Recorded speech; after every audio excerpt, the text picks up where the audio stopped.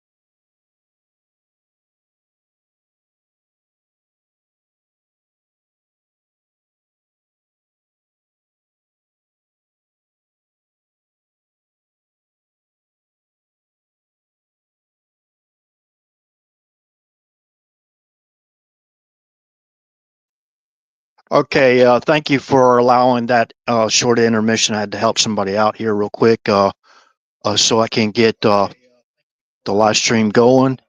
Here, I'm going to do a volume test over on Rumble real quick. Stand by. Good to see you, Tanya, again. Okay, so I appreciate if people share the link. I'm going to get into some things that actually I can kind of like correlate with as far as the our holy scriptures are. There's a chronological order as far as the descendants of Cain, the descendants of the man whose number is 666. Okay, so we can correlate all these things in the Bible. We can even correlate what we would call tall ETs or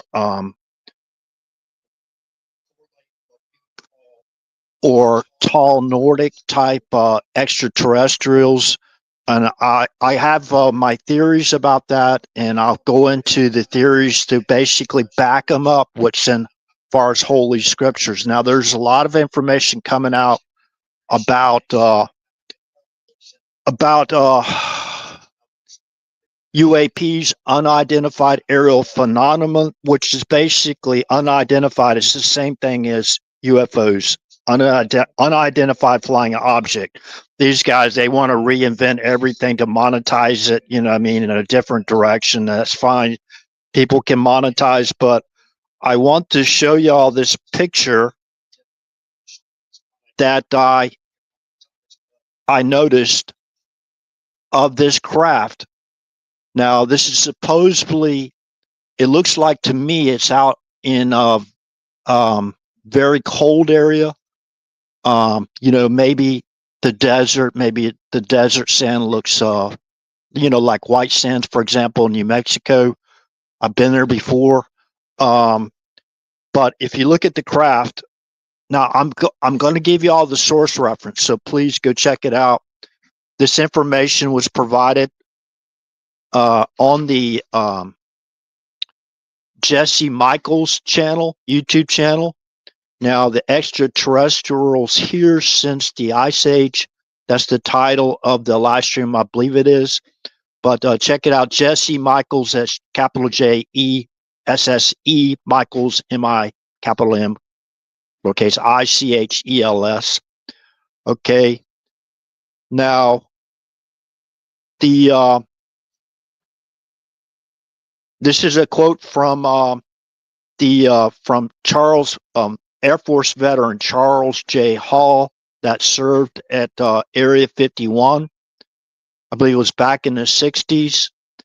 That his I'm quoting him. I spent 3 years with tall white aliens at Area 51. Now, I'm going to remove the term white so that because these people love to cause racial divide and civil wars and all this stuff. That's their MO. So, okay, so tall white aliens, they could be called Nordics or tall white aliens or tall aliens or whatever, however y'all want to describe them. So we talked about the giants, the angels that basically left their estate and came down and took the daughters of men. All they chose, they thought was fair or beautiful, right? And they created like a hyper, like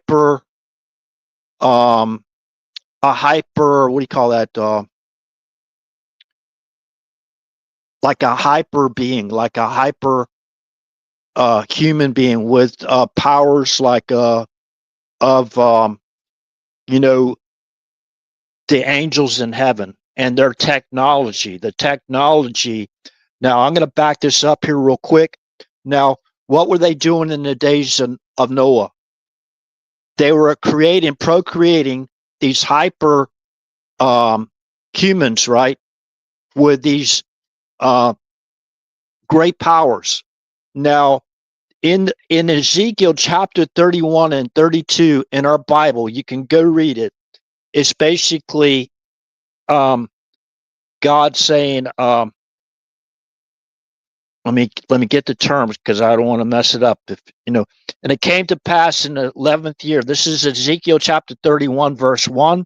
And it came to pass in the 11th year, in the 3rd month, in the 1st day of the month, that the word of the Lord came unto me, saying, Son of man, speak unto the Pharaoh, king of Egypt, and to his multitude, whom art thou like in thy greatness?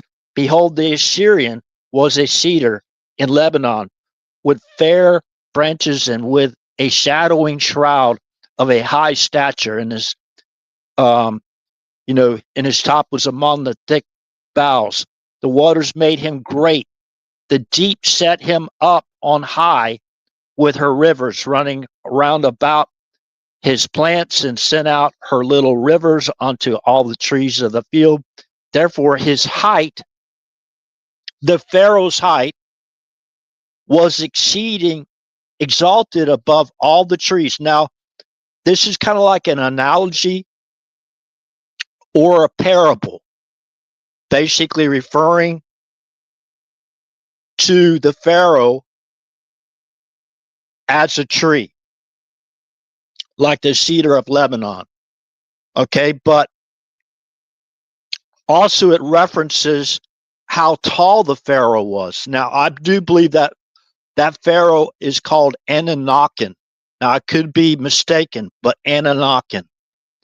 Therefore, his height was exalted above all the trees of the field. So in the scriptures, if it's referencing the Pharaoh, the king of Egypt, as a tree, okay, then it would make sense that other beings would also be using the analogy of other beings based on trees, other kind of trees, right? So therefore, his height was, we're going back to the Pharaoh now again.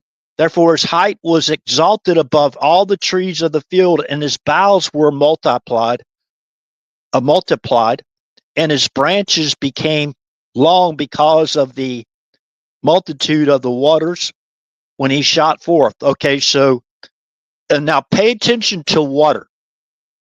So the Pharaoh, and the way it's described here in our scriptures, is basically saying the reason why he shot up and was a giant, like in those days, there were giants in those days. That's Genesis chapter 6, right? Is because of water. Now, that's a special type of water. I won't get into that. All the fowls of heaven made their nest in his boughs, and under his branches did all the beasts of the field bring forth their young. And under his shadow dwelt all great nations. Thus was he fair, okay, beautiful in his greatness, in the length of his branches, for his root was by great waters. The cedars in the garden of God could not hide him. The fir trees were not like his boughs, and the chestnut trees were not like his branches, nor any tree in the garden of God was like unto him in his beauty. I have made him fair beautiful by the multitude of his branches, so that all the trees of Eden that were in the garden of God envied him. Therefore, thus saith the Lord God, because thou hast lifted up thyself in height, how tall he was, right? And he has shot up his top among the thick boughs, and his heart is lifted up in his height. I have therefore delivered him unto the hand of the mighty one of the heathen. He shall surely deal with him.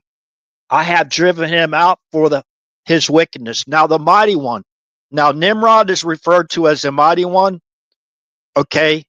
The mighty ones were also referred to in Genesis chapter 6. So you can go fact check RH on this as far as the scriptures are concerned. Okay. And it goes on further. I have therefore delivered him into the hand of the mighty one of the heathen. He shall surely deal with him. I have driven him out for his wickedness, and the strangers, the terrible of the nations, have cut him off and have left him upon the mountains and in all the valleys. His branches are fallen, and his boughs are broken by all the rivers of the land, and all the people of the earth are gone down from his shade and have left him. So basically, God destroyed his army. God destroyed the Pharaoh and his army. And that's the reason why we're hearing all this stuff, the archaeological finds in Egypt, and they got a closed kind of like circuit of information. They only allow information that goes out, in my opinion, that does not align with our holy scriptures or the chronological order of our holy scriptures. Okay, so it continues on. Okay, I'm going to skip over for time's sake to Ezekiel chapter 32. Ezekiel chapter 32. And it came to pass in the 12th year, in the 12th month, in the first day of the month, that the word of the Lord came unto me, saying, Son of man, take up a lamentation for the Pharaoh, king of Egypt, and say unto him, Thou art like a young lion of the nations, and thou art as a whale in the seas. Now, whale is translated as a monster, right? As a whale in the seas. And thou camest forth with thy rivers, and troubled the waters with my feet, and fouleth there, and troubles the waters with thy feet, and fouleth their rivers. Thus said the Lord God, I will therefore spread out my net over thee with a company of many people, and they shall bring thee up in my net like a fish. Okay, so now there's information coming out about covert, very high, top secret, compartmental secret operations coming out of a naval base near Bahamas. Now, I've actually researched some of that stuff before, and they supposedly have extraterrestrials that have cities on the ocean floor, or whatever, in the ocean. So look at the Pharaoh. The Pharaoh disappeared. The Cushite pharaohs, they all disappeared in history. There's no archaeological findings. They don't know what happened to them, especially the Dark Pharaoh. The archaeologists already found the temple of what they call the Dark Pharaoh, or the African Pharaoh, say it as you will, and they went in and they dived down into the area where they had it looks like a sarcophagus, big sarcophaguses, and all these little miniature statues all around that pharaoh. And basically that sarcophagus is really, really huge. I forgot how long that sarcophagus is. But, okay, so how did these people get to that kind of height? Let's see. God tells us. The angels, the rebellious angels that basically left their state and joined Satan and came down to mate, if you will, mate with the daughters of men, because they saw that they were fair. Now, a lot of people say that's impossible. You cannot procreate with a giant like that. You know what I mean? So a lot of people just dismiss it totally. So anyways, so they'll hide all these things, like the giant skeletons, the bones, like the Smithsonian has been hiding those things or destroying the evidence, which coincides and basically further backs up the Bible, the Word of God, because, who's controlling the earth? Right now, as far as the scriptures say, the devil is, right? He's in control of the earth. If there's information the devil doesn't want you to basically know, because it could expose him or whatever is least his evil spirit, to keep us from knowing that, because he doesn't want us to know it. Why? He's trying to build up his army. Satan is trying to build up his army. And how do you build up your army? Exponentially. By taking out those that Satan and his army considers to be the enemy, the seed of the woman. They are at war. Satan is at war with us. And people might say, "Oh, you're crazy, RH. You're off your meds or whatever." You can have a right to believe whatever you want to believe.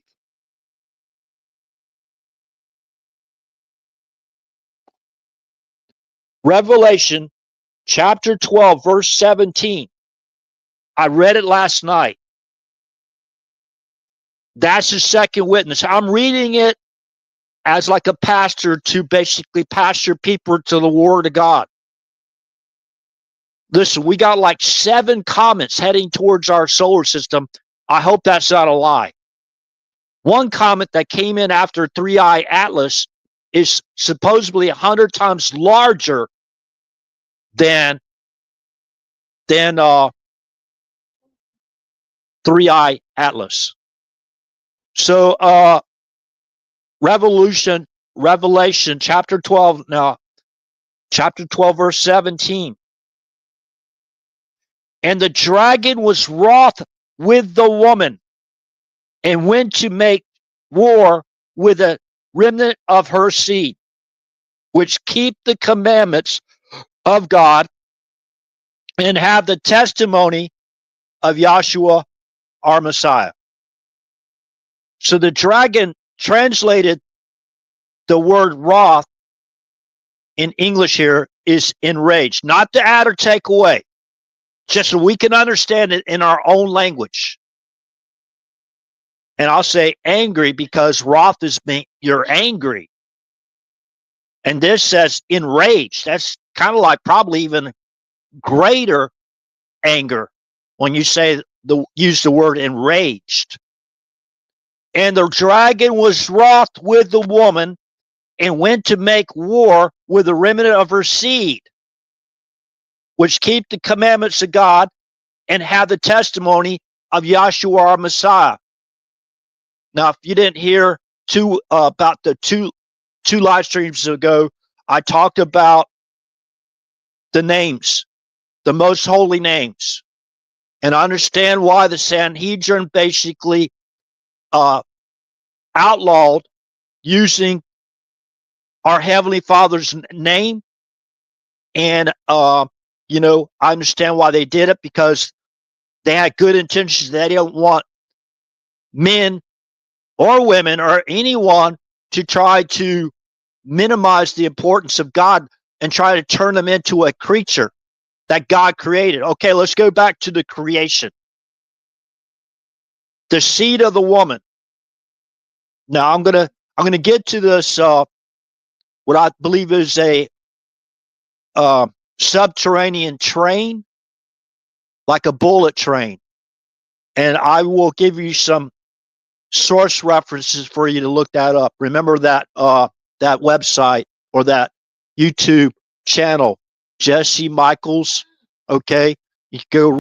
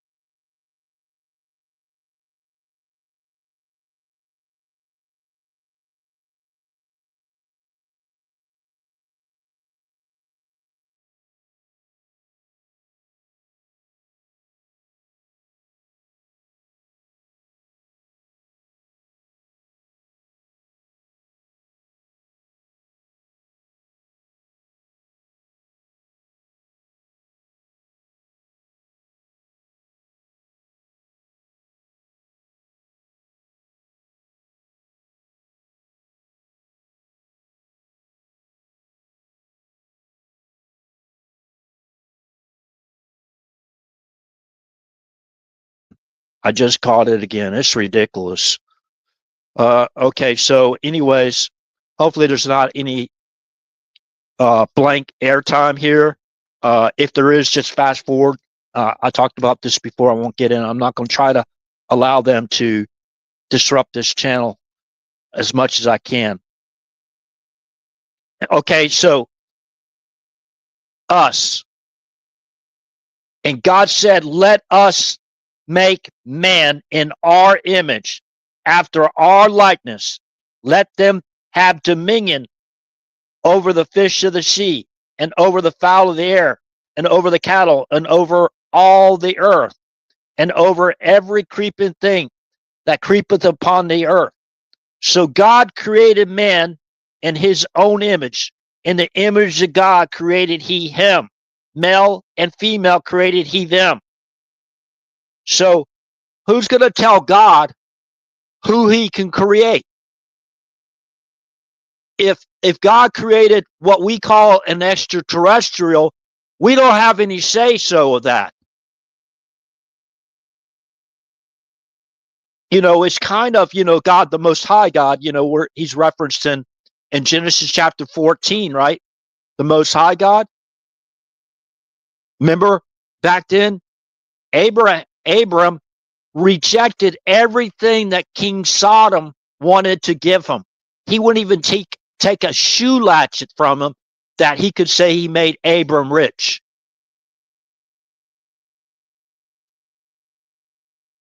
Okay, so now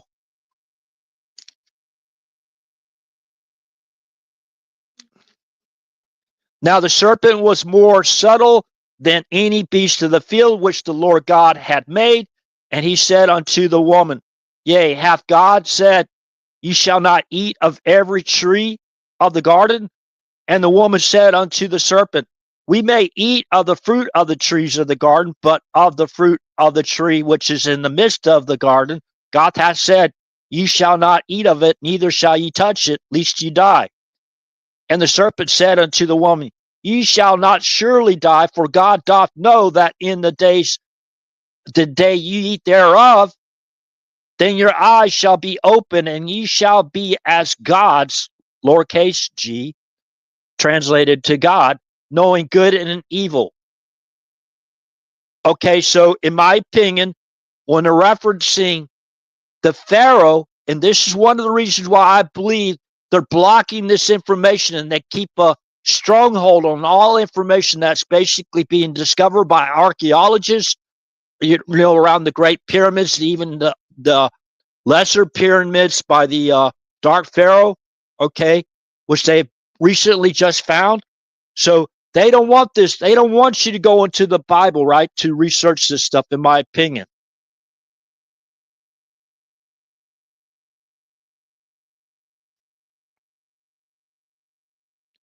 So that was the carrot. Satan basically said to the woman that if you eat this fruit, right, from that tree, the tree, remember, trees being compared, men being compared as trees, right? Like the Pharaoh. Well, did the Pharaoh have the same DNA as us? That's the question. Okay, so let me put this up real quick, and I'll put the what I believe is a hypersonic train that was created back in the I think early 50s or early 60s, around that time frame. So I'm gonna click back on that. Remember this article from Time Magazine? Remember this article from Time Magazine? Now, see, you got these people out there that are trying to keep a stronghold on all the information and getting out the way they want to get it out, right? But we already have this information. The future of medicine, gene editing, right? Gene editing. What you see there, in my opinion, is a kind of like a replication of the tree of the knowledge of good and evil, right? And what do you have around that tree? That's DNA, right, in the middle, right? And you see the serpent, right? So invasion, one of the ways they're doing it was, in my opinion, to alter our DNA, gene editing,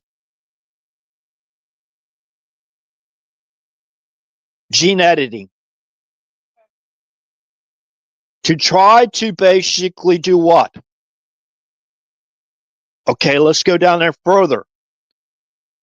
And when the woman saw that the tree was good for food and that it was pleasant to the eyes and a tree to be desired to make one wise, she took of the fruit thereof and did eat, and gave also unto her husband with her, and he did eat.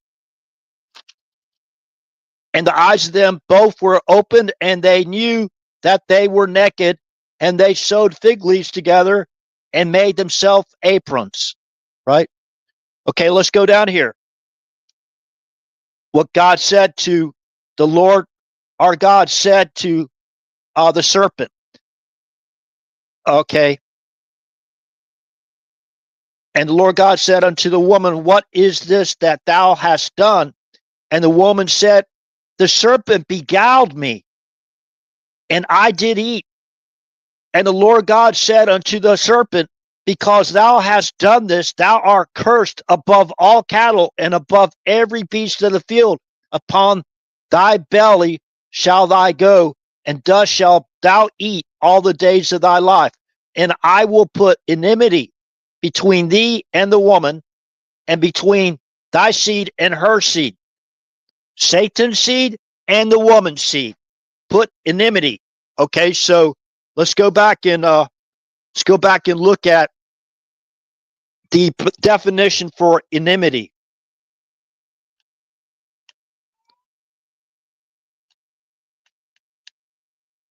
I will put enmity between thy seed and her seed. So this is where the war is. Around the world, in my opinion, the global wars, wars all around the world. Enmity.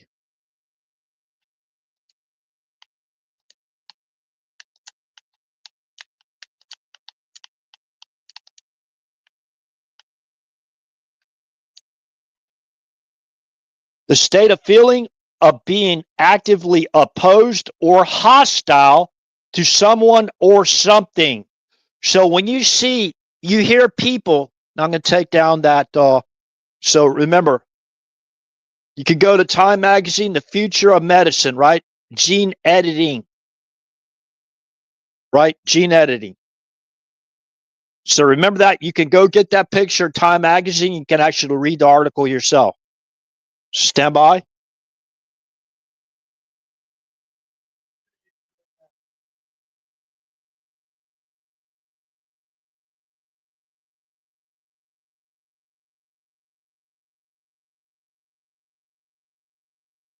So now remember, Yeshua tells us in scriptures, we have it in scriptures in red print.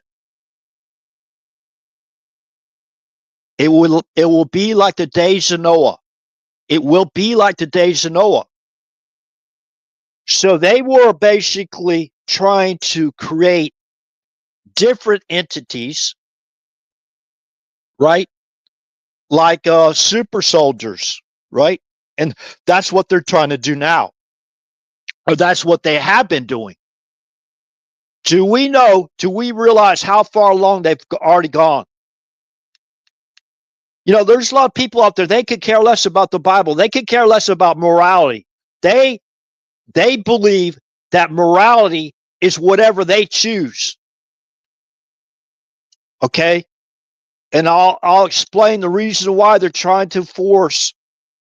Remember, Abram, that's the reason why they basically banned the word God in Jerusalem. I went through all that. You can read why in Genesis chapter 14. As far as Jerusalem, Jerusalem is the modern name of Salem. Salem means peace. Salem, the Melchizedek, king of Salem, it basically is the lineage of high priest, the priest of the Most High, like Yahshua, our Messiah. He was like a priest of the Most High in that lineage of priest. Okay? So that's the reason why they attacked him. Right? That's the reason why they attacked him. So that lineage. So remember, the serpent or the dragon, the old serpent, has made war against the seed of the woman that keep the commandments of God and give testimony for Yahshua, our Messiah. That's what the war's about now. That's the reason why our founders actually came to what they called back then the New World, to set up a civil society so they can escape religious persecution. That's the God's honest truth. Now, I'll read a passage out of my book that's published. I'm a published author. I'm not here to sell books, but basically I'm just saying that because, I've been studying this for many, many years. And the theories that other people have, I'm not downing other people, but only thing I should say for them, and I'm not judging them, they need to pray for discernment. Remember, Yahshua, our true Messiah, told us how to pray and who to pray to. Okay? Okay, so, and that's the reason why they're fighting tooth and nail that we do not, and they'll probably ban it because they'll call hate speech. Can you imagine when these socialists take total control, these demonically possessed people that support murder of the most innocent amongst us? They support lies, defamation, libel, slander. They're given permission to actually do that. Right? Yes, right. We're just seeing it with AOC, saying he was against the civil rights, and making these disparaging comments about him on the House floor. That was just recent. Okay, so hold on a second real quick. I'm going to read the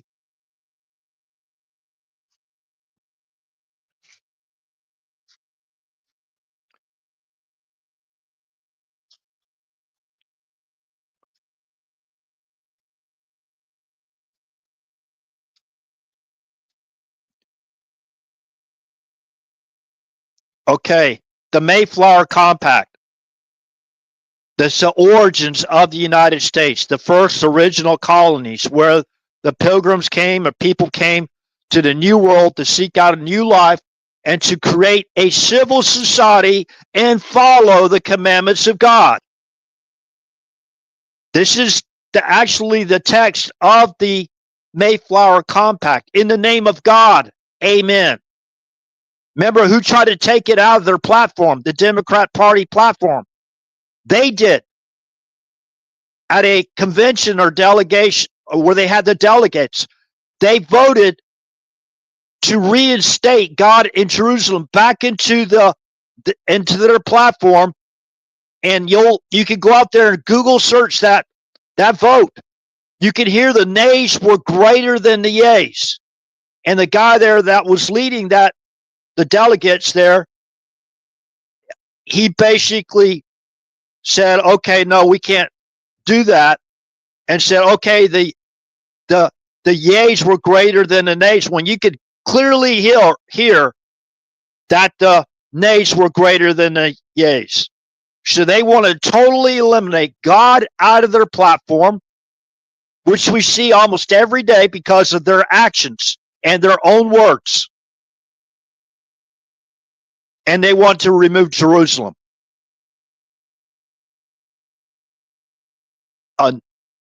Okay, so in the name of God, amen. This is the Mayflower Compact.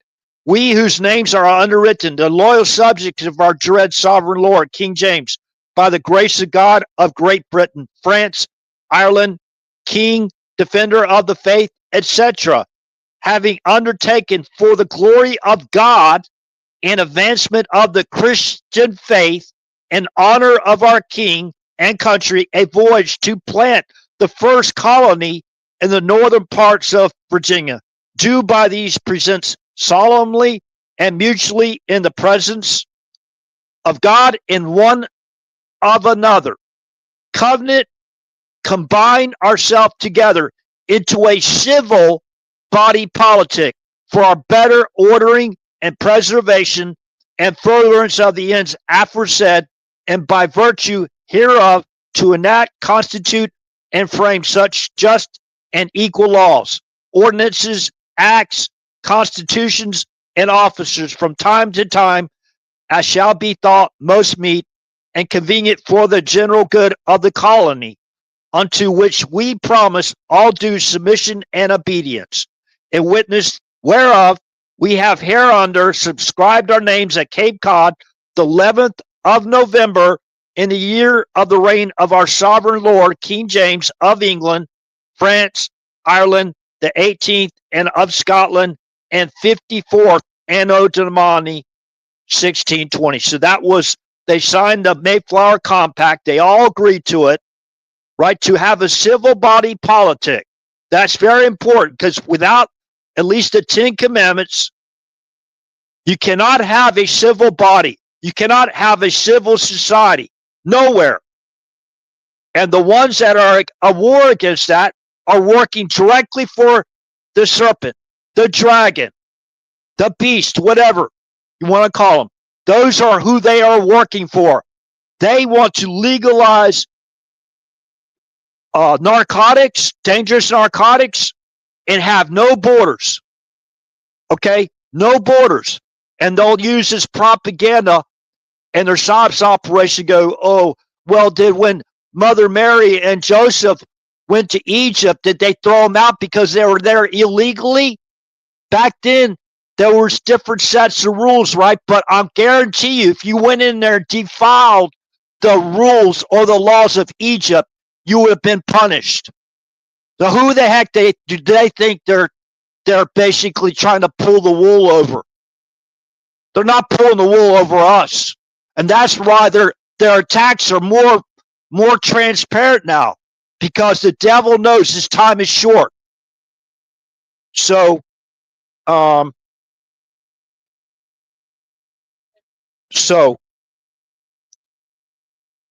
we don't know the day or the hour. So this is why. Now, far as the serpent or serpent-like, remember the number of the man, like the mystery religion of Babylon, you know, they got like this, looked like a bingo card, and you got a column from the bottom, I guess, right to the top. That's got 6 squares in it, right? And it makes a cube. And then you got the one that goes to the width of the cube. Those are 6. 6 times 6 is 36. The mystery religion, the number of the man, so is the number of the beast. It's the number of a man, 666. That's what it's referring to, in my opinion, for all the research that I've done. So if you're trying to look for that guy, remember, that's what to look for. And he will not have the natural use of a woman. What does that mean? Use your imagination. Now, remember why they named the kingdom of Sodom, the King Sodom in Genesis chapter 14. Why did they name him Sodom? Because like a reptile, how do they procreate? How does a reptile procreate? You know, you can say those are reptilians. Why is the devil trying to legalize that in around the world? And they're going to war against anybody that opposes that. Well, a serpent procreates through their cloaca. Their cloaca is where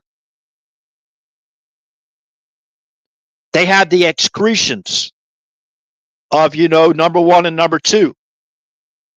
They procreate in the cloaca, and then they have eggs. Okay, so I guess since that's I don't know, far as the genetics or whatever, or the chromosomes. You know, I'm not a scientist, so some people can actually go out there and explain that a lot better than myself.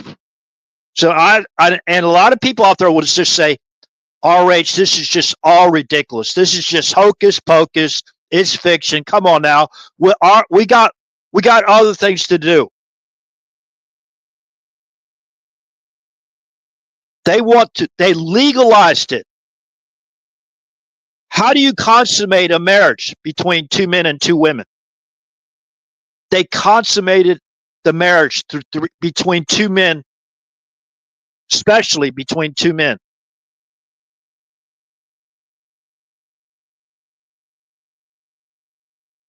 Through their cloaca. To be civil about this and rated G, whatever. So the parents out there, they can decide whether they're going to teach it. And as far as a young child, you know, I wouldn't even talk about it to my child. If I had a young child, whatever, not of adult age. But doesn't that make sense? We have, so during the days of Noah, they basically had, and I will put enmity between thee and the woman, and between thy seed and her seed. So talking to the serpent, right? That's God, right? So he's at war. Devil and his fallen are at war with us, either spiritually, both physically and spiritually, whether we believe it or not. This is God's honest truth. Okay, so, and let's go back to this. Genesis chapter 1, verse 17. And God said, let us make man in our image, after our likeness, and let them have dominion over the fish of the sea, and over the fowl of the air, and then over the cattle, and over all the earth, and over every creeping thing that creepeth upon the earth. So when Satan is building his army, he's using the DNA. Going back, they already have, listen to this, they already have the serpent seed. They already have that DNA. They basically conserved, they've basically brought that DNA, they've isolated and protected it in these, like in a cryogenic state. They already have the DNA of the serpent seed. The archaeologists that were going into, scientists that basically discovered these tombs, sarcophagus or whatever, they've already extracted the DNA through the bones or whatever, hair or whatever they got, whatever means they had to get the DNA extracted from the seed of the serpent. They already have it since like 1990. Remember, that's where they first publicly came out there, and they said they cloned a mammal, a sheep. Her name was Dolly. They've been doing this now in other countries, right? They don't have the morality like the United States. That's not how they were founded, right? They didn't set up colonies that basically worship God. They're basically still in the same Same mentality of the serpent and the serpent's army. So remember, in the Bible, there's going to be one last great war.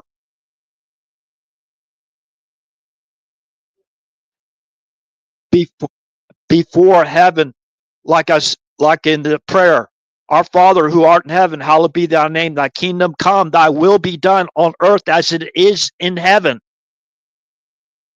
Okay, you can read about the new heaven and new earth. That's in Revelation, not to add or take away. Go read it all. So they've been mingling, creating their super soldiers or whatever, these really tall, like beings that they've extracted the DNA from and made clones. They're making clones of them. Clones. It'd be something like you think that Adolf Hitler would do, and like Dr. Mengele or those scientists. Now, remember Operation Paperclip? We already understand that. They brought that scientific research because they were looking to create a super soldier to take over the entire world. So now I want to also say the mark, and I won't get into that. Okay, the mark of the beast. Remember, they mark up these laws, to break God's laws, right? But we know how our judicial system, our legislative system, and our executive system was set up. It was set up from the Bible. Now, I want to go to Numbers chapter 15 real quick. Chapter 15, verse 15. Now, remember, knowledge will grow at a lot faster pace. So I'm going to give y'all source references, and I do believe when we use the internet for good things, like researching the Bible and that kind of thing, God has no problem with it, right? No problem, because our knowledge is being increased.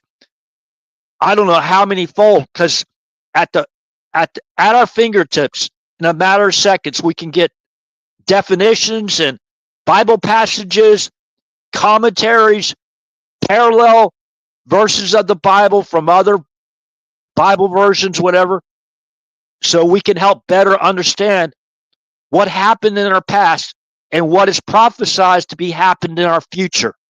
So let's go to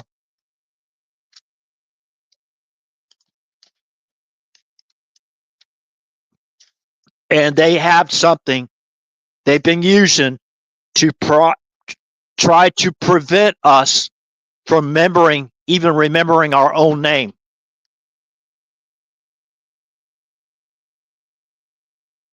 And a lot of that has to do with the darts.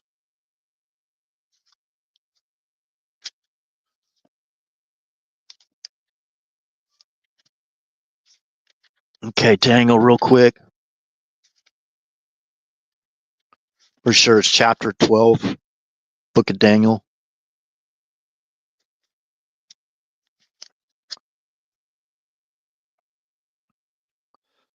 And at that time, Michael shall stand up, the great prince, which standeth for the children of thy people, and there shall be a time of trouble such as never was since there was a nation, even to that same time. And at that time, thy people shall be delivered, every one that shall be found written in the book. And many of them that sleep in the dust of the earth shall awake, some to everlasting life, and some to shame and everlasting contempt. And they that be wise shall shine as the brightness of the firmament, and they that turn many to righteousness as the stars forever and ever. But thou, O Daniel, shut up the words and seal the book even to the time of the end. Many shall run to and fro, and knowledge shall be increased. Okay? So it's kind of like an understatement, or not really an understatement. Many shall run to and fro. We're actually even flying now. to and fro to these places, like archaeologists are, and Christian archaeologists too, Jewish archaeologists, and archaeologists from different religions as well. So we're running to and fro to find the truth about our past, to our history, and to try to learn and basically learn from our history so we don't repeat our history when it's like wars and that kind of thing. Okay, so anyways, so right here, this is before the fall.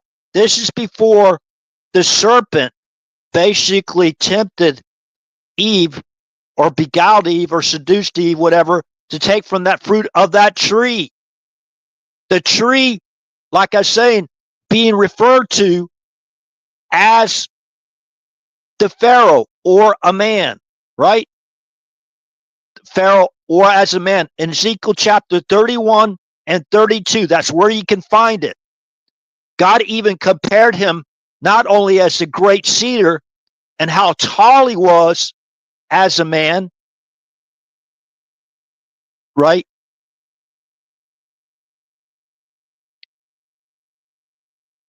He said he was like a great well, a great well. Okay. So, and let's repeat this. And God said, let us make man us. That was his angels. Now, I believe that was before the rebellion of Satan and his angels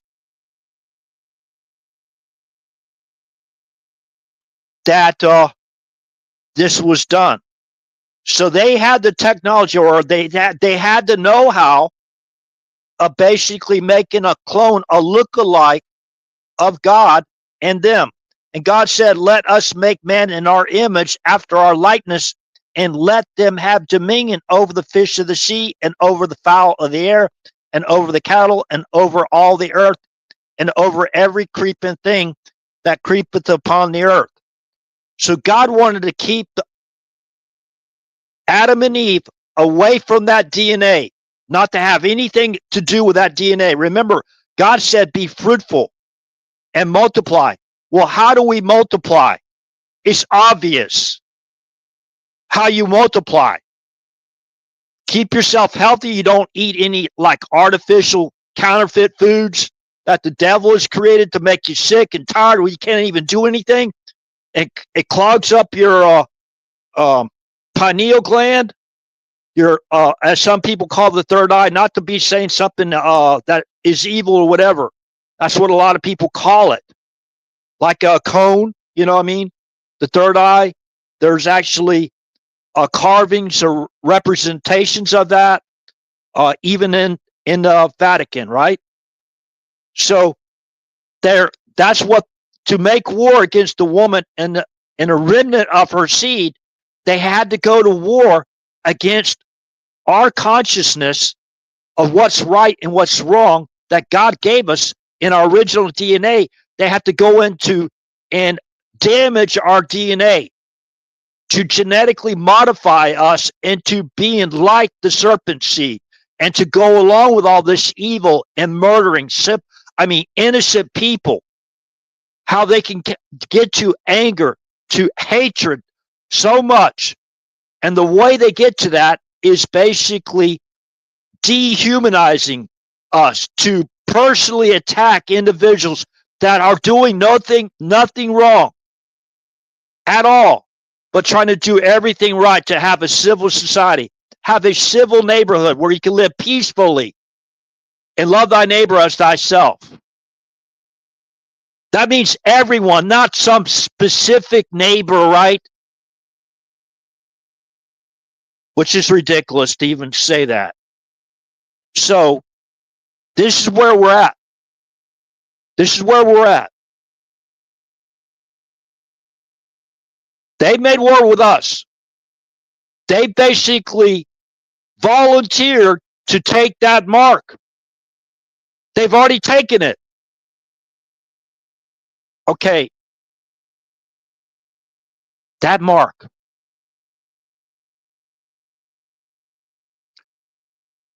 Okay, stand by.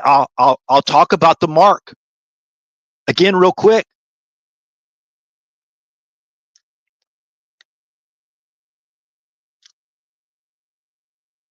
Okay, and if you want to, I said this earlier, so I'm going to go back to this real quick, and I will talk about the mark. It's right in our scriptures. It's very easy to understand. Thank God for the translations, and thank God for people like William Tyndale, who gave his life and went underground to get the ancient Hebrew manuscripts translated for King James, right? And the Greek original manuscripts of our New Testament translated, and that became the 1611 King James Bible. Remember the Mayflower Compact, November 11th?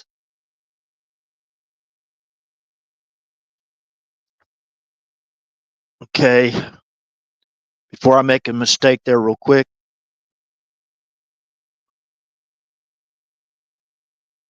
Was it 1620?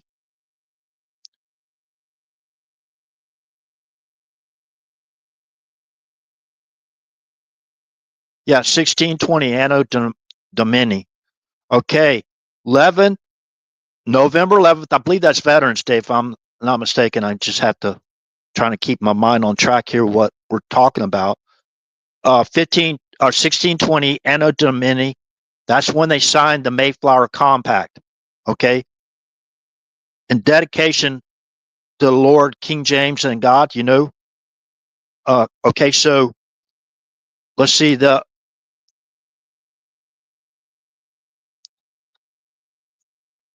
Do by these present solemnly and mutually in the presence of God and one of another.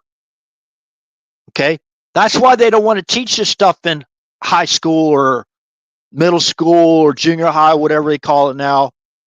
They don't want to teach any of this stuff. That's why they took the Bible out of school. They took that history book, the most detailed book in all of history of what's happened from the very beginning to what will be prophesied as the end. That's why they don't want it. That's why the devil took it out of our schools and discriminated against it and all those that do teach it. Okay? Yeah, that's your constitutional right, right? You'll find out all about your constitutional rights at Judgment Day for those rebellious demons out there that are fighting and hurting other innocent people that they don't like because they don't like what they have to say. Instead of just changing the channel, if you don't like it, and move on. Now we have to do that ourselves. Remember, Yahshua, our Messiah, said, if they do not accept your message, come in my name, right? They don't accept your message, kick the dust off your feet and move on. That was kind of like a soft commandment. Okay, Numbers chapter 15. Remember, I was talking about, I actually heard a congressman that belongs to La Raza say this. Oh, if a baby Jesus and Joseph and Mother Mary gone into Egypt, would they have thrown them out too? I mean, ridiculous statements like that. So you could tell that guy's not a Christian. I don't know. He'll be judged like everybody else, including myself. So I can't make a judgment. I don't know what's in the guy's heart. I don't know. Okay. Numbers chapter 15, verse 15. One ordinance shall be both for you of the congregation and also for the stranger that sojourneth with you. An ordinance forever in your generations, as ye are, so shall the stranger be before the Lord. One law and one manner shall be for you and for the stranger or the alien, right? Whether it's extraterrestrial or not,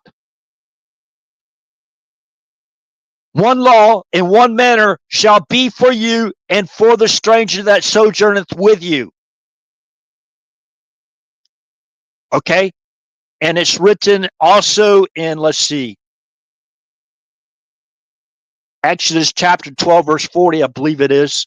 Let's turn there real quick to get a second and third witness because I'm reading it, witnessing as I read it. Exodus chapter 12, verse 49.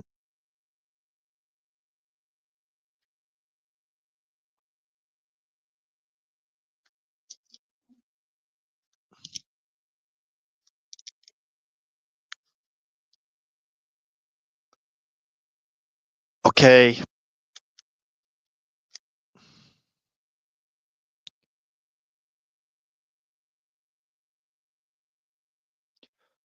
Exodus chapter 12, verse 49 reads, and this is where we get natural born from. That came from our law. The president of the United States is supposed to be a natural born citizen. One law shall be to him that is homeborn, and unto the stranger that sojourneth among you. One law. Okay, now the mark of the beast is going to be a counterfeit of the mark that God told us to take. Now, what is already talking about now? Let's go to Deuteronomy, I believe it is. That actually location is on page 222 in my KJV Nelson Giant Print Bible. Okay.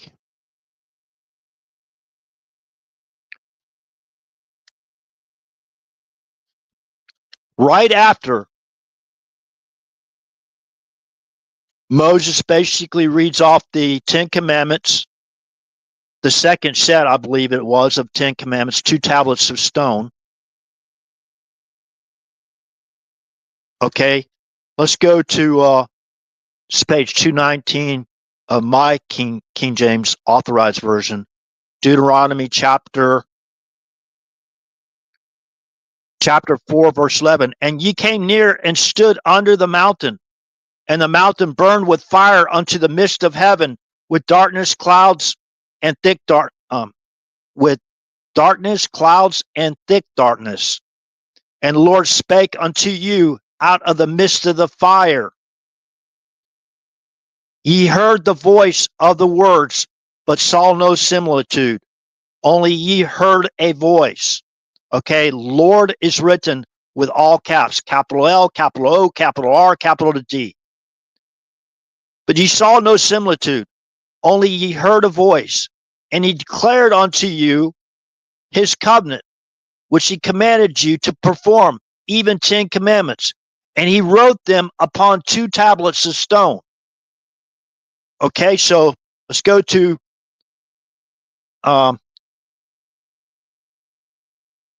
Deuteronomy, beginning with Deuteronomy chapter 5, verse 6. It begins the 10 commandments. I am the Lord thy God, which brought thee out of the land of Egypt from the house of bondage. Thou shalt have none other gods before me. So remember, because they rejected or rebelled against God, remember, they were slaves in the land of Egypt for all those years, remember? So now let's go to the mark. After it basically goes through all the 10 commandments, right? Deuteronomy chapter 6, we're going to read the mark, God's covenant that we agree to, like a handshake, and that we keep in our memories, right? Okay, let me go. Hold on a second. I'm going to have to refresh YouTube real quick.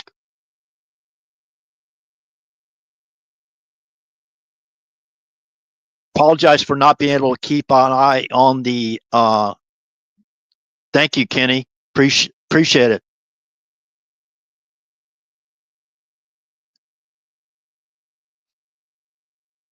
Spark. I think that is hello. Again, Tracy, everybody that's here. Okay, now let's talk about the mark. The counterfeit mark of God is the mark of the beast. That's why they're passing laws to break laws. Who was a professional of that? Who was a Harvard Law School, president of Harvard Law School of all places? He was the master at writing laws to break laws. Whose laws? God's laws. That's who. Our laws. Our covenant. The mark that we took.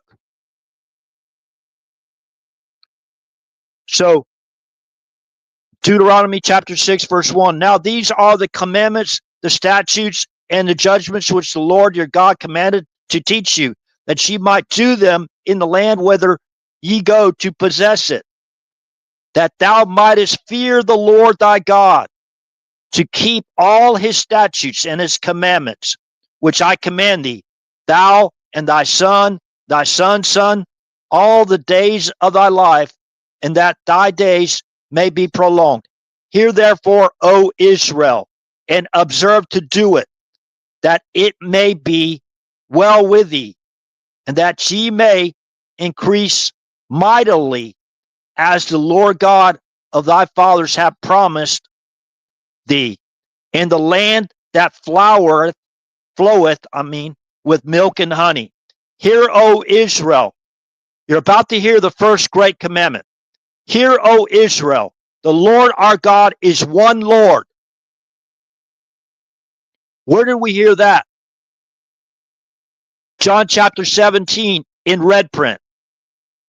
And thou shalt love the Lord thy God with all thine heart, and with all thy soul, and with all thy might.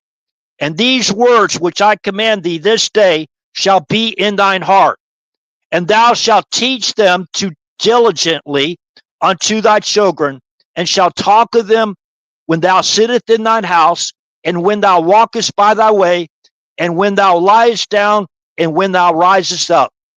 And thou shalt bind them for a sign upon thine hand, and they shall be as frontlets between thine eyes. And thou shalt write them upon the post of thy house and on thy gates. And it shall be when the Lord thy God shall have brought thee into the land which he sware unto the fathers, to Abraham, to Isaac, and to Jacob, to give thee great and goodly cities, which thou buildest not. Okay, so we shall bind those commandments, those ordinances, whatever, as a sign on our hand, like a handshake, like a covenant. It's a covenant. Now, after the first event, we have the perfect covenant, perfected covenant with the Lamb of God. Perfected covenant. So, did Yeshua, our Messiah, did he change any of the commandments? Did Yeshua, our true Messiah, that everybody refers to as Jesus, well, not everybody, many people, I would venture to say the majority, even after we go through all the scripture verses and try to help people understand that he had a Hebrew name and his name had power. Jesus in Hebrews chapter 4, verse 8 was translated to the name Yeshua or Joshua.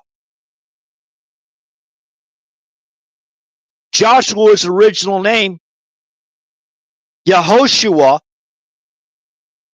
or that what Moses changed it to, Yehoshua, meant Yahweh saves. You can verify that in John chapter 3, verse 16, and other verses in the Bible as well. So now, how many people even know? Look, and this is the commandment, right? And thou shalt teach them diligently unto thy children. That was the commandment. To teach the 10 commandments. And that's the reason why Satan took the Bible out of our schools.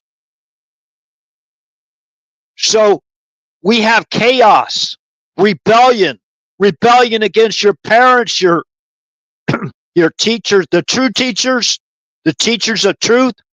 That's what they're building. Satan's building up his army. Even using the DNA to create clones of the serpent seed. And people are going to say, you're crazy as all get out, RH. You're crazy. Are you off your meds? Have you been hearing voices, RH? That's what I had, a person sitting right at my dining room table. Ask me. Are you hearing voices?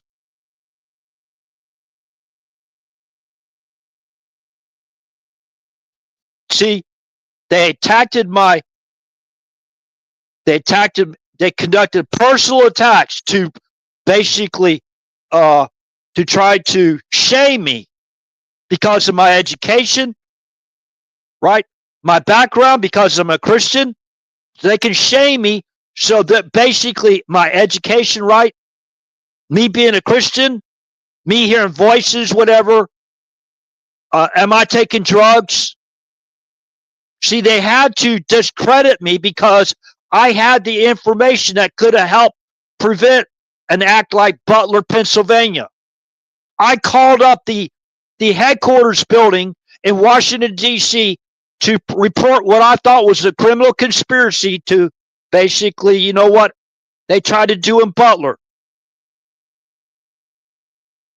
They ignored my call. And then I called them again because that was part of my training as a active duty senior non-commissioned officer in the United States Air Force. My training was, if I heard of a threat, it's called protection of the president. I have to call, basically get in contact with the U.S. Secret Service and provide them the information. They were supposed to come to my home, take the information, and then go investigate and deem whether it was credible or not.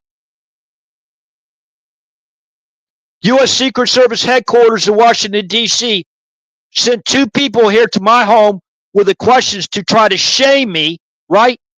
To shut me up, to scare me, right? Into silence.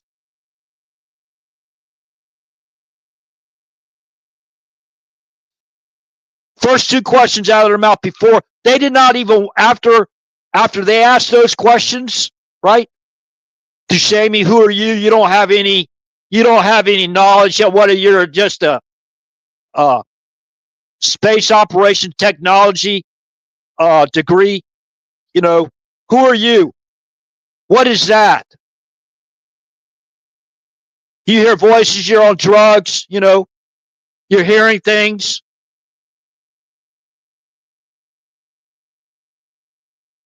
And they refused to take my information. And they left, saying we will be watching you, and then later on lying about it. I have no reason to lie at all.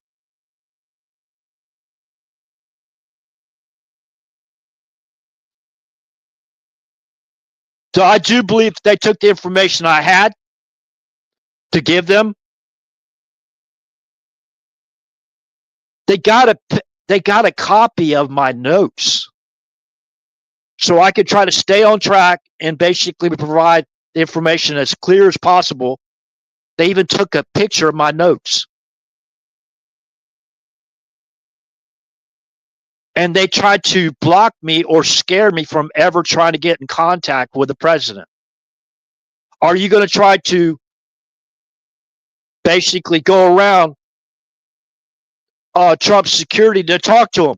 That's what it was. They were blocking the communication between me and the president of the United States or his family. So they probably briefed them that this is some Christian guy, he's out of his mind, whatever. So they wouldn't take me serious. So they could basically refuse to take the information. And that's exactly what they did. And they went around and interrogated not only my family members, disgruntled sibling, whatever, they interrogated my neighbors, never offering an apology. They dehumanized me, putting me in that category, which is really kind of evil. Oh, thank you for your service. Really? You come in my house, you're invited in my home to get the information I wanted to share, which is your responsibility for those two individuals that came. They only went by the orders of the headquarters, U.S. Secret Service headquarters in Washington, D.C. I'm going to tell you one thing right now. My background in perimeter security, helping to set up perimeter securities for my security officer,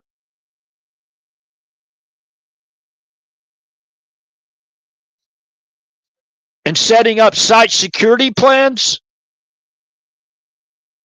and implementing them, even at that Utah University. There would have been somebody on top of that building. At Butler, there would have been somebody on that building. Do you know Cheadle, right? Cheadle never even reviewed a single site security plan. That's criminal negligence. That's criminal negligence after all the threats on President Trump and Mr. Donald Trump. That was criminal negligence. And she just gets to resign, right? I'm sure the devil will find her a job if she even has to have a job anymore.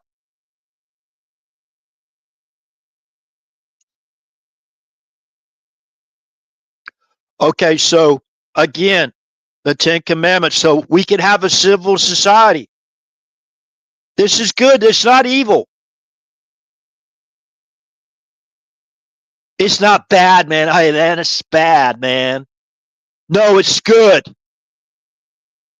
This is the actually word, the word. It's not your word or their word. It's God's word.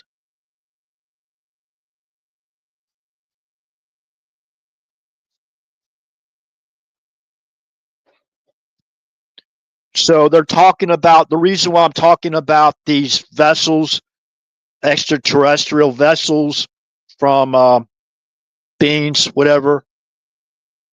So if we go to the scriptures and we go through what we actually know they've done. Remember, we even got Fox, F-A-U-X, meat in our grocery stores. We have meat now that they don't even have to label as cloned beef in our grocery stores. The devil has a clone or a counterfeit of everything. Pretty much everything. Devil isn't going to be able to clone God. I can tell you that right now.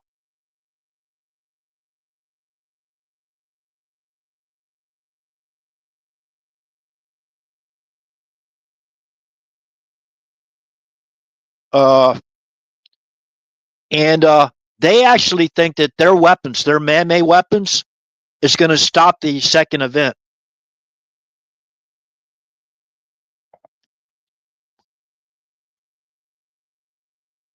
So, okay, let's just use common sense. Say individuals are in the camp that this is all hocus pocus, this is science fiction. None of this stuff actually happened in the past. It's not going to happen in the future. We got our own, they got their own prophets like Noah Harari. That's what Obama called them.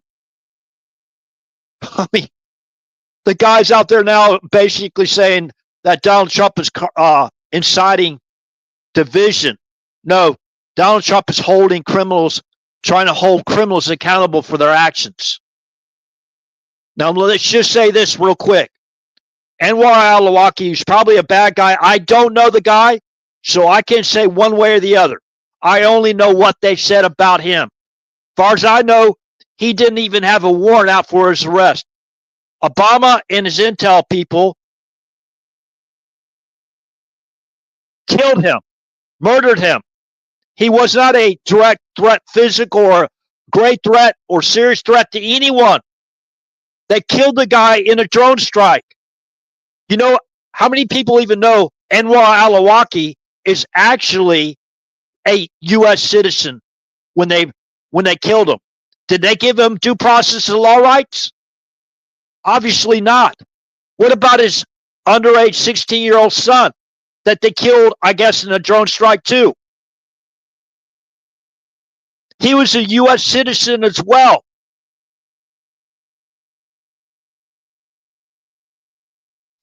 And you know the White House press secretary at the time, you know what he said? He should have better choose who his dad was. What? Did you killed an underage child, right? You didn't give him, he's a U.S. citizen too. You didn't give him due process of law rights.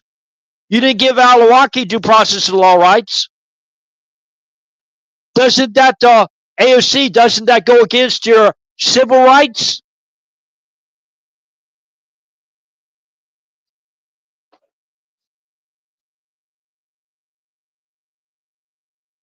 You know, he's a murderer and a liar.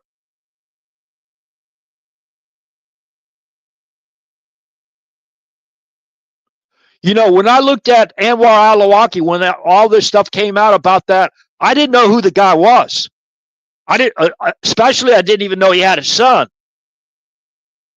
I didn't know they were U.S. citizens. So to try to search for the truth, I researched. When I read the background, the bio of Anwar al-Awlaki, it looked like an exact parallel bio of Barack Hussein Obama or whatever his true name is. Barry Soetoro, whatever his name is.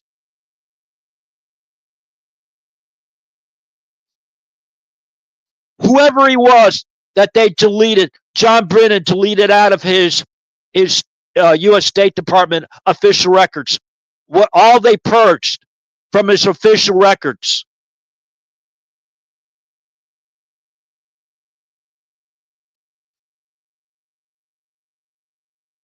Remember the filibuster that Rand Paul did, Senator Rand Paul, on the, I guess, the House or Senate floor?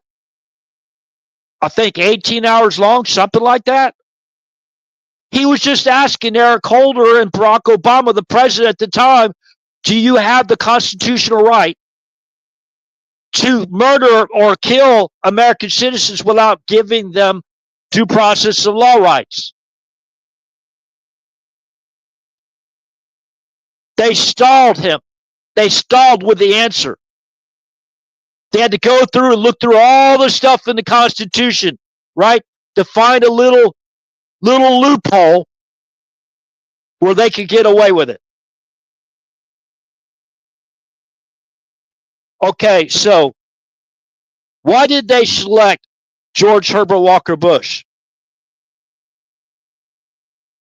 It's already been released. Why did they make George Herbert Walker Bush before they selected him to be president?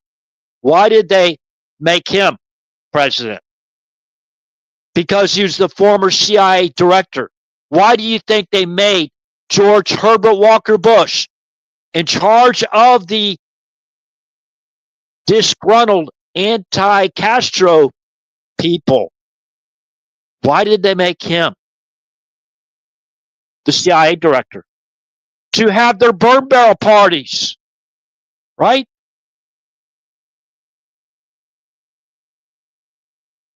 To cover up the operation.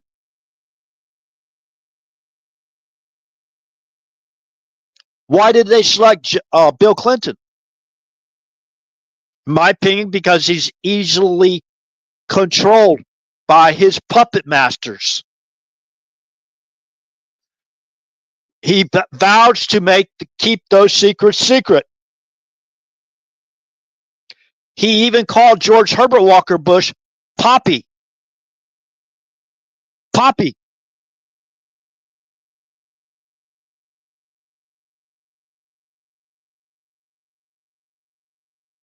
So you got, remember, they tried to murder Ronald Reagan, and there's a lot of still questions open on that shooting. And they immediately declared John Hinckley Jr. innocent on the grounds of insanity, and they sent him off to a 4-star hotel with revolving doors, right? He can go home at Christmas time, Thanksgiving, all that stuff. Nearly murdered President Reagan, or maybe he had a stage prompt, a fake pistol or whatever, or had blanks in the pistol. Maybe, I don't know. I wasn't there. Trust but verify, right? They sent him off to a facility where basically he can't even go home on the holidays.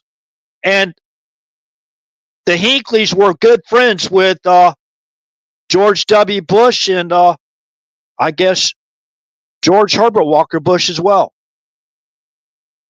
So they selected both George Herbert Walker Bush to be president, Clinton to be president, because he would keep that information secret. George W. Bush, if you want to go back and understand why they selected George W. Bush as president, because of his dad, he vowed silence. Remember, the second day that Barack Obama was in the White House, he basically threatened George W. Bush and said, I can release your records. Obama to Bush, I can release your records. Don't like it, sue. Google search it. You'll find the article. So he confiscated George W. Bush's records, right? So they could have something over those that wanted to expose all these crimes in the past. And look how they covered up 9/11. To this day, they've been successful. So remember, George Magazine, JFK Jr. basically got Cindy Crawford to cross-dress as George Washington, right? And put that picture on the front page of George Magazine in case people had any doubts what he was signaling us to know, which goes back to his dad being shot on November 22nd of 1963. So you got and that's the reason why they did everything. The deep state did everything to keep President Trump out of office. So you got Obama, obviously, he was going to keep that secret. He was this intel construct. Basically, if it wasn't for the intelligence community, we're going to talk about the Five Eyes. They basically got that guy in the White House to keep covering up all this evidence.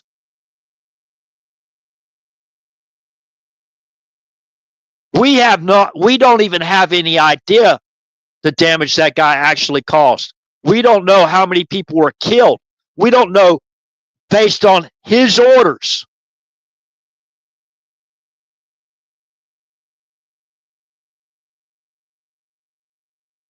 To this day, we don't know.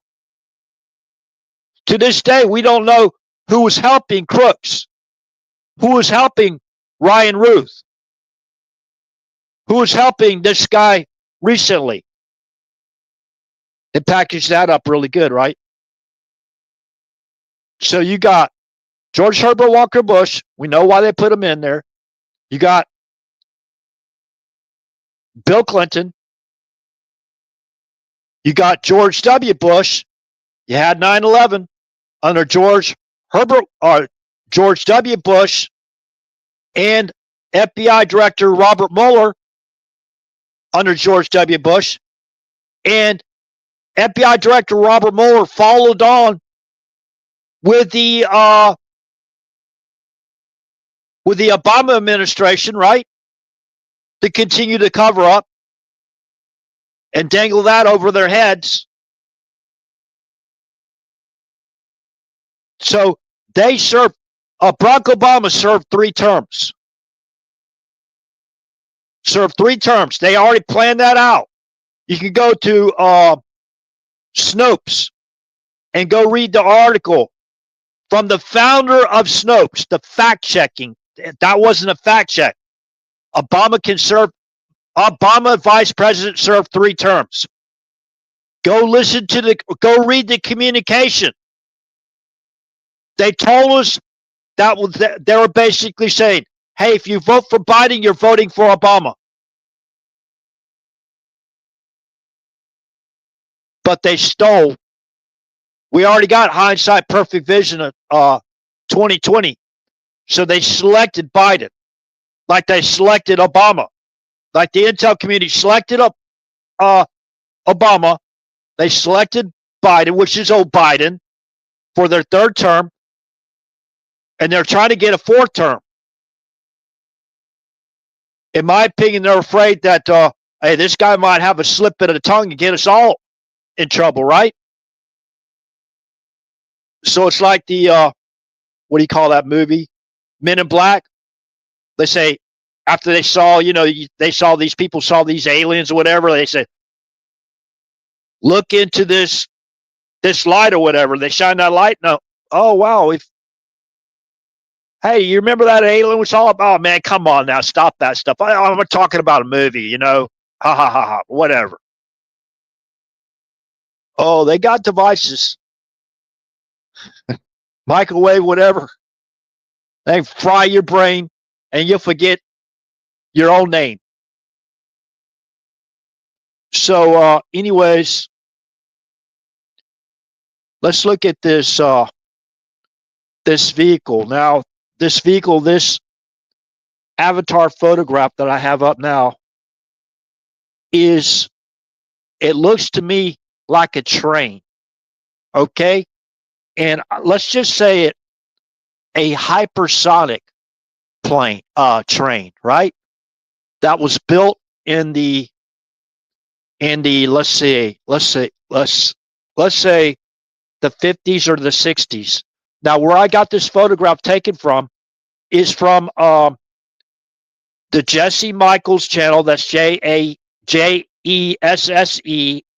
Michaels Michels channel on YouTube, and the show is called Extraterrestrials Here Since the Ice Age. Now, I'm going to talk a little bit about that. But the means of transportation that Jesse was interviewing, that the former Air Force veteran Charles, I think he might still be alive. Excuse me. I didn't mean to say former. Charles J. Hall. He was basically had a master's degree in nuclear physics from California State University at San Diego. Okay.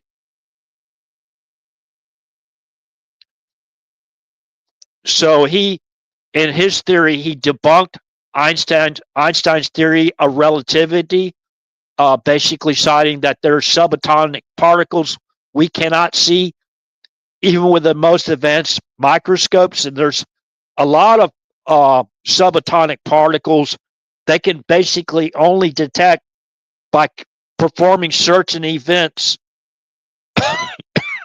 with an atom, whatever, to basically cause some type of movement or whatever.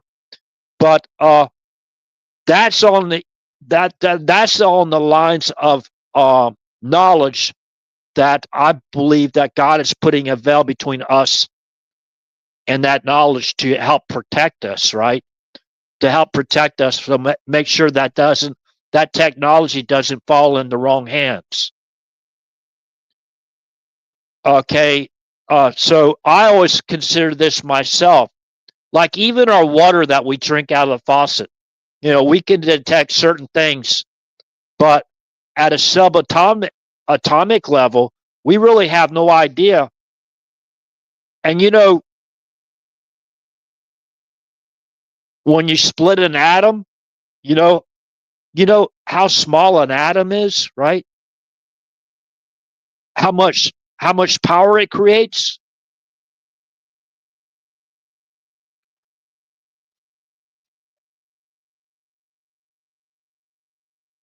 So Charles Hall said the tall white spaceships are faster than the grays. He said the grays were here first. They live in a Alpha Centauri. I guess they live there. That's where they came from. Okay, whether you believe that or not. And uh, Charles Hall basically believed in the photon theory. That's capital Photon. Okay. And what I thought was really, really important, I believe this has actually happened to me before. These aliens or whatever, they have electronics that basically can implant images in our head or speak with some type of silent language through some type of electronic type gizmo, whatever, right? That Charles Hall cannot hear, that nobody else hear, but he kind of like believed that because the way they were there. I guess if they have expressions or whatever. Now I don't know. I've never seen a white alien, and I'm the type of guy, I'll believe it when I see it. But I go to the Bible, right? Far as him calling them the tall white aliens, there's talk of the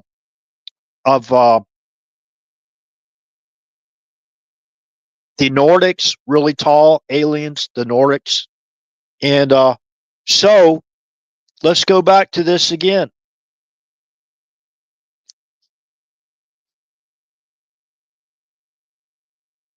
Maybe God assigned some of his angels to come here that look different than us, right?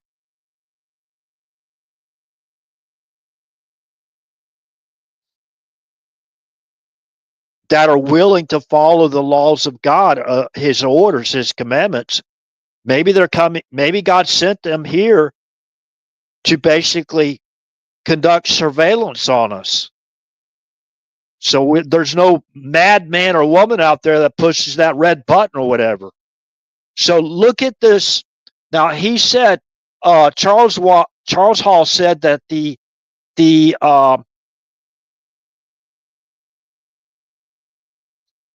spaceships they come in are like faster than the speed of light, and that they're faster than the grays. I don't know how many times faster, like 10 times faster, 100 times faster than the grays. I got it in my notes somewhere.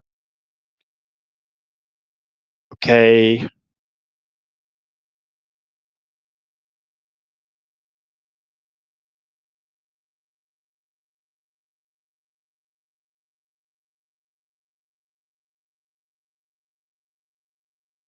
You stand by. I just wrote down the tall whites. He claimed the spaceships are faster than the grays, and they live further away. Um,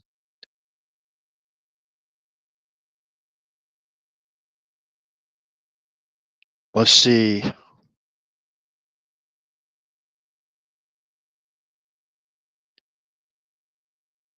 There's a place where a stellar solar system where they come from, the tall whites. Let's see here.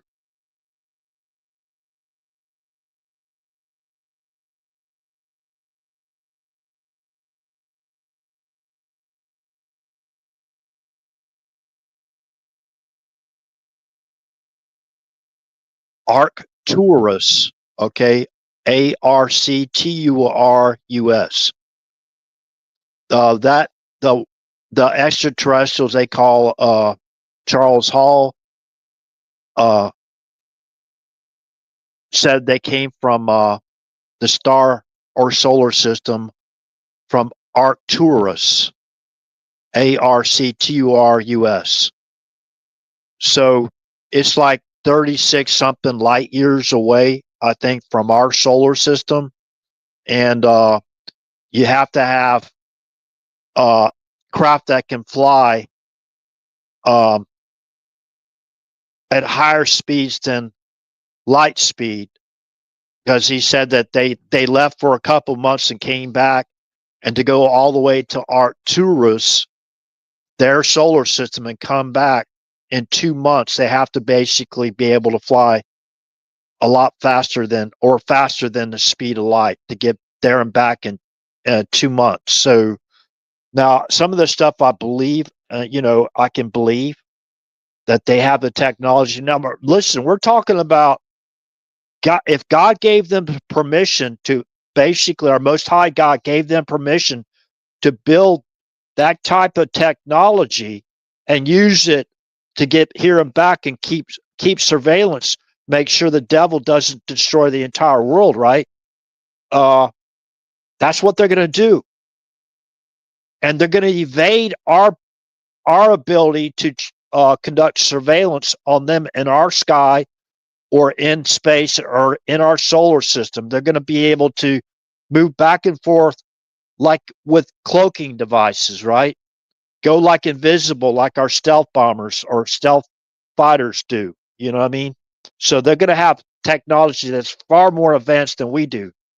Now, based on what Charles Hall said about the aircraft, he's saying that their aircraft looks like kind of like a locomotive with a passenger train connected to it. So in this photograph, I don't believe it's a picture of the extraterrestrial, tall white extraterrestrial spaceship, but what I believe this is a train. And I do believe this is a subterranean train. Okay.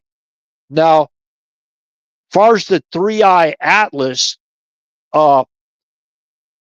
physicists have said that it has its own propulsion system, and it looks like there's like a force field in front of it, and that is projecting gases like a propulsion system in our solar system, and it's changing courses.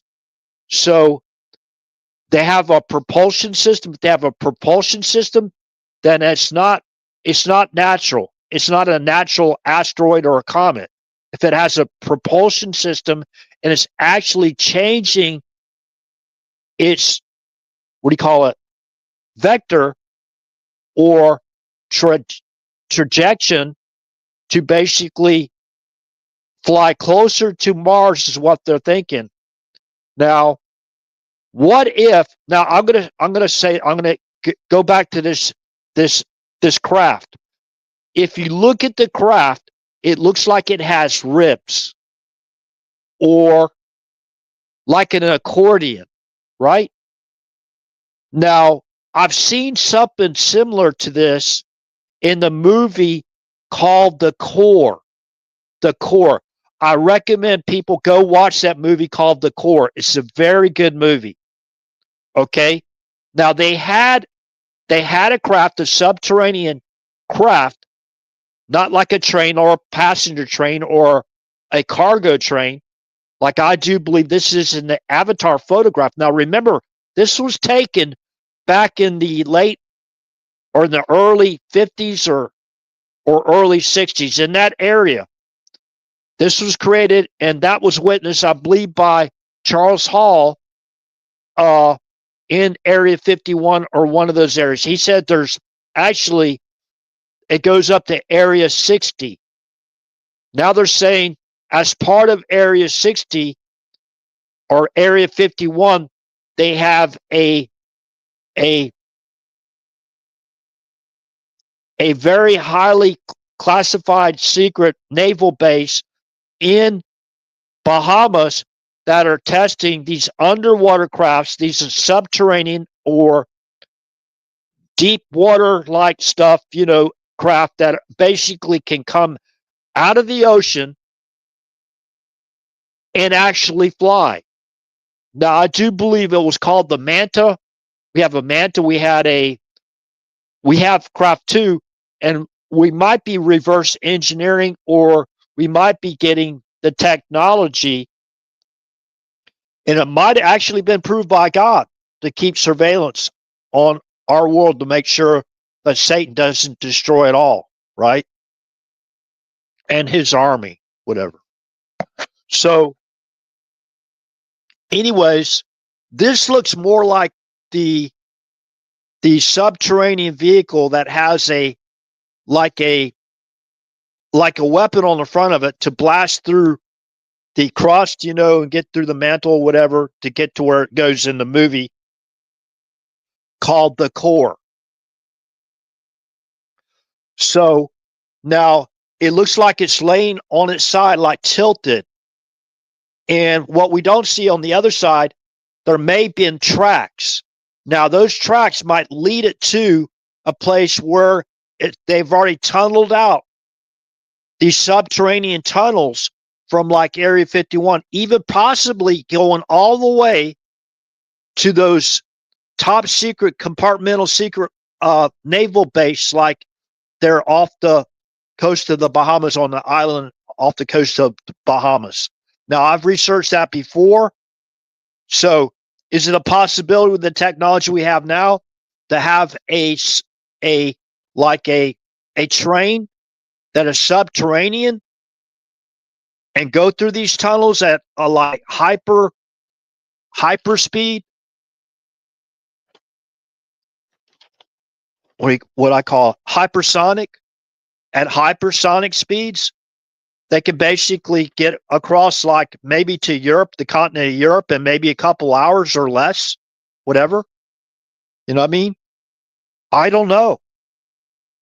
We're not privileged to that information, right? So, anyways, so also, I think it was Elon Musk. I didn't get a chance to Google search it, but I do believe Elon Musk has funded, and one of his companies or whatever, working with the United States government, probably as a government contractor. I'm pretty sure Elon Musk has built a vessel like what we saw in the movie The Core. Okay. Also, we saw something similar to that in the movie Total Recall, or the movie Recall with Arnold Schwarzenegger, right? Remember the movie Total Recall, and they were basically boring through all that rock in that movie? That might be something we already have, for going all the way back maybe to the 60s, early 60s or 50s. So, based on the new technology and what I've seen them use these weapons to basically tunnel through, or basically make a hole right through a steel plate, right? A solid steel plate. So I do believe, and that movie, The Core, you'll see some of those tests, and whether those were fictional or not, or maybe it was actually something released to the public that we actually have. Okay, we've seen some of the laser technology, the weapons, and we've already been informed about that, because that's come out already in the public domain.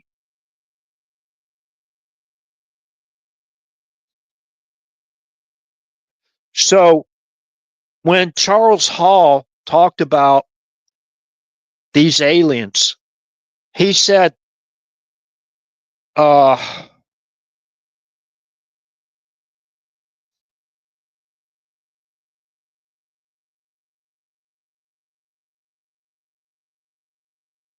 there's a lot of tension when these extraterrestrials show up or are seen, because they always come heavily armed.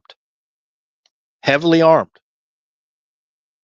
So, man, I tell you, if we go back to to Matthew chapter 24, and basically, if you go to Acts chapter 1 and you read down to Acts, I believe it's Acts chapter 1. I know it's Acts chapter 1. I was basically, when I read this information, this is how I came up with area, not area 51, right? But area 111. And I basically used Acts chapter 111 as the reasoning for area 111. What area was it that the disciples saw Yahshua, our true Messiah, being taken up into heaven, into the clouds, being taken up through the clouds into heaven? Remember what the two entities in all white said to him, to the disciples when they saw Yahshua being taken up into the clouds? So are we supposed to believe everything that's associated with travel or UFOs, unidentified flying objects? Are we supposed to believe that all of that's all a lie? If you go to the movie The Knowing, look at the picture in the movie of the representation of what took up Elijah the prophet, right? Remember that? So are we supposed to believe all of this stuff is lies in the Bible? When we got chronological order of the pharaohs and everything going all the way back to the beginning of at the very beginning, going all the way back to the very beginning. Now listen to this. We are Christians. Why are we Christians? Because we give testimony of Yahshua, our true Messiah. We don't false witness against Yahshua, our true Messiah, because we don't like what he said or because we want it to fall in line with some other belief. So this is in red print.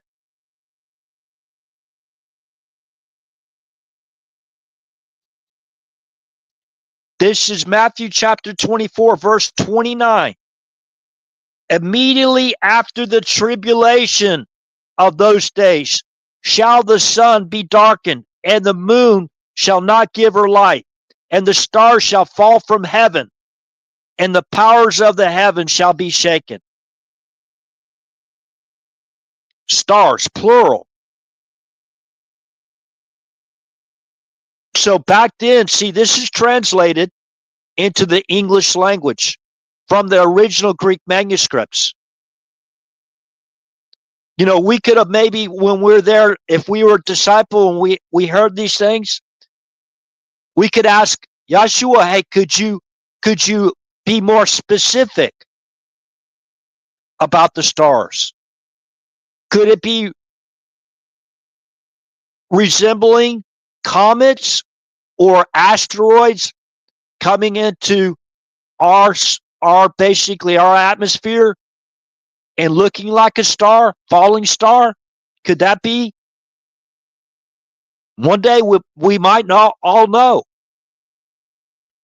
So let's begin this again. Immediately after the tribulation of those days shall the sun be darkened. We've seen the sun darkened before many times in eclipses, solar eclipses, right? And the moon shall not give her light. We've seen lunar eclipses, right? Where the moon cannot give her her light. I'm not calling it a person. And the stars shall fall from heaven. How many I've witnessed meteorites actually glowing green. I've actually witnessed them. And I was probably maybe 20, maybe 30 miles at the most away from one that impacted in Germany when I was traveling from Stuttgart, I believe, back home.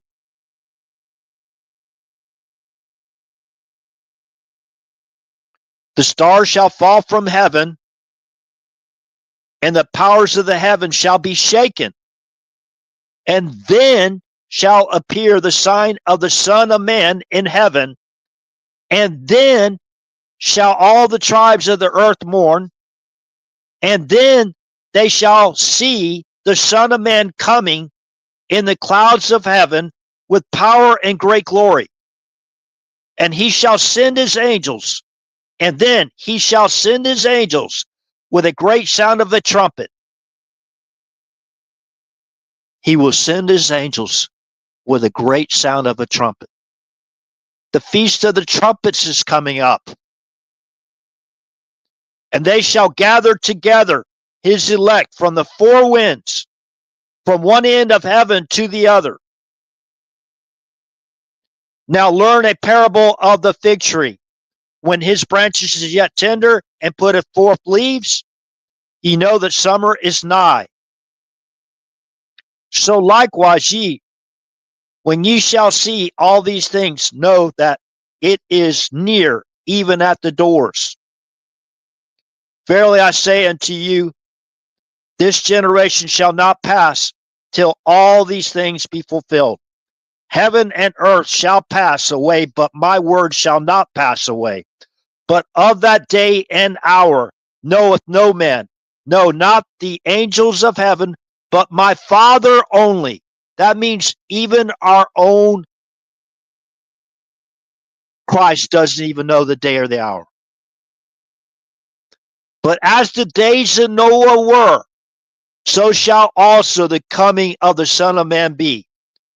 For as in the days that were before the flood, they were eating and drinking, marrying and giving in marriage, until the day that Noah entered into the ark, and knew not until the flood came and took them all away.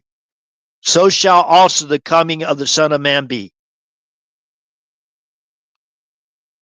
Watch therefore, for ye know, I'm skipping to verse 42.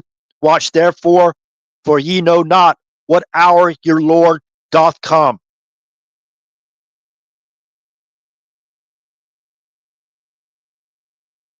So it should cause us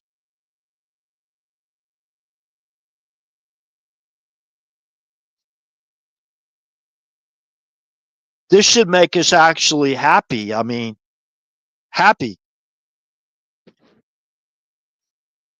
This should give us peace.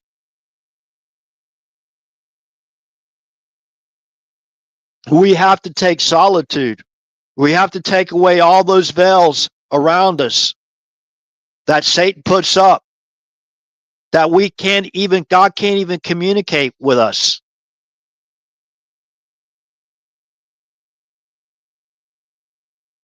So if there's voices in your head, right, like they claimed I had, if you have voices in your head and it's directing you to be part of criminal violence,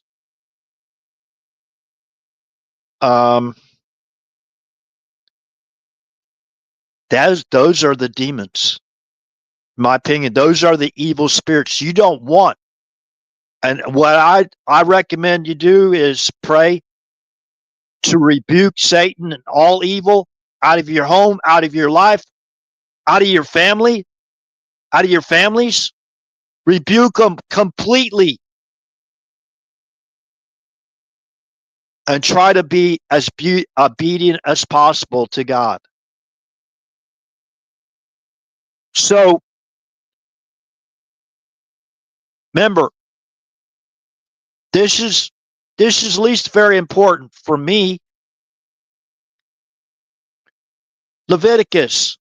Let's go back to Leviticus chapter 19, verse 18. Leviticus. Yeshua, our true Messiah, didn't give us another commandment. He reinforced the commandments that were already there from our Father. Are people now saying that Yeshua, our Messiah, or those they call Jesus, was sinful and came to break God's commandments?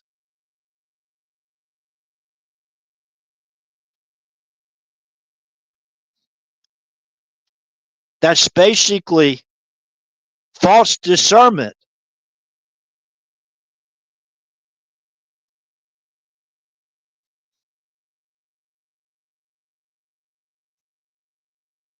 Just like Yeshua, our Messiah, on the seventh day, as it was customarily done, he traveled to synagogues and read from the ancient Hebrew manuscripts.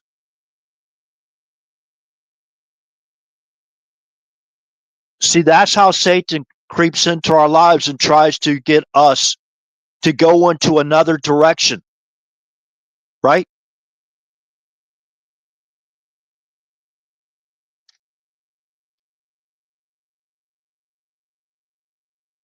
To be disobedient. Leviticus chapter 19, verse 18. Remember the two great commandments. Thou shalt love God with all our might, soul, and strength. You know, remember it talked about. It's very important that we read directly from the words of God, you know, or the books of Moses. Like, you know what I mean? Very important. That's Exodus chapter. Let me see. No, it's in Deuteronomy. So we're going to read what was already written before the first coming of Christ, right? What was written before that?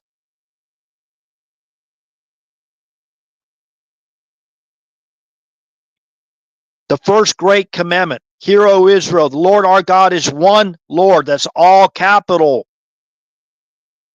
And thou shalt love the Lord thy God with all thine heart, and with all thy soul, and with all thy might. That's word per word in Deuteronomy chapter 6, verse 4 and 5. Now the second great, that's the great commandment. The Lord our God is one Lord, and we shall love the Lord our God with all our heart, and with all our soul, and with all our might. That's the first great commandment. And the second great commandment, you can verify that in Leviticus chapter 19, verse 18. Thou shalt not avenge, nor bear any grudge against the children of thy people, but thou shalt love thy neighbor as thyself, says I am the Lord. All caps.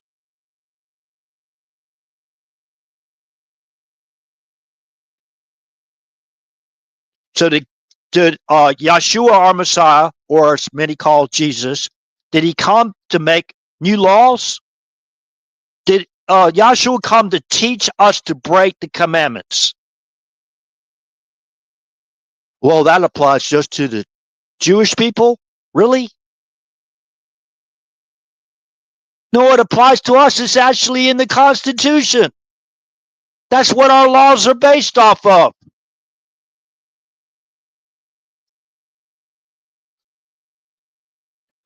I just read Numbers chapter 15, verse 15 for everybody. One law for one people. Either for the homeborn or foreigners that sojourneth with us. They're not supposed to come into our country illegally, steal benefits that are from people that work their entire lives or have earned their benefits and just steal from people, go to hospitals and get treatment done. And never mind, I won't go into it any further. I do have to mention, though, that the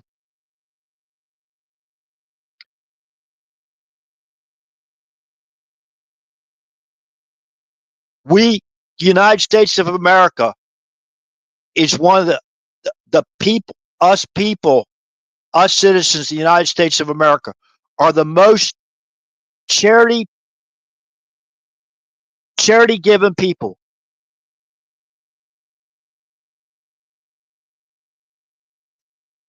Driven people.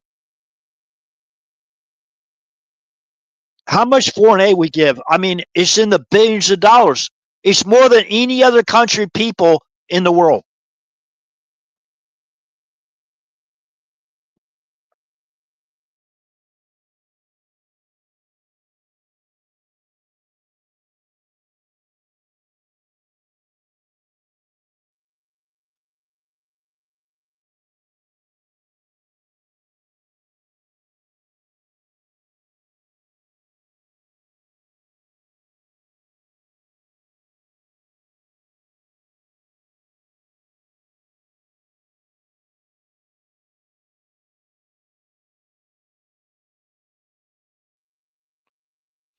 Okay, so now we have that. We have the photograph there. What looks like a train to me. Now, if you look at it, it looks like a vessel. It looks more like a train than a spaceship, but that could be what a spaceship looks like. Now, I don't know if that's photoshopped or whatever, but it looks almost like the front of a those old B bombers, whatever you call them, like in 1947, like the cockpit of it. But it looks similar to what the spaceship uh, that Charles Hall tried to describe to everybody. If you go watch that YouTube video, but anyways, yeah, it could be a subterranean train, high speed train, like maybe a hyperspeed train that can get back and forth underground. So I'd like to talk about something also as well. Now, this might be an improper interpretation. Maybe I have to maybe pray for it more, but maybe this is improper. But remember the punishment God gave Cain? Remember? Remember the punishment that God gave to Cain?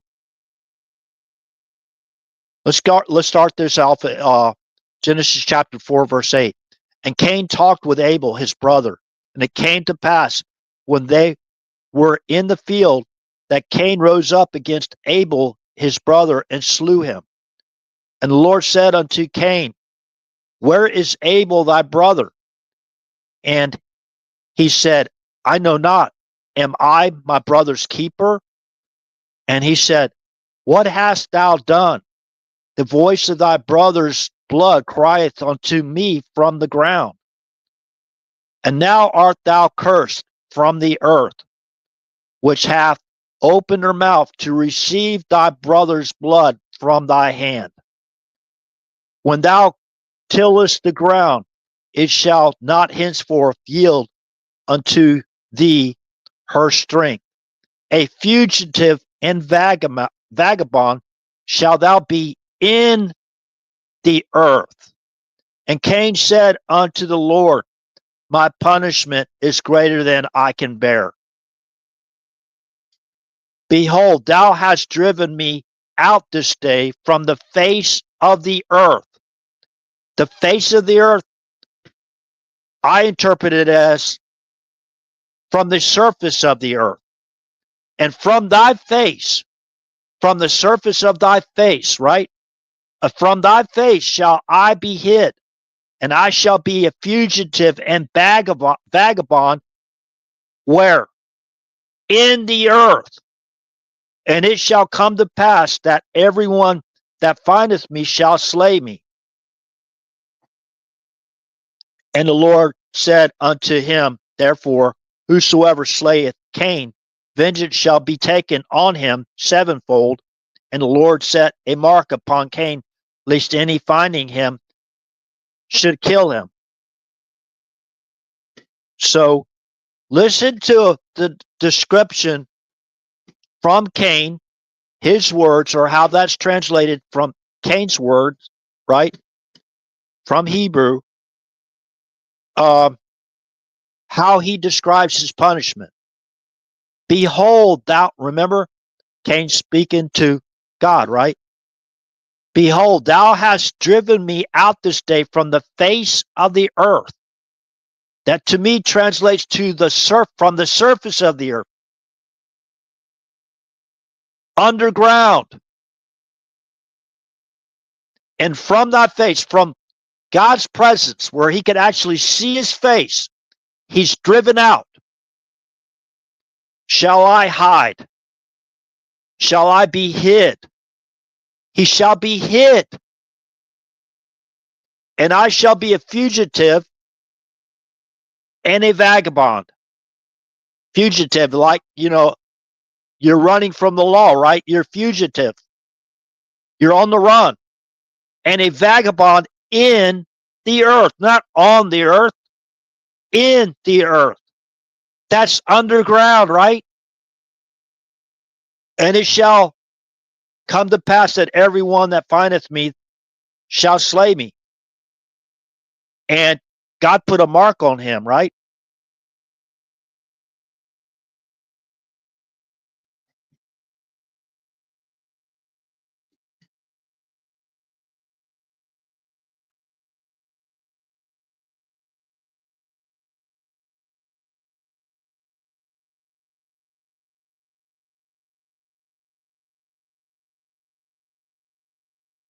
And the Lord said, now this is in Genesis chapter 4, verse 15.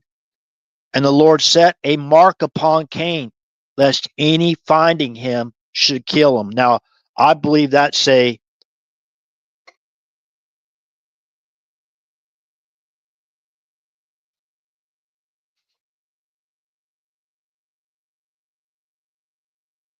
graven mark,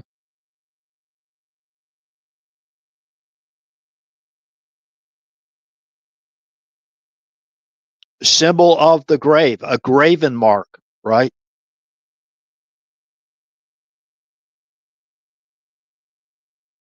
Man, I kind of forgot what I used to call it.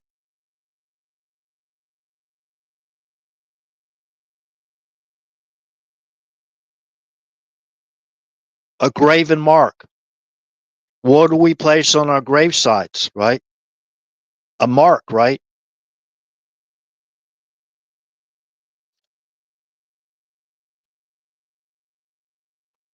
Well, back then, everybody could recognize it. It's a graven image, the mark that God placed on Cain, a graven image. So in the earth, and Cain, not only were Cain was driven out, I believe Lamech too, right? They were all driven out. That seed, Cain of the wicked one or the evil one. Where does that say in the Bible that? Was Adam evil? It's just like Judas Iscariot when he betrayed Christ.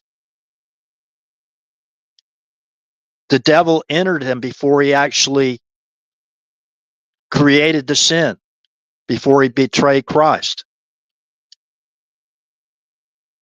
His carrot was 30 shekels of silver. Let's see.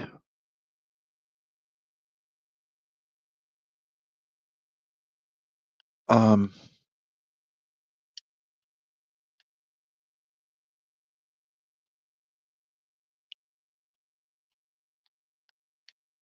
so they just came out. I just watched a video of them coming out, and it was a senator or a congressman that basically said, start talking about ETs basically uh, being surveilled or caught, sightings of ETs coming out from the ocean. And so coming out from underground, I guess. Okay, so these craft. So the title of that live stream that I was talking about and referring to the remarks of Charles Hall.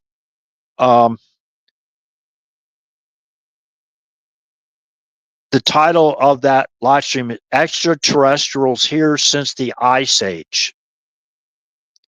Okay, so could those been angels of God? I mean, the sons of God, you know what I mean? I don't know. Could be. The start of their families here. Now, when there was a flood, right? The flood, Noah's Ark, basically, they all basically got inside the ark, and all those that God commanded him. Oh, there's a very important thing I have to say. I have to read real quick. about that, what God commanded Noah to.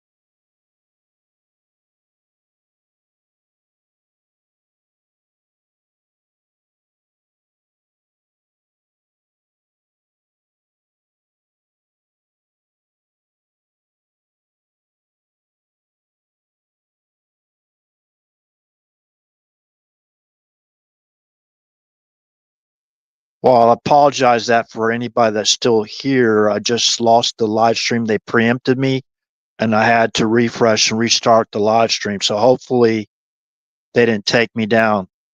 So they didn't like what I was about to read next, right? That's how they do it. Like I had experience of this, gamer, because part of my, let me say, problem, whatever. I got into gaming sometimes, and talked to a lot of people around. I wasn't what might a lot of people they give the gaming community a bad name because of some really evil, sick people out there. And believe me, I wasn't part of any of that stuff. Shouldn't even have to say that, but let me go back and make sure. See how much of the what I was talking about was cut out. So just fill in the blanks there from what happened. Let's see here. How far back did I lose the volume?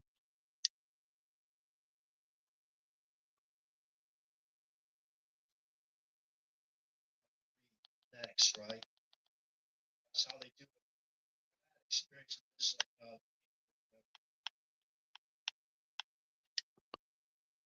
Yeah, I got a blue screen around 2 minutes ago. Let's see what I left off with. I think I was when I told everybody I was going to search for this Bible verses. A lot of people want to know how the giants survived and got through the flood, right? We're not all knowing, so could have been from the Ham's wife, Ham, the father of Cush, the oldest son of Ham was Cush, and I think Nimrod was either one of Ham's sons or Cush's son. I can't remember. I have to go back to the genealogy on that. But stand by. Man.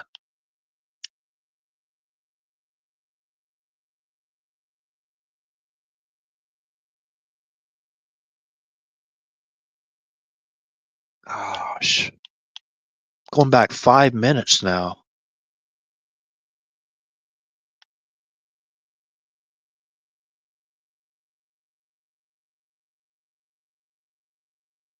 What in the world? Oh, could be the start of their families here. Now, when there was a flood, right? The flood, Noah's Ark basically, they all basically got in. Stand by. I'm looking to see where I left off at so I can fill in that gap. Once they when they preempted my channel again. Wow, it cut off in mid sentence.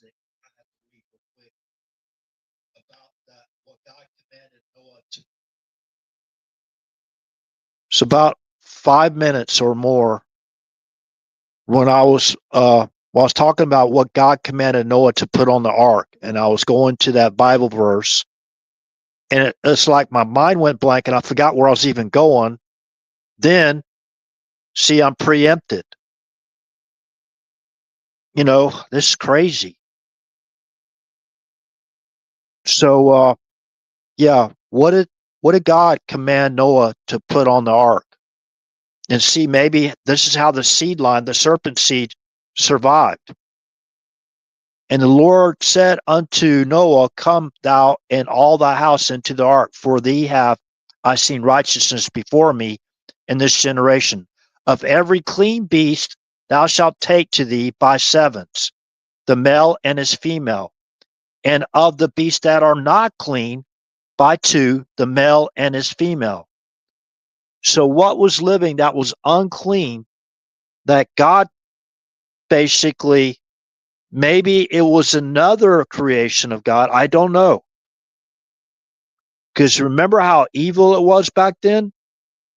They were making a hyper race of humans mingled with the seed of the fallen angels, or those that left their estate. So God only knows what they had back there, right?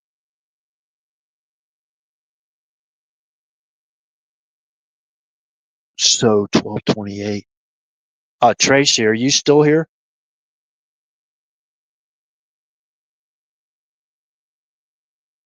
The anybody that's still listening, I just want to know: are y'all still here? Did y'all come back after that lost airtime? 12:20. Yeah. Okay. So Tracy, I think you're still here. Kenny might still be here. Well, hopefully everyone doesn't have that, or watching or listening to the live stream, that you don't have work today. It's already the seventh day. Okay. So, I'm not trying to charge you. What? Wait a minute. Hold on a second. Well, I just went to a blue screen again. Oh, where I was at in the live stream. I went back. So they took out about 5 minutes of my live stream. And it's right before I was going to Genesis chapter 7 and talk about what God commanded Noah to put on the ark. Okay, so I can turn down that volume there. So,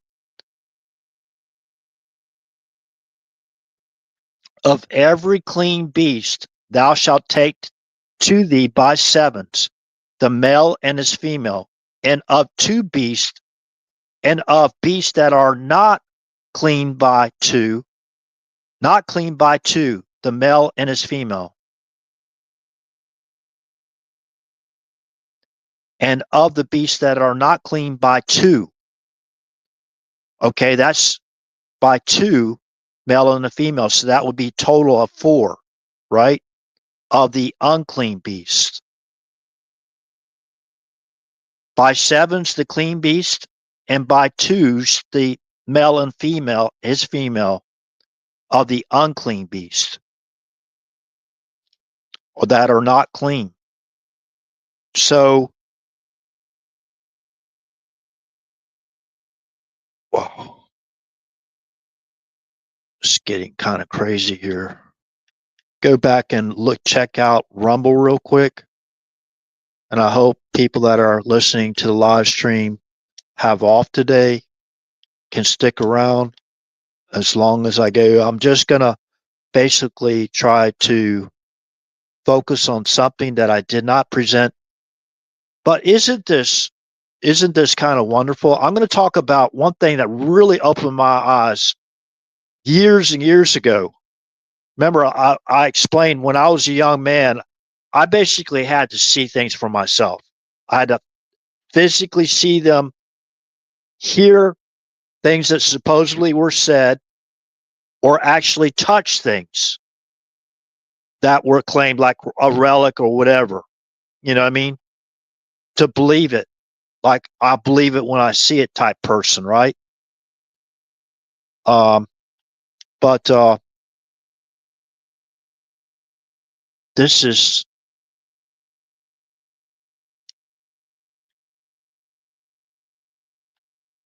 I want to talk about, it's amazing that there's so much information about the pyramids and who basically were the pharaohs and the kings in our Bible, you know, and talked about the days of slavery and all that stuff, right?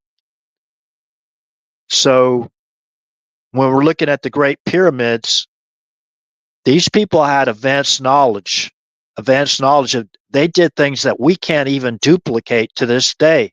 Now that's a kind of like a general statement, right? And the scientists of the 21st century, they don't want you to be talking like that. Engineers and all that stuff, you know, they're, you know what I mean? For them, that's kind of like, it's ridiculous. They want us to believe that that was the Stone Age and that, you know, that all they had was a couple rocks to rub together and sticks rubbed together. They just learned how to build a fire, you know, that kind of thing. So let's see here.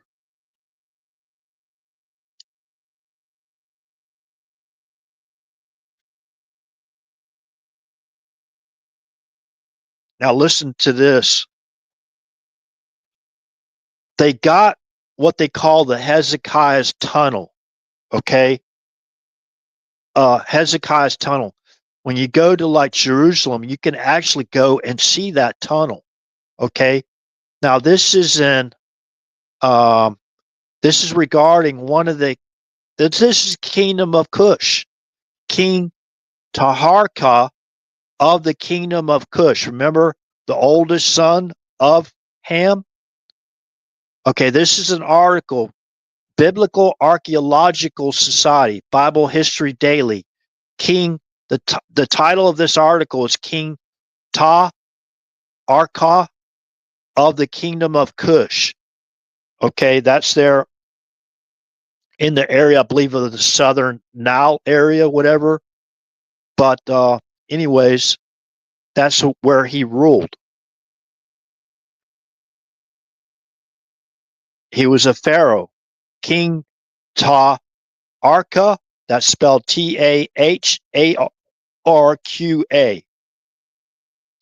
capital T, of course, lowercase Aharqa, of the kingdom of Cush, that's spelled Cush, and I believe in the Bible it's spelled Kush, right? As the mighty Assyrian army of King Sennacherib was getting ready to attack Judah at the close of the 8th century BC, the Judahite king Hezekiah undertook major operations to prepare for the assault. This included building a massive defensive wall. And remember how we're talking about the movie The Core? Remember that? The movie The Core, how they were, and I think Elon Musk's new tunnel boring machines or craft, whatever, and how they're basically be able to cut through these mountains or going deep underground to like the crust or whatever, or to the bedrock or whatever, even maybe even going below the bedrock to build these tunnels deep underground. This included building a, okay, let me begin to read this again. Now this is, they're citing 2 Chronicles 32 verse 1 through 7 and Isaiah chapter 22 verse 8 through 11. As the mighty Assyrian army of King Sennacherib was getting ready to attack Judah at the close of the 8th century BC, the Judahite king Hezekiah took major operations to prepare for the assault. This included building a massive defensive wall and cutting a water tunnel to redirect the waters of the Gihon spring made inside the city. To redirect the waters of the Gihon spring inside the city. In the Bible, we read about another intriguing development. A Nubian pharaoh, that's a pharaoh of Cush in the area of southern, there on the valleys, I guess you call it, there along the Nile, right? Southern Nile. In the Bible, we read about another intriguing development. A Nubian pharaoh coming to Judah's aid. Taharqa, king of Cush, was set out to fight against Sennacherib, that's a reference Isaiah chapter 37 verse 9, who was this African ruler known in Egyptian sources as King Taharqa. In Judah's African ally Taharqa and the Kingdom of Cush published in the summer of 2025 issue of Biblical Archaeology Review. James K. Hoffmeyer examines the biblical Assyrian and the archaeological sources to answer the critical questions about this ruler from the African Kingdom of Cush. Okay, in this article, it actually has the map. Okay. Shows the Kingdom of Cush there, and it looks like southern Egypt, right, along the Nile River. Not too far from the Red Sea, right? So Professor Emeritus of Old Testament and Near Eastern Archaeology at the Trinity Evangelical Divinity School, Hoffmeyer reveals who King Taharqa from the lineage of Nubian kings was and how he ended up moving his troops in defense of ancient Judah. First, however, Hoffmeyer provides a concise history of the fabled land of Cush. Fabled? Land of Cush, also called Nubia, in what is today northern Sudan. Attested in Egyptian text already in the early 20th century BC. Nubia was partially colonized and exploited by its northern neighbor through much of the second millennial BC. Egypt's domination of Kush endured throughout the New Kingdom from 1550 through 1100 BC, during which magnificent temples were constructed in Nubia, including the iconic rock-cut temples of Ramses II at Abu Simbel. Shortly after 1100, the New Kingdom crumbled and Kush was liberated from Egyptian hegemony, but not from the influence of Egyptian culture, summarizes Hofmeyr. For the next 1,000 years, Kushite royalty were buried in pyramids, wrote inscriptions in Egyptian hieroglyphics, and followed Egyptian canons of art and architecture. The patron god of Thebes, Amun-Re, was the principal deity of the Kushites. Okay. It was not until the 8th century, however, that a new dynasty of Nubian kings based in Napata ushered in a period of Nubian power and kingship known as the Napatan period. Eventually, Nubian kings took control of Memphis and traditional capital of Egypt and established Egypt's 25th dynasty. The greatest among the Napatan rulers was King Taharqa, who built many monuments across Egypt and Nubia and played an active role in international politics, including the military intervention in Judah in 701. However, King Taharqa ruled the kingdom of Kush in Egypt from 690 to 664 BC. So how do we explain his presence in Judah in support of Hezekiah in 701 BC, more than a decade before his coronation? Asked Hofmeyr. Scholars have long puzzled over this question, with some arguing the biblical references to Taharqa are anachronistic, since Egyptian chronology places another Nubian pharaoh, Shebitku, on the throne at that time. But common sense and the evidence from historical and textual sources suggests otherwise.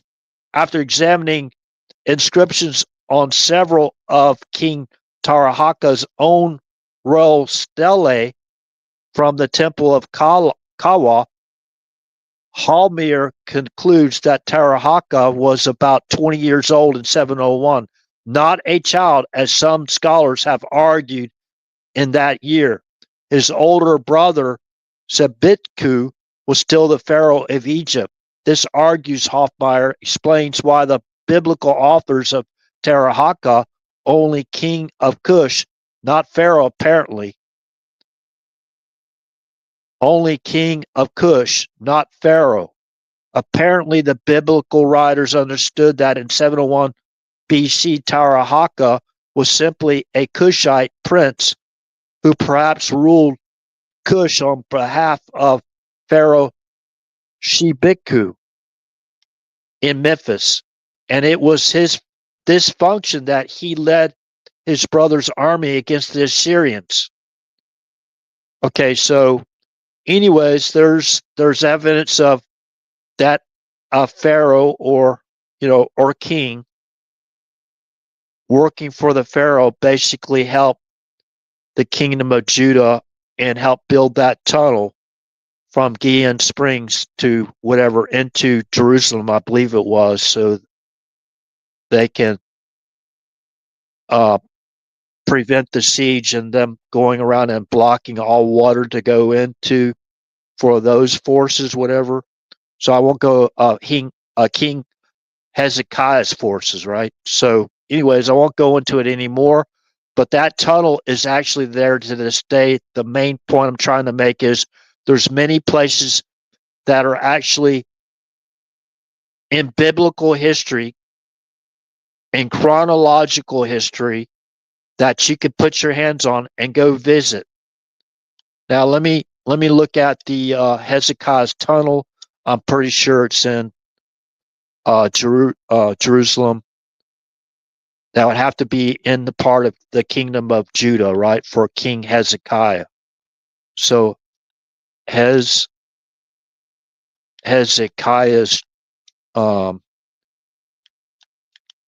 Kaya's tunnel.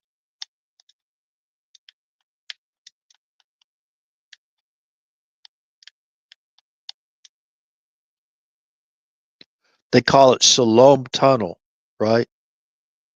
Siloam Tunnel.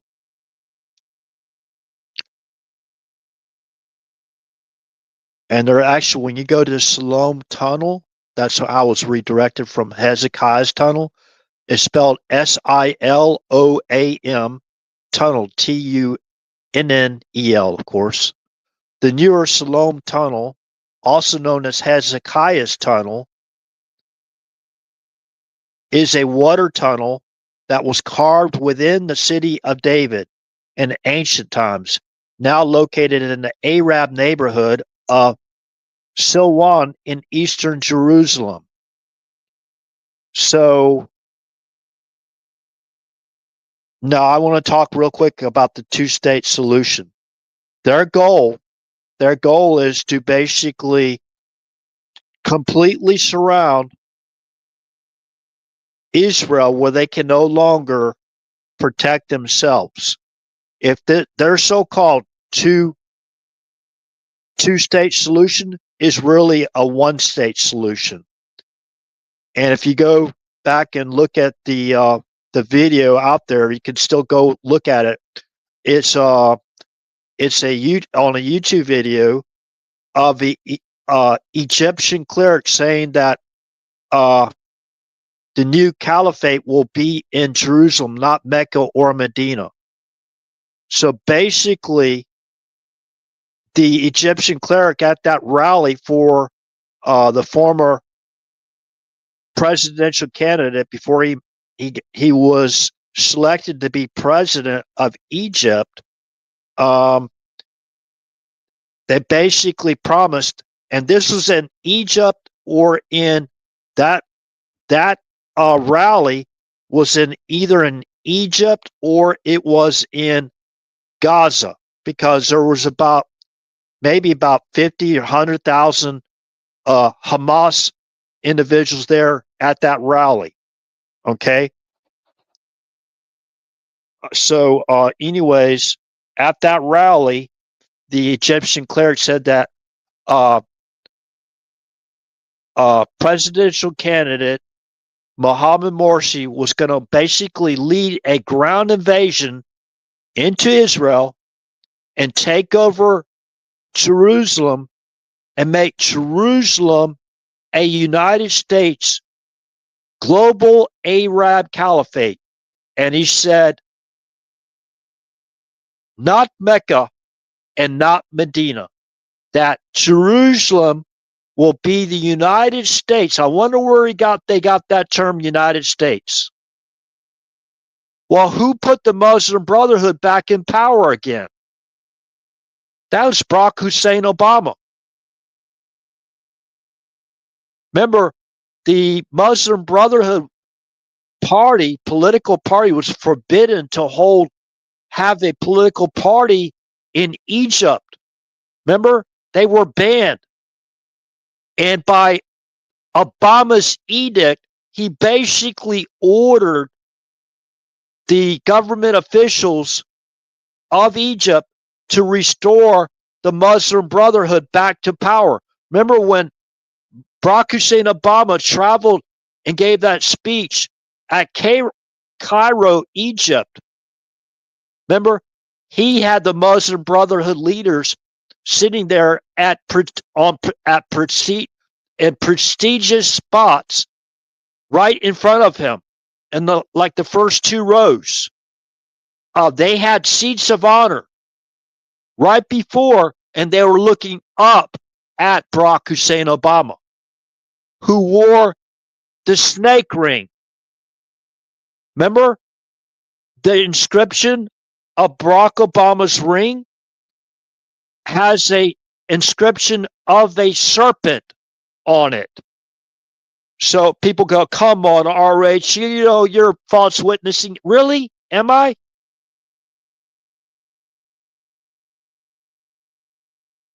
If you have a computer, this next avatar I'll show you, you can zoom in and you can see the serpent engraved in this ring. Is that false witnessing or true witnessing? There's his hand right there. That's his ring. He's wearing that ring on his left hand. Remember? Married. Married to who?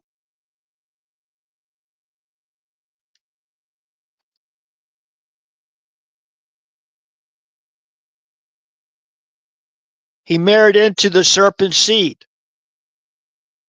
Or he took that mark. That's really who he is. And they're still covering up 9/11. I do believe the 9/11, the explosive demolitions were set off by far left activists that goes back to the Weather Underground. And where do I get that information from? Where do I get that information from?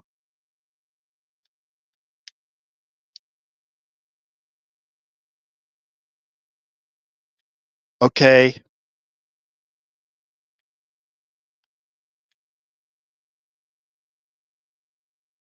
So remember, when they restored the Muslim Brotherhood back in power, they also strengthened Hamas and Hezbollah for the goal of attacking Israel and making Jerusalem the United States global Arab caliphate. And the Egyptian cleric said it out of his own mouth. Not Mecca, not Medina.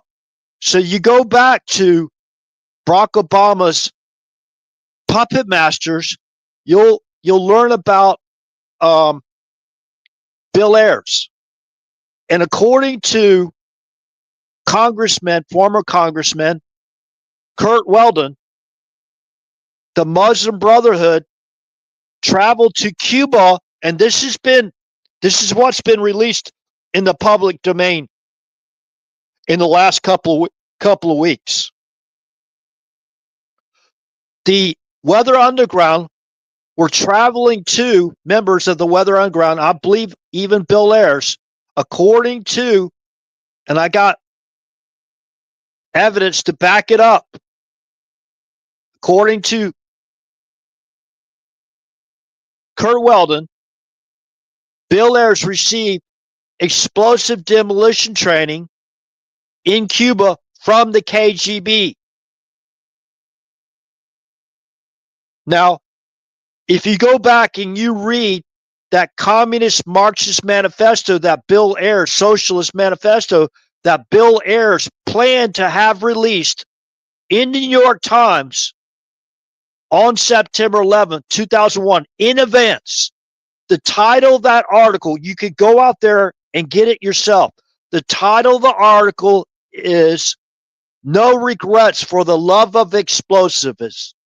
Love of Explosives, memoir of sorts. You can go to Google search Bill Ayers, No Regrets for the Love of Explosives, Bill Ayers, right? September 11, 2001. You can read the entire article.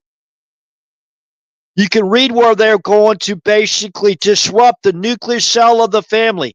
All the way back, that was their manifesto, their Communist Marxist manifesto. Why do we think? It's kind of commonsensical, right? Why would the far left telegraph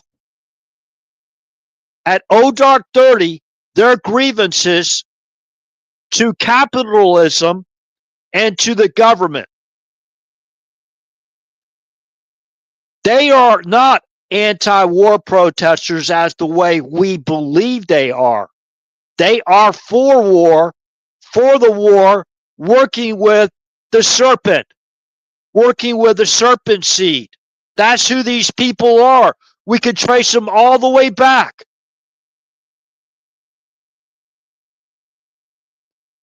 Remember, who's going to war exactly?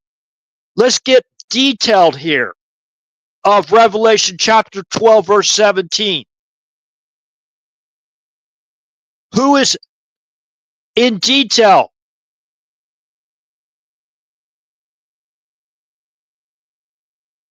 Who has attacked Christians?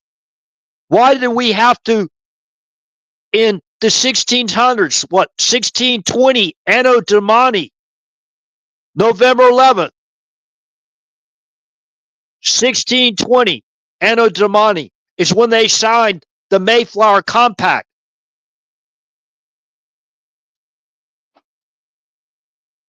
How many centuries was that after the 5th century? Remember what religion was created in the 5th century?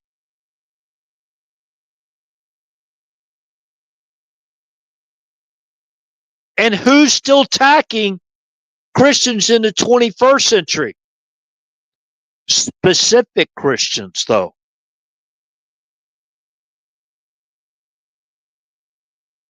That's only a group of the serpent seed that's doing that.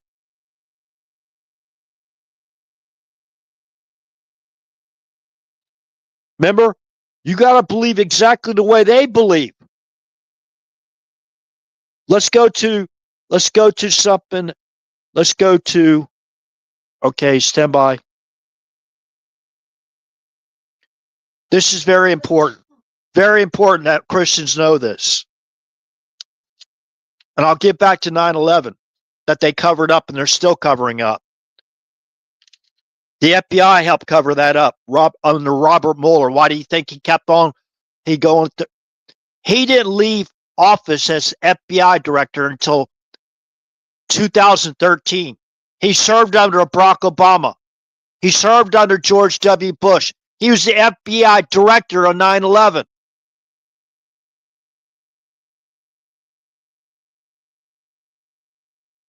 Did he bring in Bill Ayers and interrogate him? Don't hear anything about that, do you? After all the witnesses, the first responders that reported hearing explosions, bombs going off in the towers, even building 7. All that eyewitness from first responders. They didn't bring in Bill Ayers to interrogate him. Remember, the chairman of the Senate Intelligence Committee, Bob Graham, called Robert Mueller aggressively deceptive, or I'm paraphrasing. He was involved in aggressive deception during the 9/11 criminal investigation. That's Bob Graham's words, not RH's words. They were covering it up. Who was the president? 9/11. George W. Bush, the son of George Herbert Walker Bush, the former CIA director. See, they had to have loyalists to continue to cover up all these criminal activities, right? And that's who they put in charge. That's who they selected. And the Uniparty was helped them, because that's how a lot of these Uniparty leaders have basically came into power. They were selected, not elected. Okay, so they funded them and everything. You go to the special operations center. Okay, go to the special operations center and read their mission statement. I'm not making it up.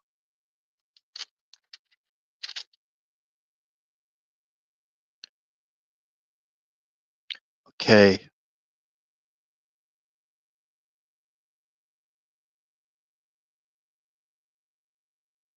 $15.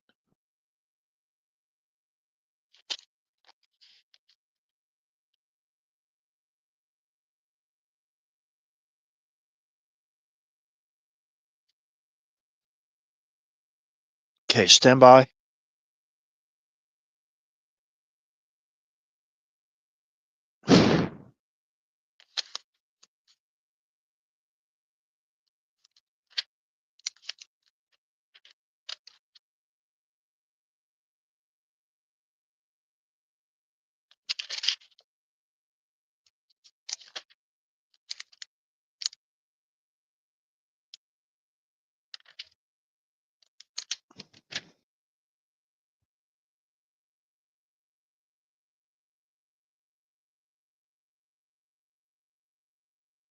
Stand by. This is very important what I'm about to, let's see, Deuteronomy. Go to, I believe it's Deuteronomy. Yeah, Deuteronomy 18.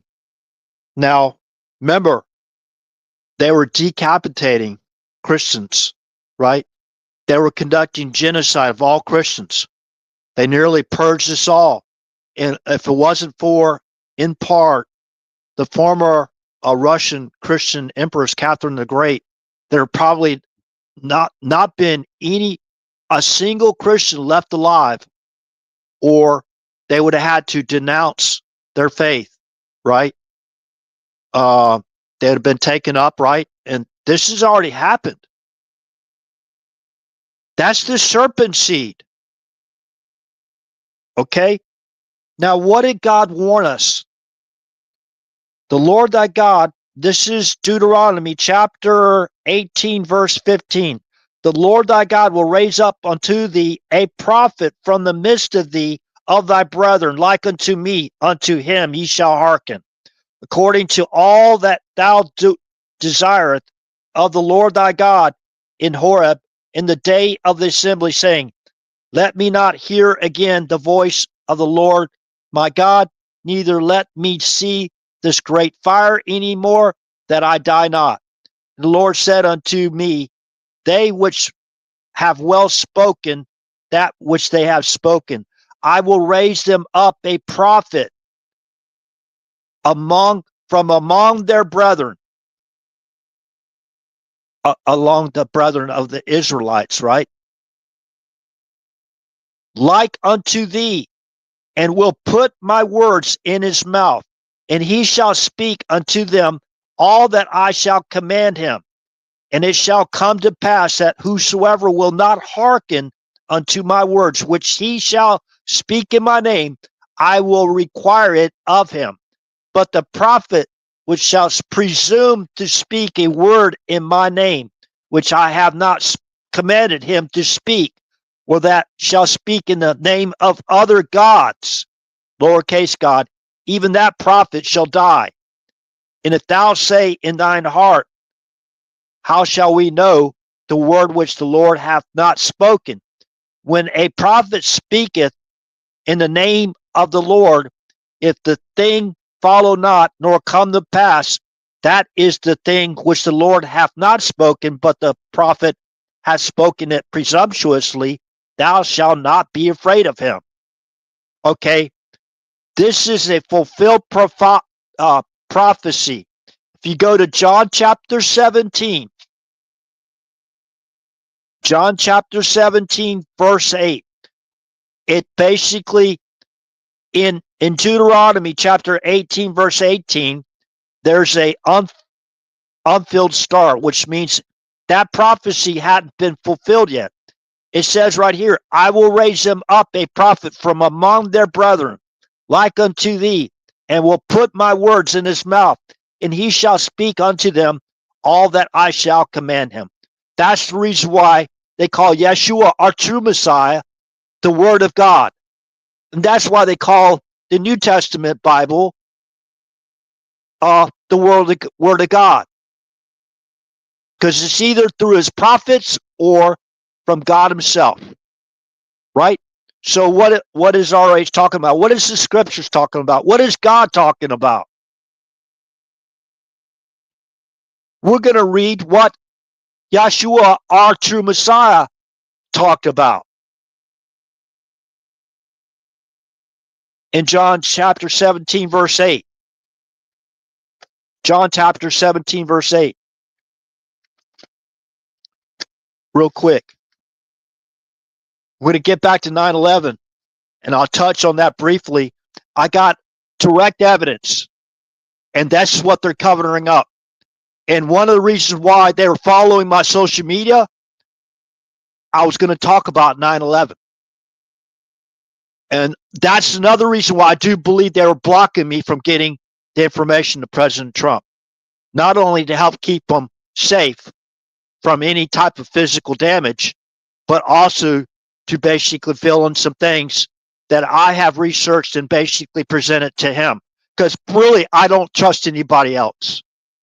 I mean, in God I trust, okay, but everybody else, even President Trump, trust but verify, right? Oh, I'm a hothead. Don't listen to me. Oh, they're going to play back clips where I raise my voice because, you know, I get blocked from trying to read the Word of God and all kinds of stuff. You know what I mean? They want to put a veil between us and God and our communication with God, whether we call that discernment a gift or whatever. I do believe it's a gift.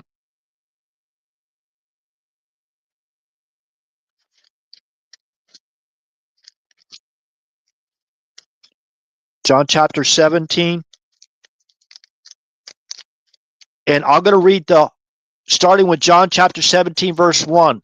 These words spake Yeshua and lifted up his eyes to heaven and said, Father, the hour is come. Glorify thy Son, that thy Son also may glorify thee, as thou hast given him power over all flesh, that he should give eternal life to as many as thou hast given him.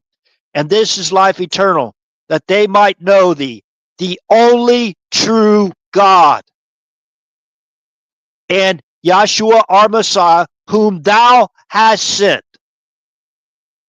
I have glorified thee on the earth.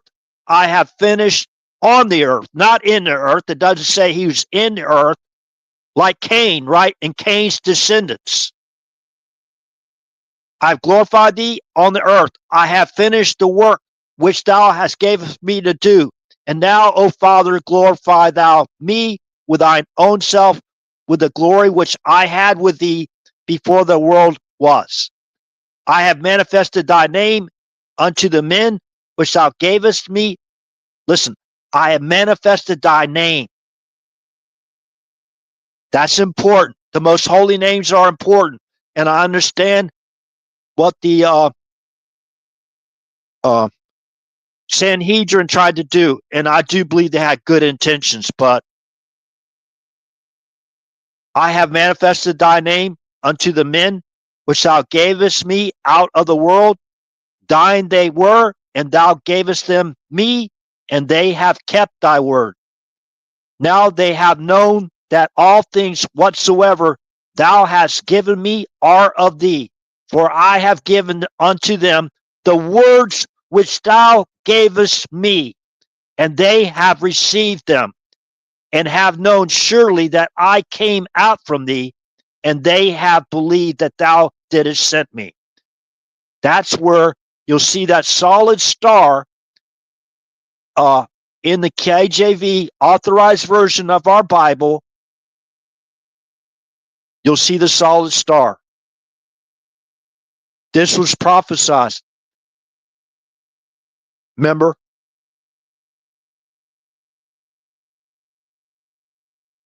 This goes all the way back to Deuteronomy chapter 18, verse 15. The Lord thy God will raise up unto thee a prophet from the midst of thee, of thy brethren. He's talking to Moses there. Right? The Lord thy God will raise up unto thee a prophet from the midst of thee, of thy brethren, like unto me. Unto him ye shall hearken. And I have to remind people, a day with the Lord is like a thousand years, right? According to all that thou desirest, thou that's a fulfilled prophecy. And to find that, you'll see it in Matt 21, verse 11, Luke 7:16, Luke chapter 7, verse 16, and Acts chapter 3, verse 22. The Lord thy God will raise up unto thee a prophet from the midst of thee, of thy brethren, like unto me, unto him ye shall hearken. According to all that thou desirest of the Lord thy God in Horeb, in the day of the assembly, saying, let me not hear again the voice of the Lord thy God, neither let me see his great fire any more, that I die not. And the Lord said unto me, they have well spoken that which they have spoken. I will raise them up a prophet from among their brethren, like unto thee, and will put my words in his mouth, and he shall speak unto them all that I shall command him.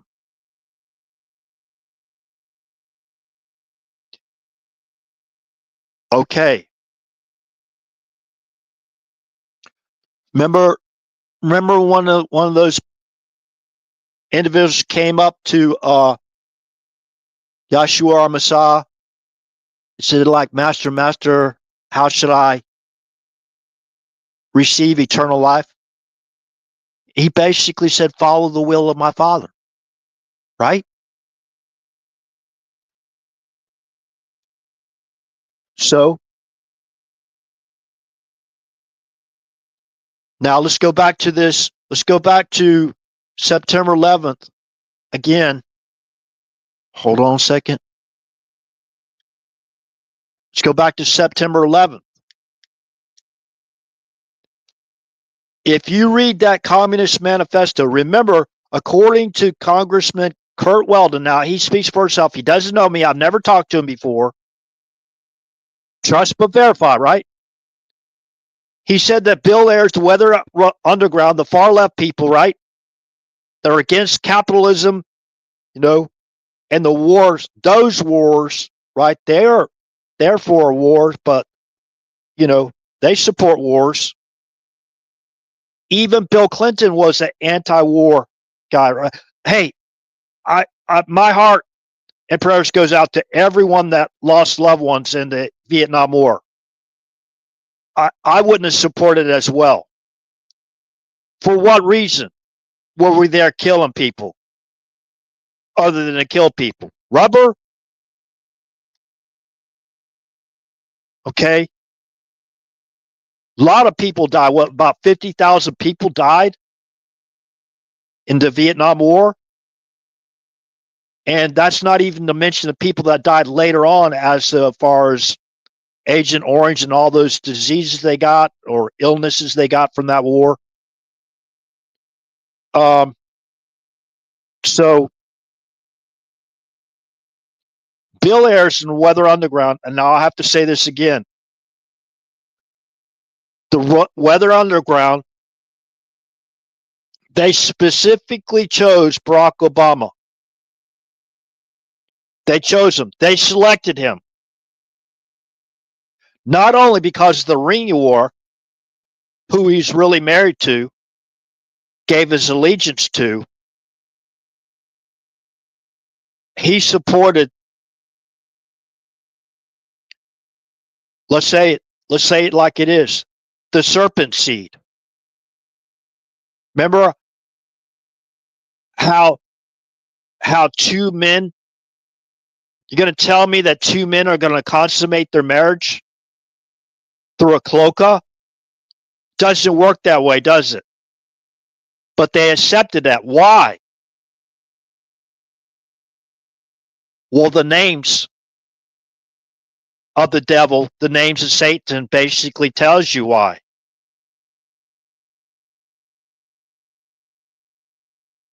Now, maybe it's to try to produce a hybrid or something. I don't know.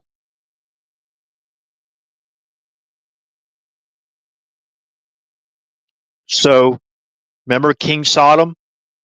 Genesis chapter 14. That should be a very important chapter, even 15, going into 15. Okay? Why Abram rejected anything from the king of Sodom, King Sodom. Rejected everything from him. Okay? So, the Communist Manifesto that Bill Ayers wrote before 9/11 and basically planned with the New York Times. So, that my question, not the false witness, did the New York Times have foreknowledge of information that would lead us to understand what was going to happen that day or beforehand? They remember Bill Ayers got with that individual that wrote that article, published it in the New York Times. That the New York Times had advanced knowledge of the attacks that were going to happen before 9/11. Because they're the ones that published that Communist Socialist Manifesto in the New York Times and planned with Bill Ayers to have it released on September 11, 2001. Now, their symbol of their organization, the Weather Underground, is of a rainbow and a lightning. I've talked about this before. In Hebrew, B-A-R-A-Q is pronounced Barak. What is it? It represents lightning. What did Yahshua say? He saw Satan coming down in lightning.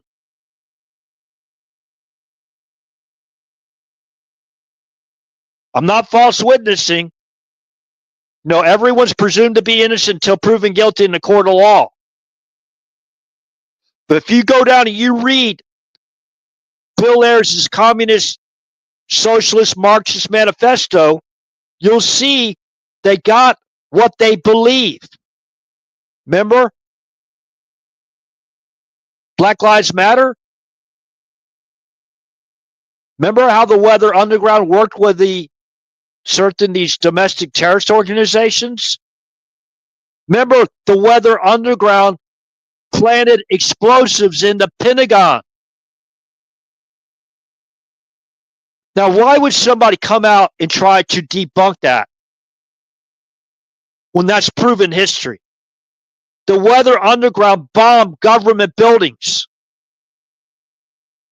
Now, don't we think that the communist socialists out there, Marxists out there, do you think that the trade towers would not represent capitalism, a symbol of capitalism? Of course they do.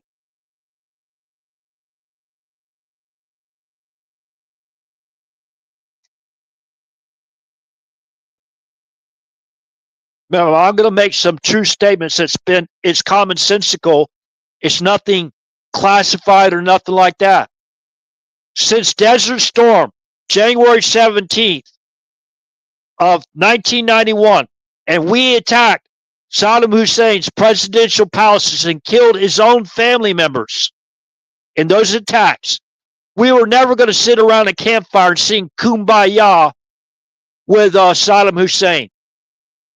Saddam Hussein, even after Desert Storm, and we liberated Kuwait, was still defiant. They were blocking us from going in there to basically the inspectors, as far as I know, the evidence that we got, at least what we were told, defying those inspectors from going in there trying to find nuclear, biological, chemical agents. Okay? So people can believe whatever they want to believe. But remember, who licensed Iraq to have nuclear power energy? Go look it up for yourself. Who licensed? Who's in charge of the IAEA? Who's the director? Who's on the board of directors at the time that basically licensed their peaceful nuclear weapons program. I mean, sorry. That might be the truth. Subconsciously, I said that, right? Who basically licensed Iraq's and Saddam Hussein's nuclear power energy plants.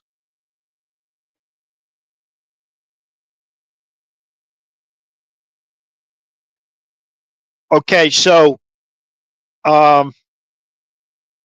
we were never out of war with Iraq. We set up Desert Shield to basically protect our allies in the region, like Kuwait. After Desert Storm, and we liberated Kuwait, we kept forces there in Kuwait, and we have forces in other countries as well, as far as taking part in Operation Desert Shield.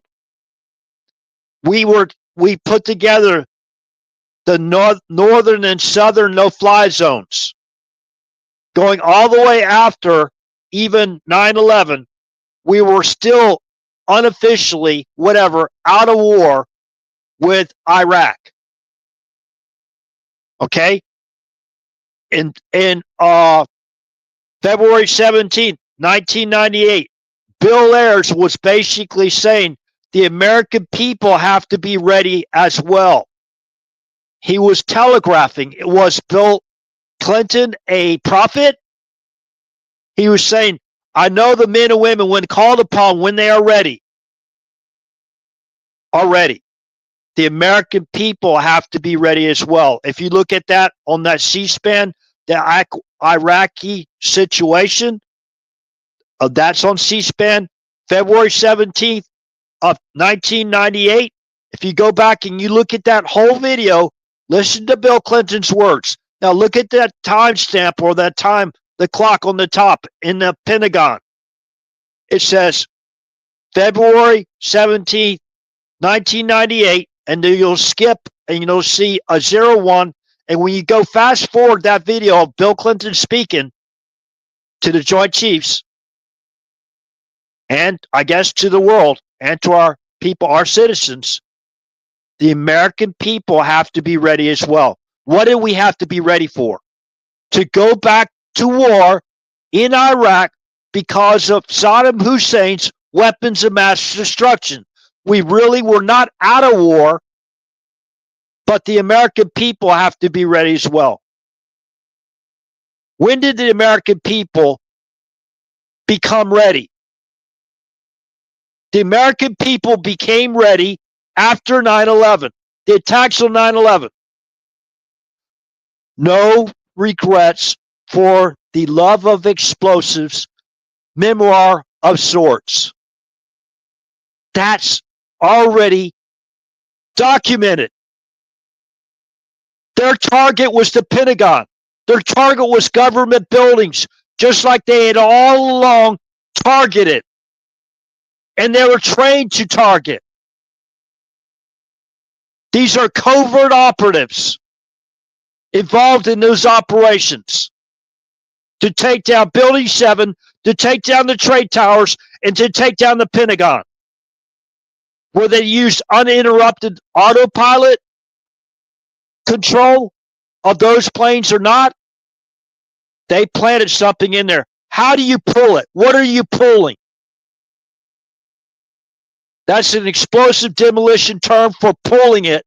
That means go ahead and trigger the devices, the remote triggering devices, and they blew up Building 7. Building 7 came down on its own footprint. Now, why would you come out there and try to debunk that? Why would you come out and say, okay, we got another couple frames to add to that parking lot camera video that shows almost the entire American Airlines commercial airliner? Why didn't you add those 2 or those 4 or 5 frames? Oh, is that like the Zapruder film? So what did they provide us? They provided us an edited version of what hit. That's what we saw first. We saw what looked like directly like either a cruise missile with maybe American Airlines markings on it. That's what we saw in the first video that was released by the FBI to the public. Now, Tom Fitton said, the president of Judicial Watch, he said he sued the Pentagon and he got those other frames, an unedited vision. But who was in charge of the chain of custody receipts? How does Tom Fitton know for sure that that wasn't, and they added those frames in, that video wasn't manipulated to coincide with the official narrative? You can believe whatever you want, but there's been too many lives lost and too many lives spent on the American people to try to cover this up, in my opinion. We were never out of war.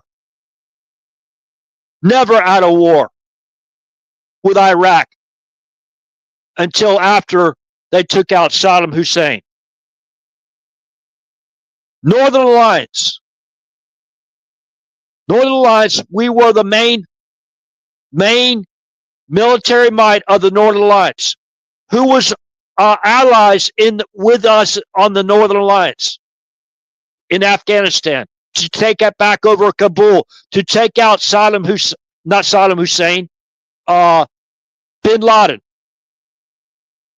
Iran. Why Iran? Because they were enemies of Iraq and Saddam Hussein, right? Remember the Iranian-Iraq war? They were working with the United States in Afghanistan before 9/11. The Northern Alliance banded together after Desert Storm, 1992. They helped us provide assets like helping us with the southern and northern no-fly zone. Right? Who else is working with us in the Northern Alliance besides Iran? Russia. Non-state members of the Northern Alliance working with the United States. Non-state. NATO. So now you're starting to see why they were paying these people to maintain their silence and threaten to go war, blow them all up, the smithereens, right? To keep their mouth shut. Right? Remember Barack Obama sending over $1 billion in cash to Iran, releasing over what was $150 billion to Iran to help build up Hamas and Hezbollah, right? The proxy terrorists, to attack Israel, to create a one-party state, not a two-party state, led by the serpent seed, in my opinion.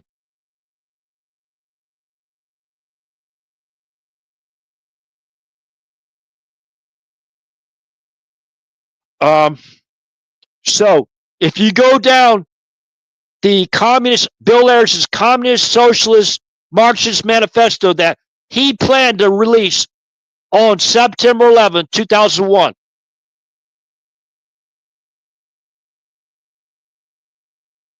Like Iran, death to America, huh?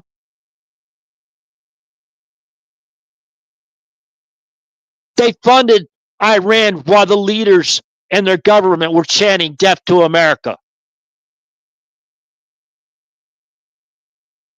That's treason.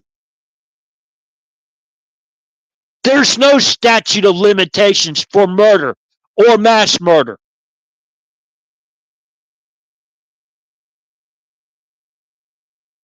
Blame it on Israel, though, right? Always blame it on Israel.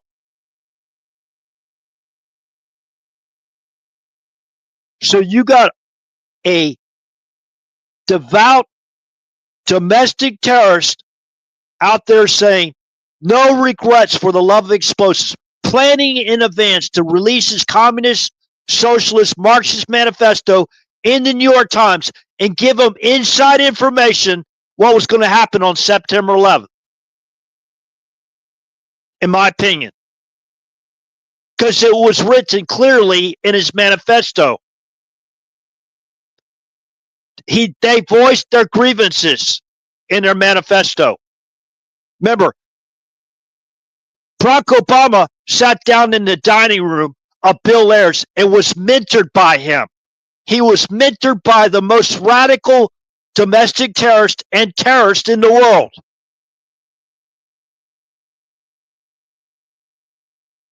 That's his background.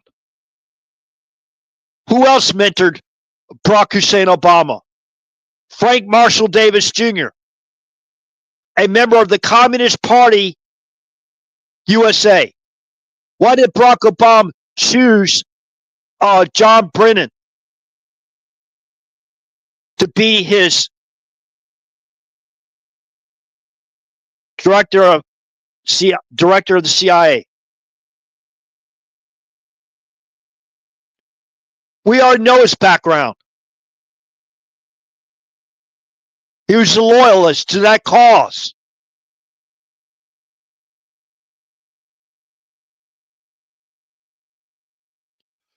So, in the Communist Manifesto, Communist Socialist Bill Ayers' Communist Social Marxist Manifesto that he planned to release to the New York Times, titled "No Regrets for the Love of Explosives: Memoir of Sorts." When you go through that manifesto, you can see the grievances. You can see the grievances.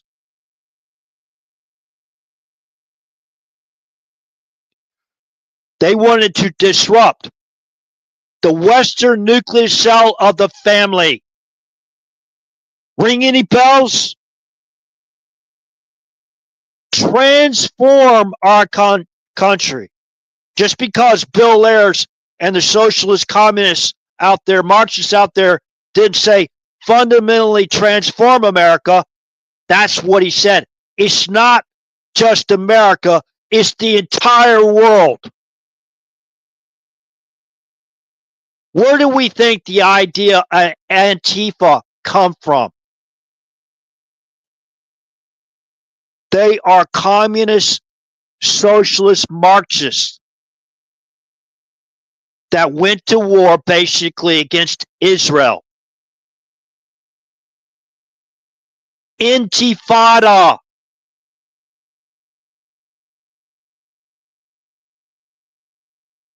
Intifada. Go look at their history. The same MO, the same tactics, the same uses of rocks and whatever.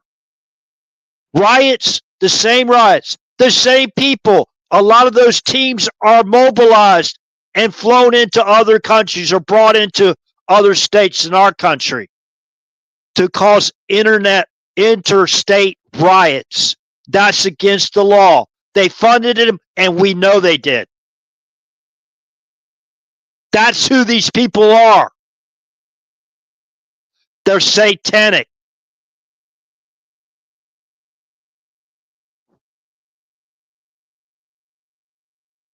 So also, you read in there, Bill Ayers said he had a sexual relationship with his best friend, man friend. What are they trying to promote now? They're giving to this guy, the suspect. They're portraying the suspect that murdered Charlie Kirk. They're portraying him and his roommate as a love story. Men with men. That's directly out of the Luciferian playbook. Men with men. How are they going to consummate their relationship and their marriage?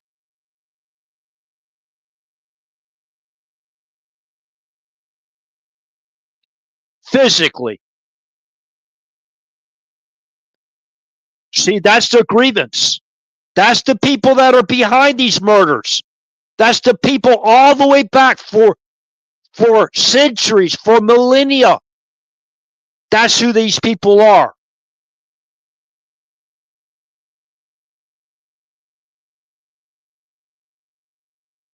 You'll see how they talked about the attacks on rich people.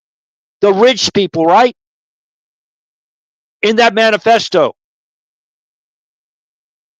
No regrets for the love of explosives. Premeditated.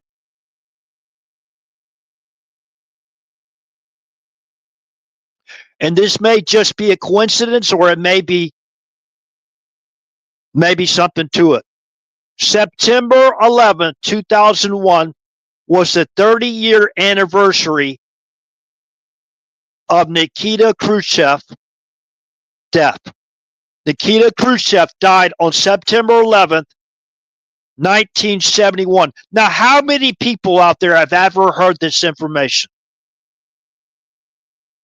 Pray for discernment. That's all I got to say. That's why these people are worship.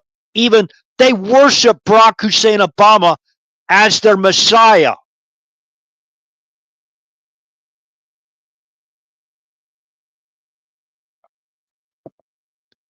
Hey, they arrested former President Donald Trump.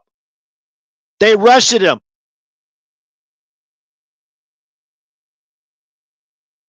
They put him in confinement. They had him go to those jails, right? And basically get a mugshot for stuff that they falsely accused him of. And Barack Obama did that to George W. Bush as well. He hung that over their heads. What did he hang over their heads? Okay, I'll let y'all go back and check out that Mother Jones article, Obama to Bush. I can release your records, don't like it, sue.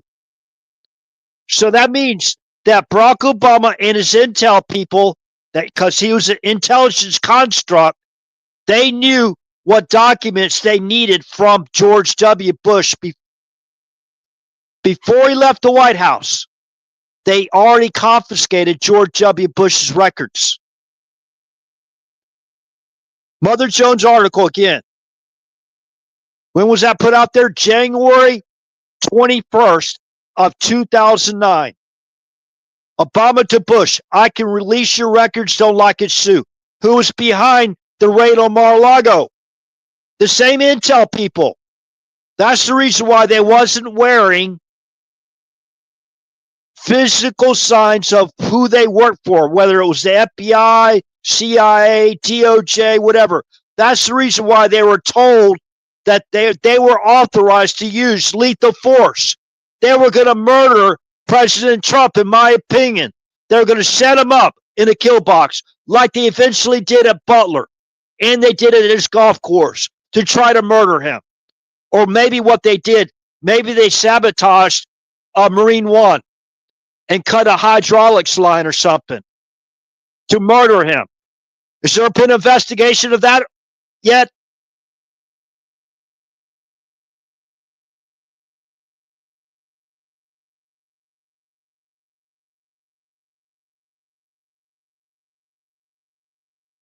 So, why do you think I raised my voice? Because I have a living soul. I think about Charlie Kirk and all his loved ones left behind. He wasn't a perfect man either. But I think he was a good man. I didn't know much about Charlie Kirk. I've listened to him talk a few times and having debates with the people on those campuses, whatever. And, you know, like I said before, and even Yeshua, our true Messiah, told us, if they do not accept you, you go out there and you preach, right? If they do not accept you, you're going to have to kick the dust off your feet and move on. I'm paraphrasing. Somebody debunk that, please. I like constructive criticism. If I'm wrong, I want y'all to put the information in the comment section. So not in the chat, right? In the comment section, because I can see it after the live stream's over. The chat disappears after the live stream's over. Now, this isn't spoken out of hate, right? Remember, I don't think I've gotten to that spiritual level of loving my enemy. But what I do understand is people that have actually murdered people or done greater crimes. You know, I've sinned. I haven't done greater crimes, right?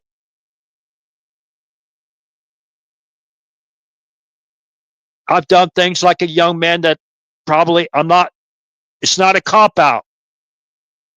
But I wish I learned. I wish I was brought up. I had church studies and all that kind of thing, scripture studies when I was a young man. And I lived like a young man. And I had to see with my own eyes and hear with my own ears and touch things. Like the Hezekiah Tunnel, for example. I haven't gone there yet, but I'd love to see it. True history.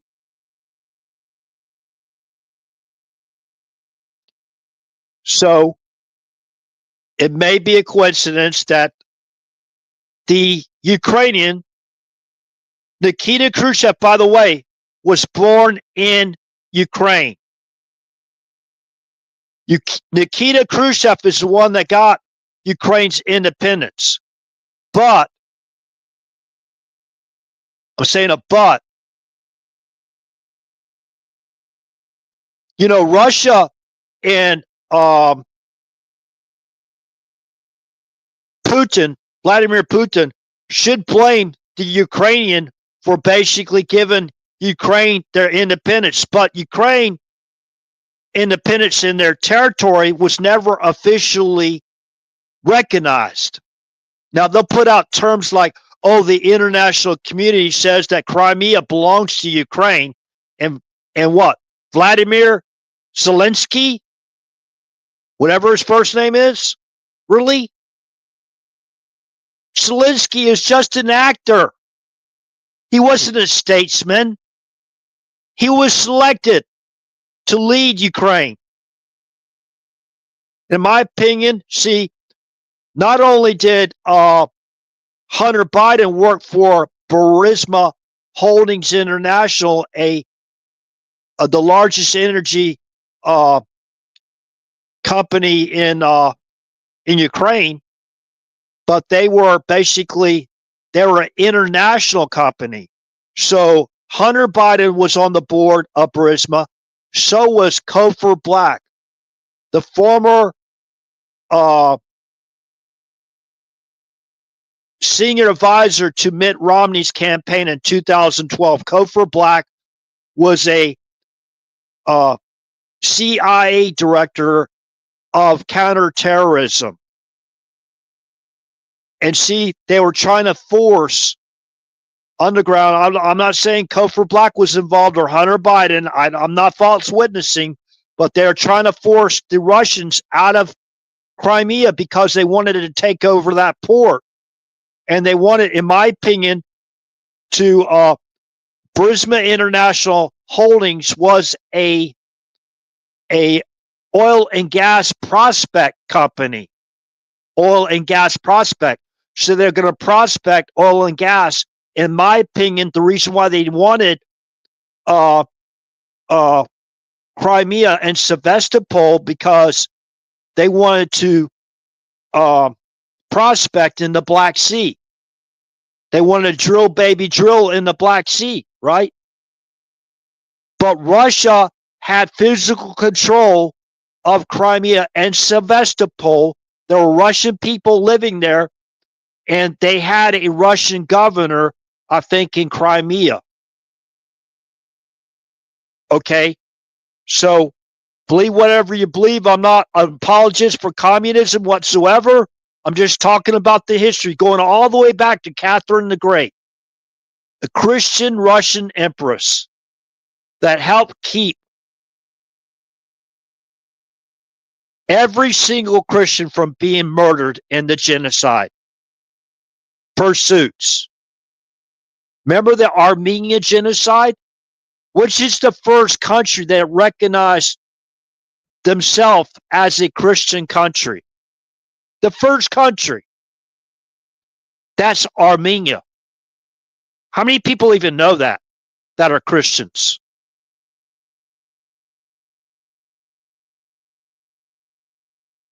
No regrets for the love of explosives, memoir of sorts.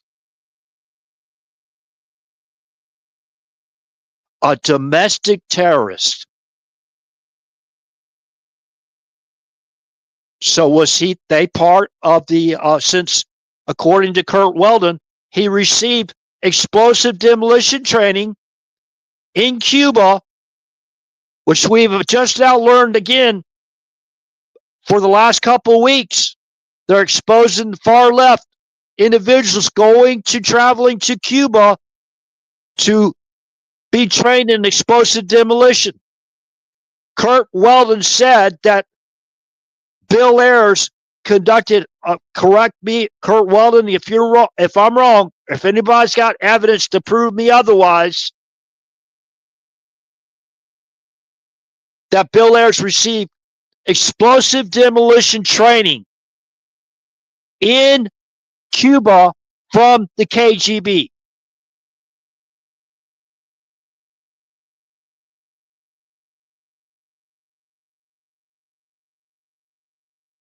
You know, all these people were supporters of Russia back in the day, right?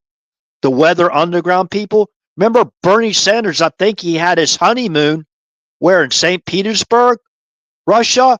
Where, in Moscow? Remember when Obama and Michelle Obama were invited to Moscow? They did a tour there, right? Remember, they were sleeping in the bed. Remember? The same bed that they falsely accused President Trump of hiring prostitutes to pee on the bed that Barack Hussein Obama and Michelle Obama slept on in Moscow when they were sleeping with the enemy.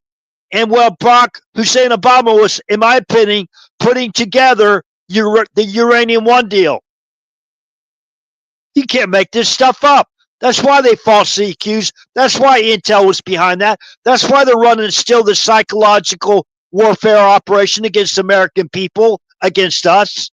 That's why they used a highly sophisticated, technologically advanced psychological operation tools. They turned on the American people. The Mockingbird media is still reading their scripts.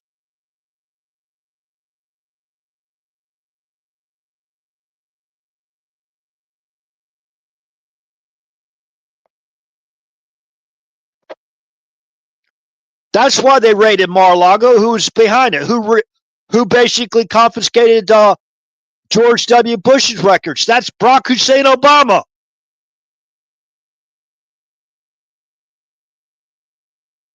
Come on, it's not that hard. Occam's razor, right? The simplest explanation is probably the truth. It's probably what happened.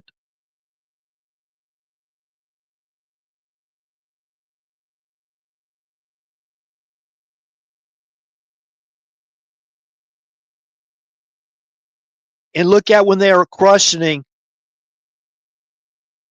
Robert Mueller about the Russia deal.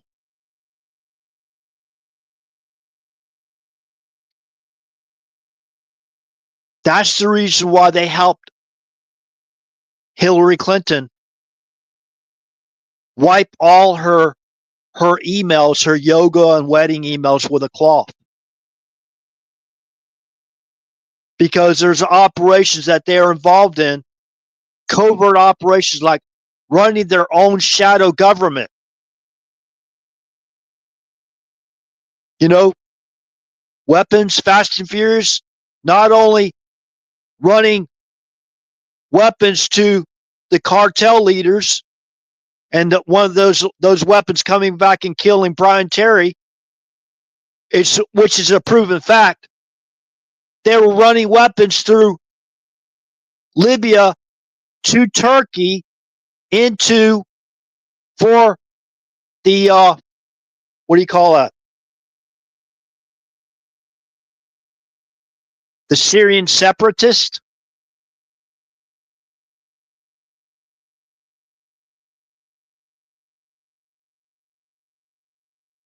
To ISIS, who mobilized the ISIS cell or cells into Manila, Philippines around November of 2017 in the attempts to murder President Trump. Who mobilized in those terrorist cells into Manila, Philippines to try to murder President Trump?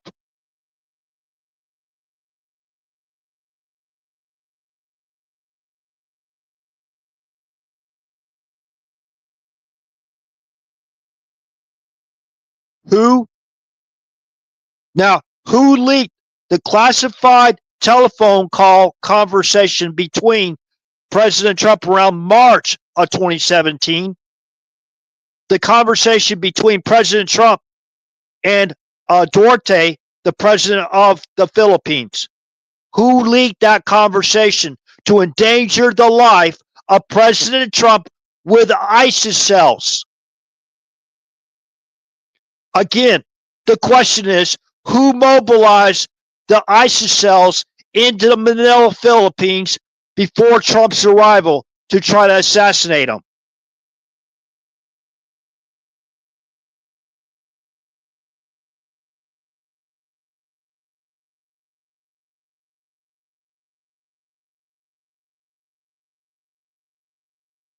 Okay, the information's out there. Remember Building 7. This is what got my attention. I believed until I heard Seymour Hersh say that Osama bin Laden raid, the official story basically was a pile of, cow manure or whatever, horse manure or whatever he said. Even one of their own guys, I guess they got him to get back into the plantation, right? Because he stopped his investigation. But there's some people that put out some what do you call that? Not blood trails, breadcrumbs, right?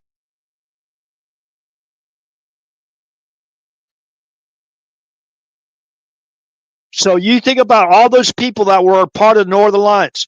Why did the Northern Alliance disband at the end of December? Remember, the Northern Alliance, military-wise, NATO, United States, Iran, Russia, and Ukraine. Ukraine was working with the United States militarily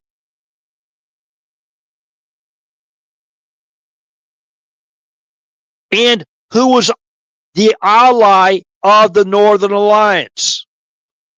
Why we went to war in Afghanistan covertly before 9/11, all the way back to 1992.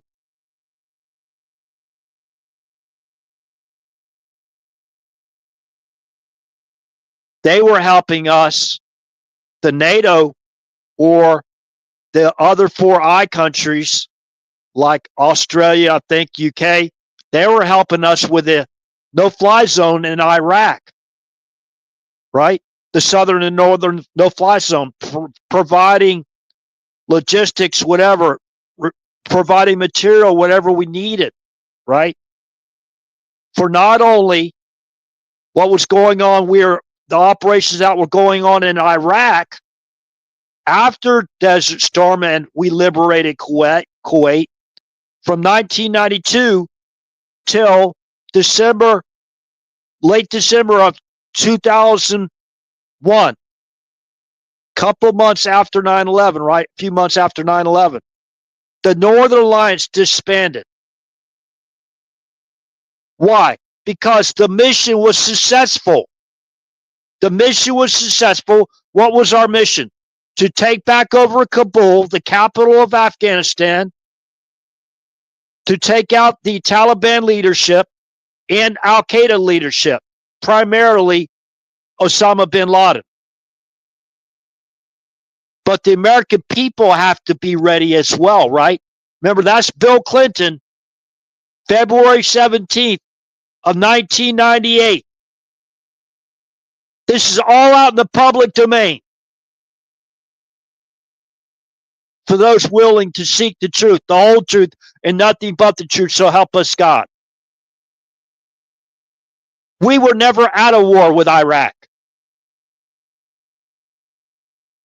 We had the other Five Eye countries, and we had help. Remember, was Russia allies with Iraq, or were they allies with Iran? Who helped instill, put the Ayatollahs in charge of Iran?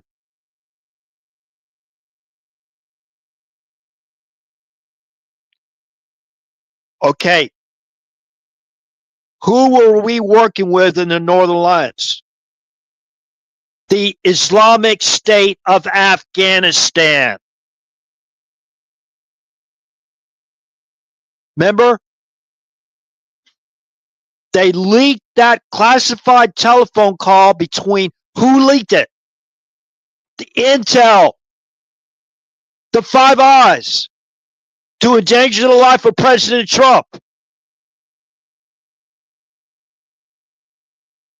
With ISIS cells. We were working for the Islamic State of Afghanistan. That was the top of the leadership of the Northern Alliance when we were conducting military activities inside Afghanistan. Oh, shut up, RH. You don't know what you're talking about. Well, I wish I didn't know what I was talking about. I wish all this was just some type of conspiracy theory. I wish a lot of this stuff wasn't conspiracy facts. They needed a catalyst for us to go into war with Saddam Hussein, to take out his weapons of mass destruction. Some of those which we helped license to Saddam Hussein in Iraq.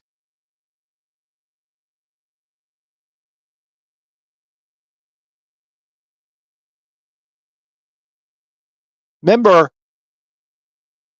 during Ronald Reagan, he was nearly murdered only 70 days into his presidency.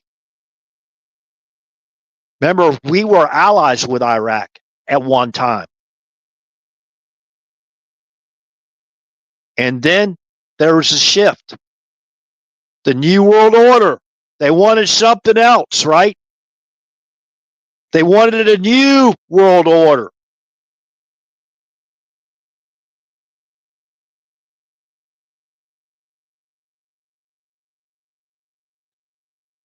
So Osama bin Laden, or bin Laden, already dead. And we took back over Kabul. We took back over and basically dismantled the Taliban and the Al-Qaeda leadership, especially after Usama, USA Ma bin Laden was killed in the mountains of Tora Bora. Fox News put out that article on December 26th of 2001. Bin Laden already dead.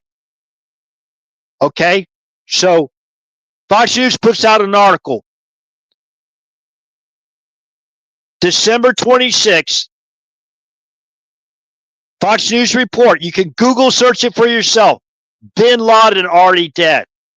Then they killed Bin Laden again. Remember the North Lines killed Bin Laden in a bombing raid in the mountains of Tora Bora? At least that's what we were told from other individuals. Fox News report. They put that out there. They put in a little bit of propaganda so it would drive us off the breadcrumb trail that they left for us, right? So then there was Operation Neptune Spear. What, May 2nd of what was it, 2001? Where we had the Osama bin Laden SIM over live operation.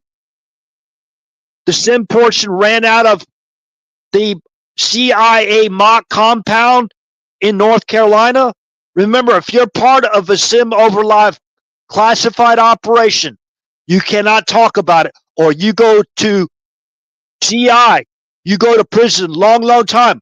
I'm not talking about anything that I was read into or any classified information or whatever that I was privileged of knowing. I never lost my security clearance, by the way.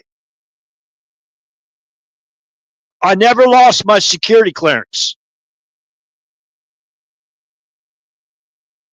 Everything that I talk about is out in the public domain. They released it, not RH. So Operation Neptune Spear was a SIM over live operation, in my opinion. You can say everything I said in this live stream are all my opinions. They're ridiculous. RH, you don't know. Who are you? What kind of education you got, RH?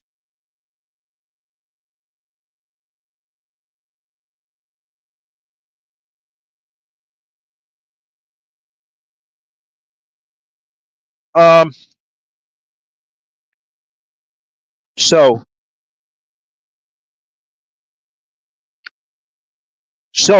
Fox News reports that Osama bin Laden, you read the report, it says bin Laden already dead, right? That's the title of it. But you go down into the first paragraph, they'll call him USA Ma. So that's another bin Laden, right? A bin Laden double. Bin Laden already dead. That article is December 26th of 2001. While we're celebrating the holidays, whatever, that's when that article came out. Then they killed bin Laden, or USA Ma, again in Operation Neptune Spear in a SIM over live operation. Remember, Leon Panetta, the CIA director, told us that live feed was cut. Nobody in that situation room saw bin Laden killed. And all those people involved in that operation were sworn to secrecy. To this day, if they talk about it, the SIM over live portion, they go to jail. They go to prison. Long time, GI. Fort Leavenworth, or maybe to, what do you call that place? That place in Cuba, right? Maybe they'll get a vacation to Cuba.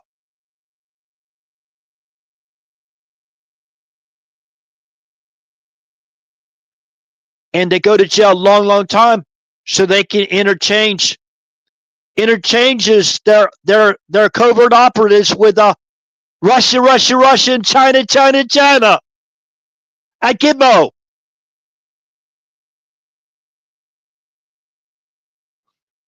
What a gig, right? Send them to Gitmo and release them because they're operatives. We have those spy exchanges, right, that are called, and they have the exchanges, right?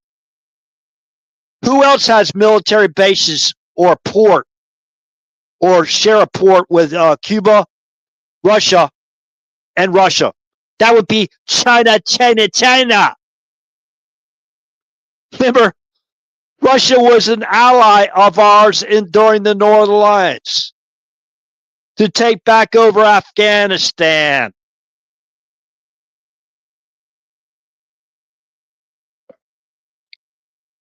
You can't make this stuff up.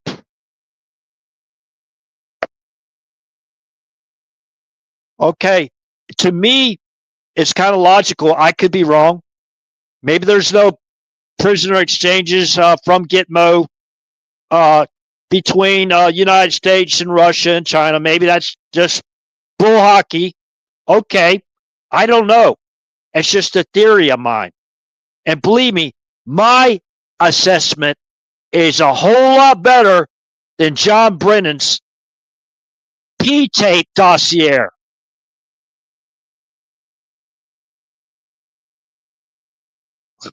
Golly. You can't make this stuff up. It's so ridiculous. Amateurish. You know what I mean? Amateurish. Oh, this is how they control us all. They modified the Smith-Mundak, and they destroyed our free press. I have to change the channel so many times. I can't even look at the news, right?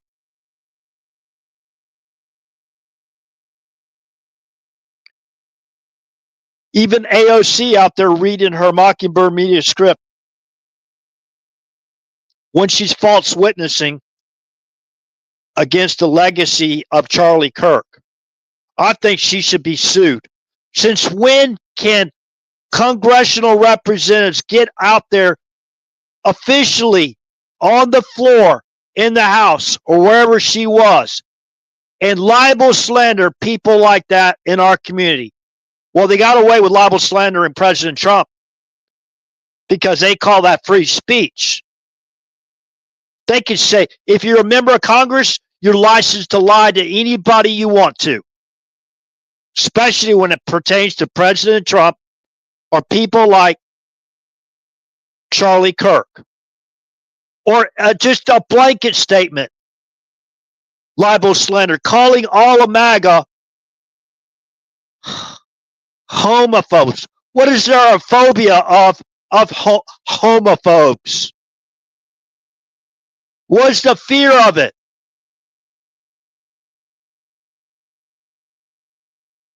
That's why they had to create a domestic armed terrorist group to strike fear in your hearts, right?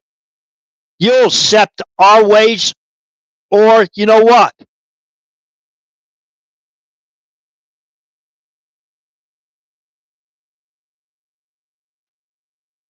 Is that godlike?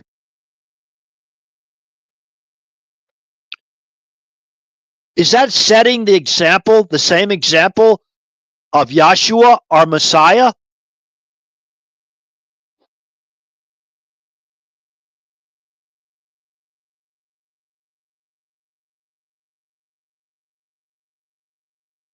So please fact check me on any of this stuff. I wasn't read into any classified operations, compartmental, sim over live operations of Operation Neptune Spear. I was already retired from active duty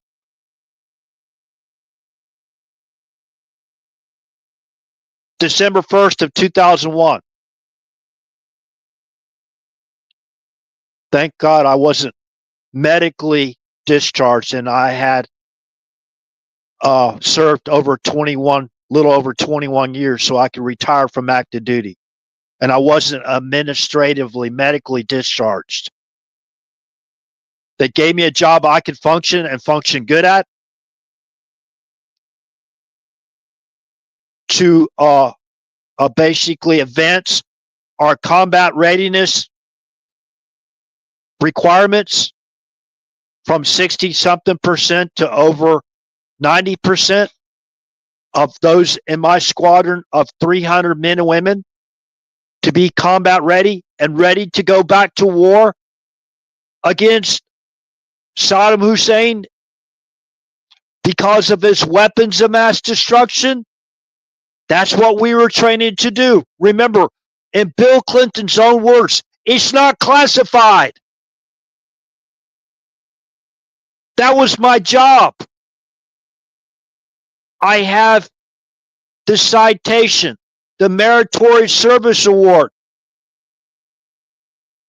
provided to me by General Charles Wald, former quarterback for Atlanta Falcons. He wrote and signed it. But when I retired, they went into a different mode. Before I retired, they went into a different mode. They deployed, I think, the administration section, and all of us were ready. Those that were physically capable, they didn't have a, what do you call it? There's a physical thing that the doctor gives you that I was unemployable.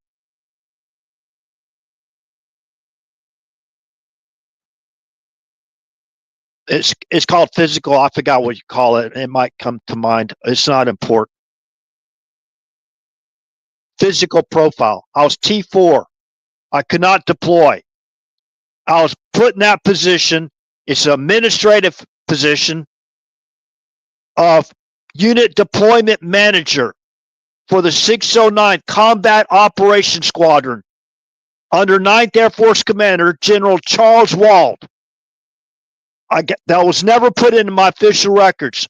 I have the citation because when I went on leave before I retired, okay, that guy gave me, they said they haven't gotten it into my records yet, whatever. He gave me the citation.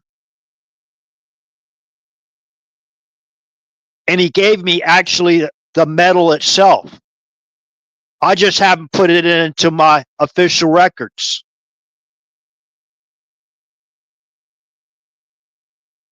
Now, I've read that part of that Meritorious Service Medal a few times on this channel because I had people attacking my career,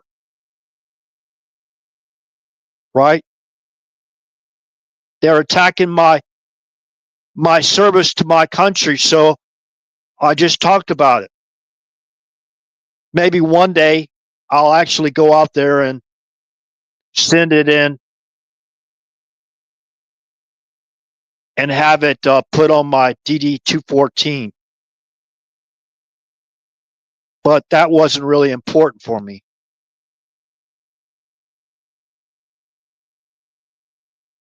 The facts are that we were ready.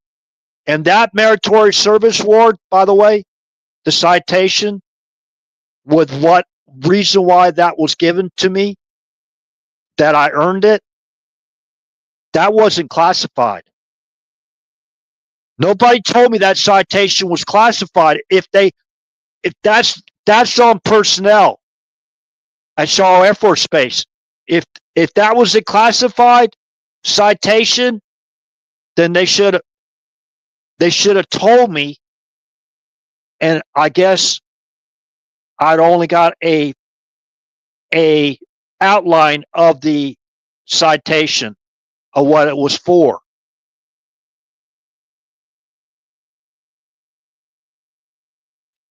You know, a lot of this stuff, like for example, on September 11th, 2001, I was across the hall from the intel branch when the first plane hit the tower. Also, another one of my jobs, and it's talked about in the citation, so that's not classified as well. I was a reports flight superintendent. I'll just leave that alone. Reports flight superintendent. Both jobs required me to have a security clearance, an SBI investigation, background investigation.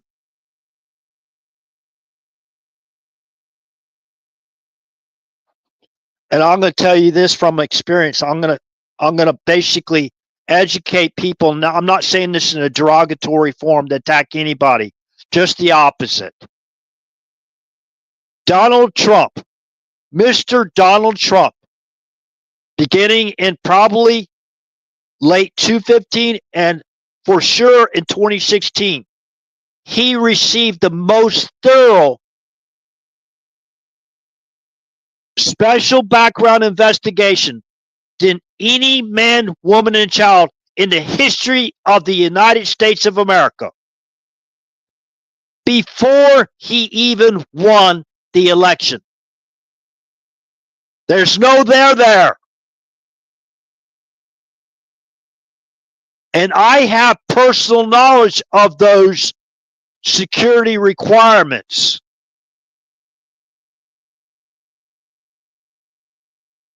And there's probably some out there who just can't wait till I slip up. But I'm not going to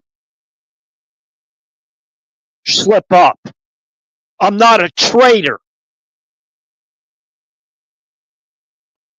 You know, there's a lot more information that the top level generals and the what do you call it, flag officers are privileged of knowing that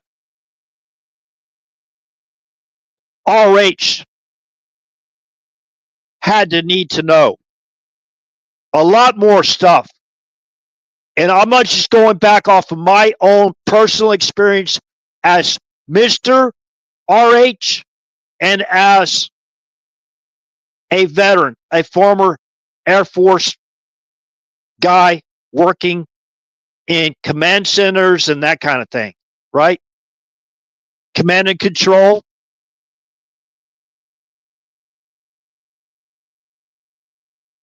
And I had other jobs as well. They entrusted a full armory to me. Of course, I had a security officer I reported to. It was an additional detail.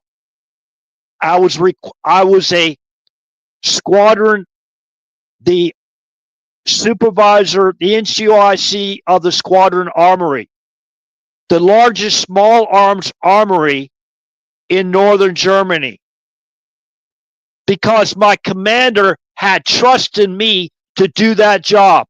Because the senior NCO that was running that before, or a junior NCO that was running that before, he was over me. At that time, I was only a staff sergeant in the United States Air Force. The guy that was in that job before me, before my commander gave me that job, his son and another guy's son in my unit got in a very bad fist fight. And his son broke the nose of the other son, right? So they had to take him out of that job, right? Because there were threats made. Because that other senior or NCO, senior than me at the time, his son broke his son's nose in a bad fight. I guess at a high school or something like that. I don't know. It was a really bad fight. So our commander, took him out of that position and put trust in me because he had trusted me to do that job.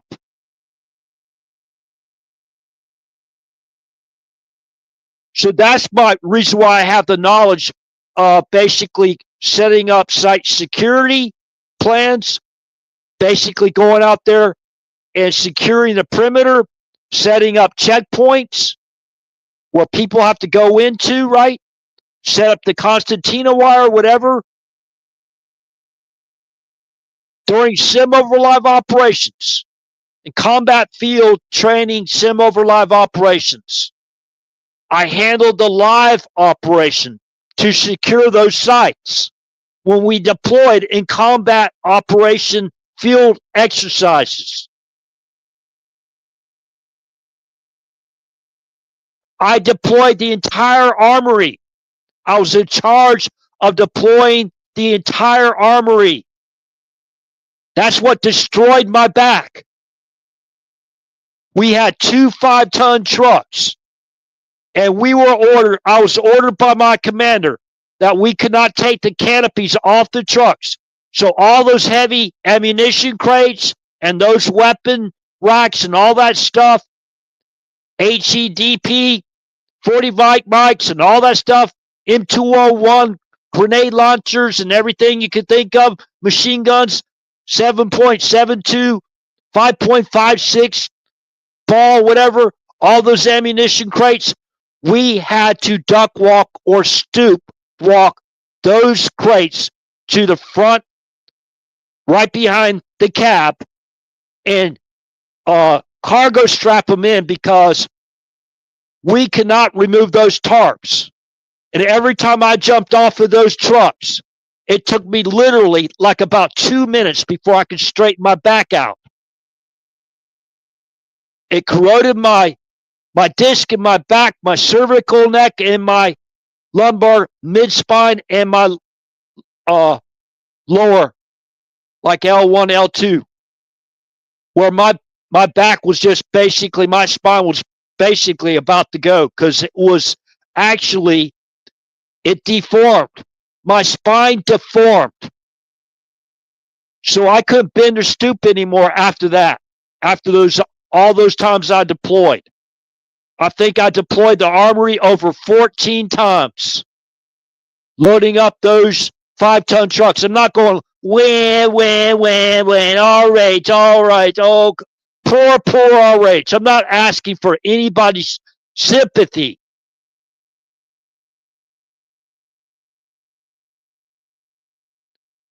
But I'm proud of the service that I conducted for my country, and I'm proud of those that worked with me.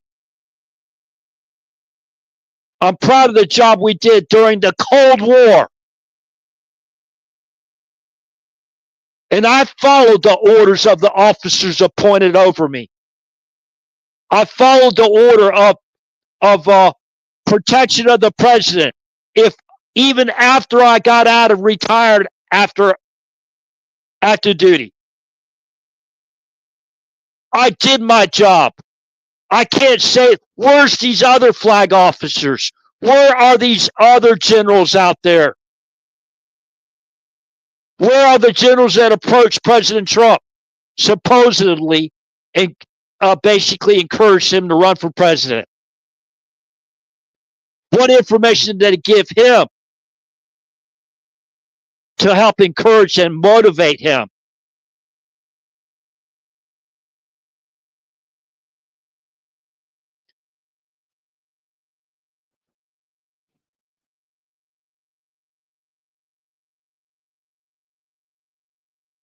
So I was doing physical training. We were responsible for our own training. Even though I was already injured, I went in just to do warm-ups with 2 45-pound plates with the long bar. I went down to do a squat. It's something I could do 100 times, if not more. That was just warm-up weights for me. My disc burst in my back, my lower lumbar spine. They call it an angular tear. I lost all feeling of my right and left leg. My knees hit the concrete and the barbell bounced off my shoulders and caused a compression fracture in my spine. I could not walk. That's who they're attacking. Trying to make it look like I'm a crazy guy out of my mind because I'm out there to try to protect the President of the United States, which is part of the UCMJ training, Uniform Code of Military Justice. For those that don't know that code, I still follow the code.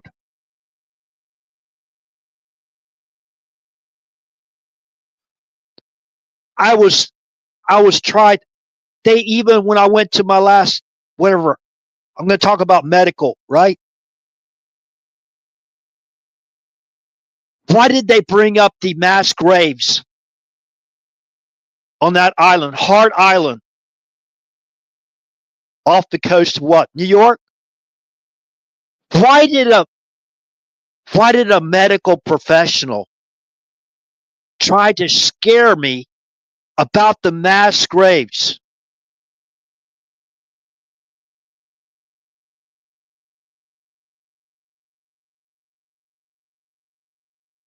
He's a citizen of a NATO country. Why is this guy trying to scare me and then tell me how effective that the jabs were?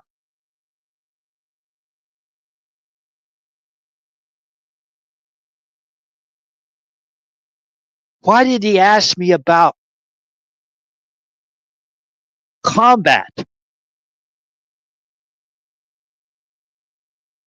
What kind of questions are that of a doctor?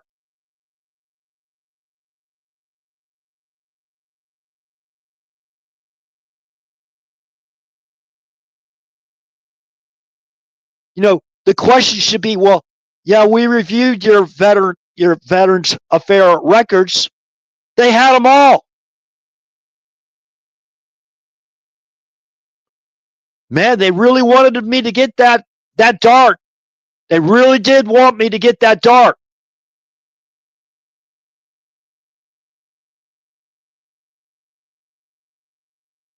I'm talking about 5 or 6 months ago.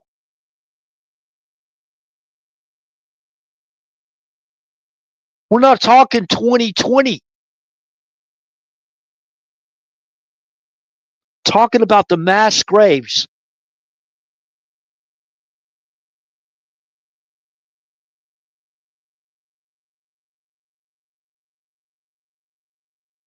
On Hart Island. Is that ethical?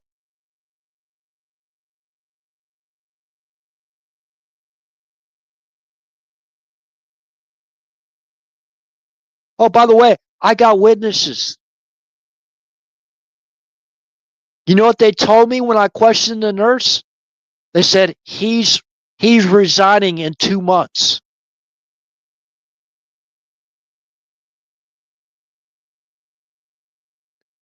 They said that he told me that those darts were like 75% effective to keeping people out of the hospital, or you know what I mean?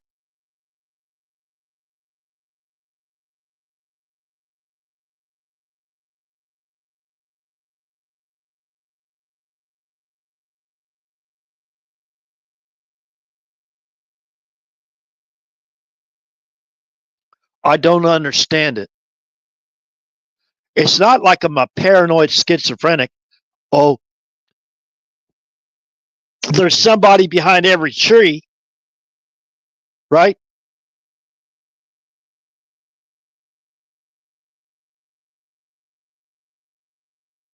You don't even go through the records. So who was actually prompting that guy to make those comments? Why is he resigning in 2 months? Doug Collins, I think that's a good question for you, sir.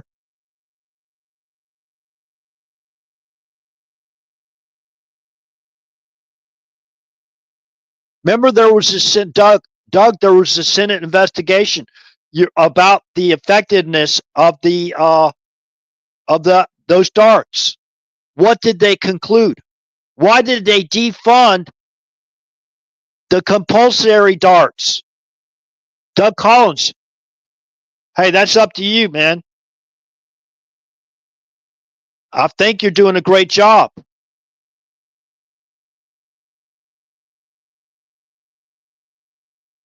Is it more of a scare tactic? Because remember, the DOD won their lawsuit back in 2003. The DOD lost their I should say it differently. The DOD contractors won their class action lawsuit against the DOD for the compulsory anthrax vaccine. You know what the federal judge ruled? The Armed Forces or Department of Defense cannot use the men and women in uniform as guinea pigs for experimental drugs. And far as the darts are concerned, they have to provide informed consent, which means if you're going to take or receive an experimental drug, they have to tell you what's in it, right? And what the effects could be of that dart, that particular dart.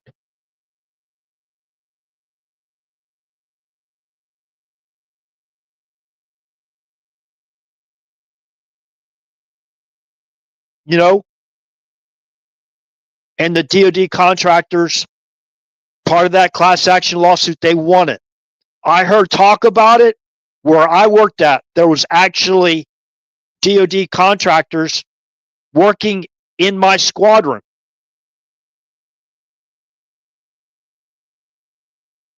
And I heard them talking about it.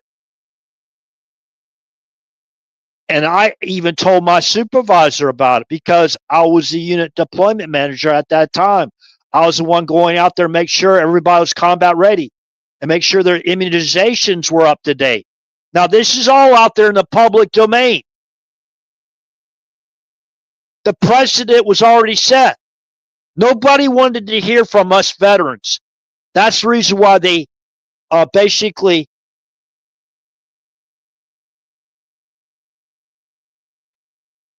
what do you call that?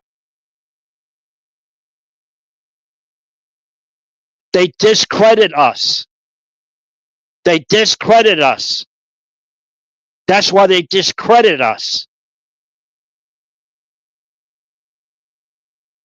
So they can get away with this crap.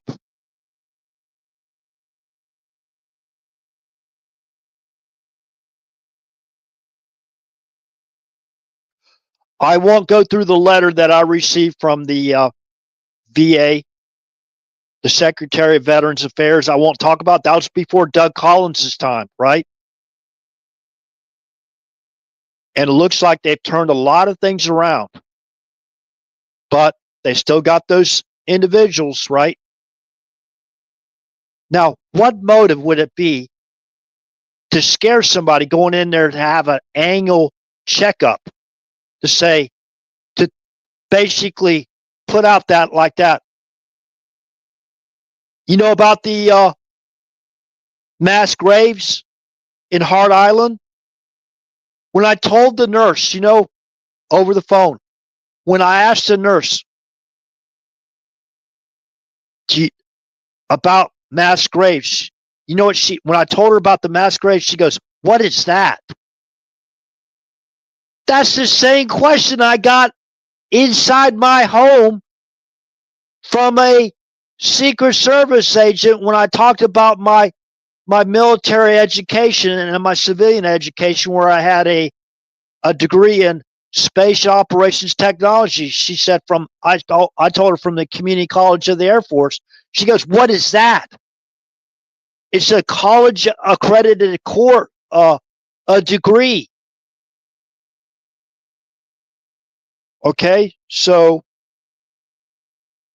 when you're going for certain types of like a bachelor degree, you can use part of those credits from your Community College of the Air Force credits, and basically they'll give you the credits towards a bachelor or higher level education. But believe me, I've got a lot higher education than just a Community College of the Air Force because of self-education, my own education, further professional military education.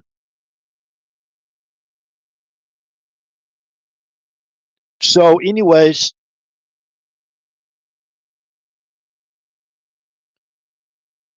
so they'll discredit that because if what I say doesn't fit their Mockingbird scripts or narrative, right? They'll try to do everything in their book to discredit me, or they'll just preempt this channel and take it down. Now, I hope there's 7 people here now. That means there's 6 others people here besides myself. I hope the 6 other people share this live stream and share this information, and it gets in the appropriate hands or the ears of somebody out there that can actually do something about this. And I hope it helps.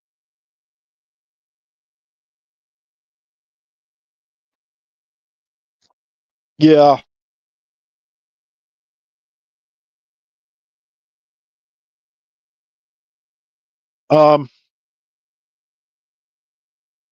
So let's get back on track here. Remember what that Senate, U.S. Senate, we're talking about a U.S. Senate. This was an investigation conducted by state Senate. But I'm going to say this right now. Our Surgeon General of the state of Florida, they stopped a lot of these compulsory darts. Right? I'll just stop with that. So Judge Emmett Sullivan was the federal judge that ruled in favor of the DoD contractors that conducted a class action lawsuit against the DoD because of the compulsory anthrax darts. See, that precedent was already set. That precedent should have been learned and carried forward before the hindsight perfect vision came along. Remember, it was the Senate investigation that concluded that those darts didn't keep you from getting it or keep you from spreading it. So that's the reason why they defunded the compulsory mandate. But what happened? It was right. Over 92% of the men and women in uniform had already taken it. Already taken it. And remember, there's a biological warfare component of this about stuff that was created in the lab as far as gain of function goes. And that's self-education, me taking the hours and hours and hours and hours and hours of time of going through all these online medical journals from the NIH and even from Wuhan Institute of Virology under coronavirus research. That's what I shared in the public domain, and that's the reason why they deplatform my channels.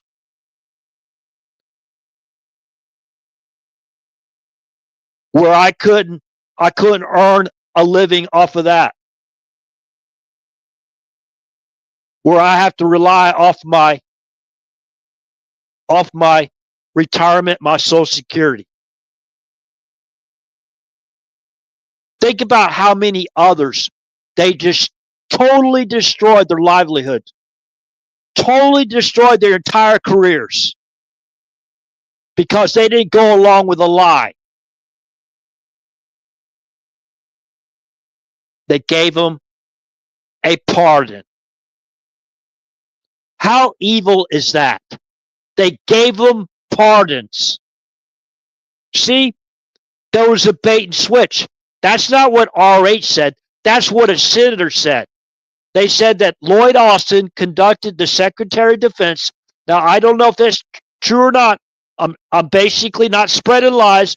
I'm spreading what a U.S. senator said.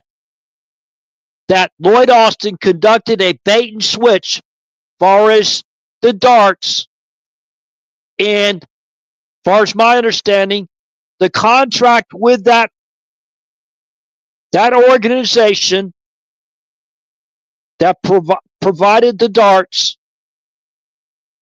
they were supposed to provide a safe and effective dart. And they put out something that wasn't. Now, there was placebo, there was other types of, we've already gone through all this. And like I also know, remember, they medevaced President Trump in Marine One. Thank God they didn't have a hydraulic cut or whatever. They medevaced him to U.S. Army Hospital Walter Reed, I think. I believe it was, or Bethesda, one of the two. Knowing that he took hydroxychloroquine and the Zelenko protocol, they gave him, as soon as he arrived, they gave him remdesivir. Remdesivir warning was don't take it if you've taken hydroxychloroquine. I've actually read with my own eyes. They've taken that down. They wiped it off. As far as I've seen, they wiped it off the internet.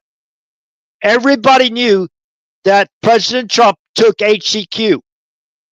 Okay, let's go back to the NIH's own medical online journal. Going back to 2008, I believe it is, or 2005.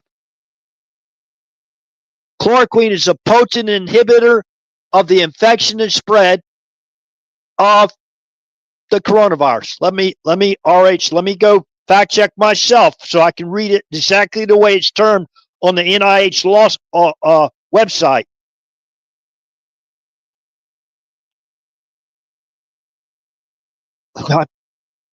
President Trump was a civilian. I think at the time he might still be able to sue those who gave remdesivir. Remember, it was Fauci that peddled remdesivir.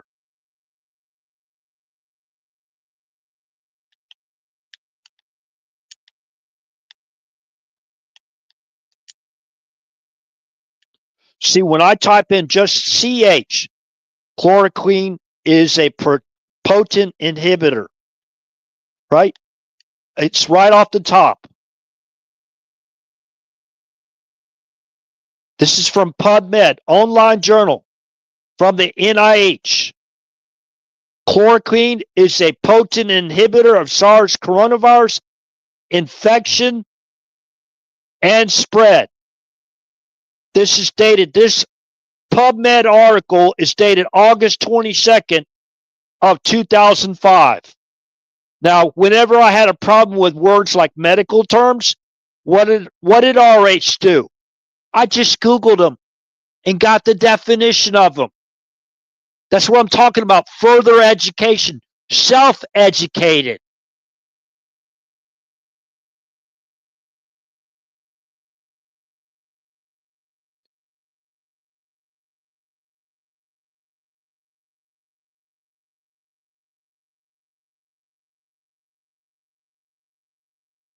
Background, severe acute respiratory syndrome, and go check out Event 201 Global Pandemic Exercise based on the new SARS coronavirus.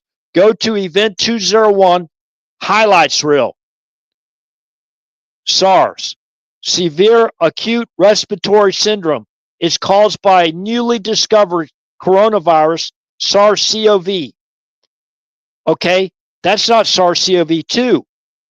No effective prophylactic or post-exposure therapy is currently available.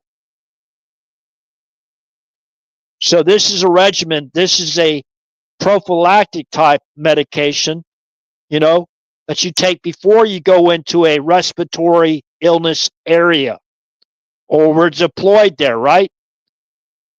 We report, however, that chloroquine has strong antiviral effects on SARS-CoV infection of primate cells. These inhibitory effects are observed when the cells are treated with a drug ether. before or after exposure to the virus, suggesting both prophylactic and therapeutic. See, prophylactic, right? And therapeutic advantage. Okay, so I went through this and I was sharing all this information back in the early part of this, you know, hindsight, perfect vision, and many other people were as well. And that's the regiment that President Trump took. And everybody knew it before he got to U.S. Army Hospital Walter Reed or Bethesda, wherever they medevaced him to. And President Trump was very thankful. What did they give him that actually saved his life? Because, in my opinion, this is just RH's opinion.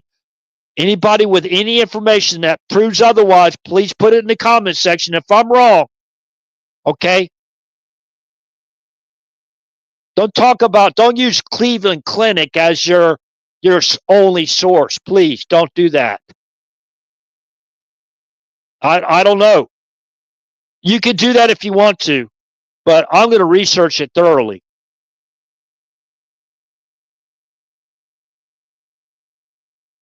So, in my opinion, chloroquine is a precursor to HCQ. So probably HCQ was more effective, right? I don't know. I didn't get that far. I got the information I needed to help, give the information to those that out there wanted it. Okay, so it's right here. Chloroquine is a potent inhibitor of SARS coronavirus infection and spread.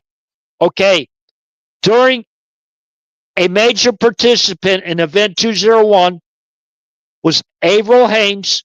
She was at the time of Event 201 on October 18th of 2019. She was a senior campaign advisor for Biden's third term.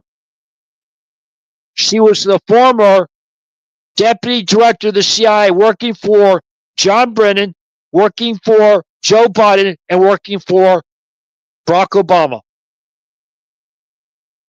She was also the deputy national security advisor, working for Susan Rice, working for Joe Biden, and working for Barack Obama. Okay?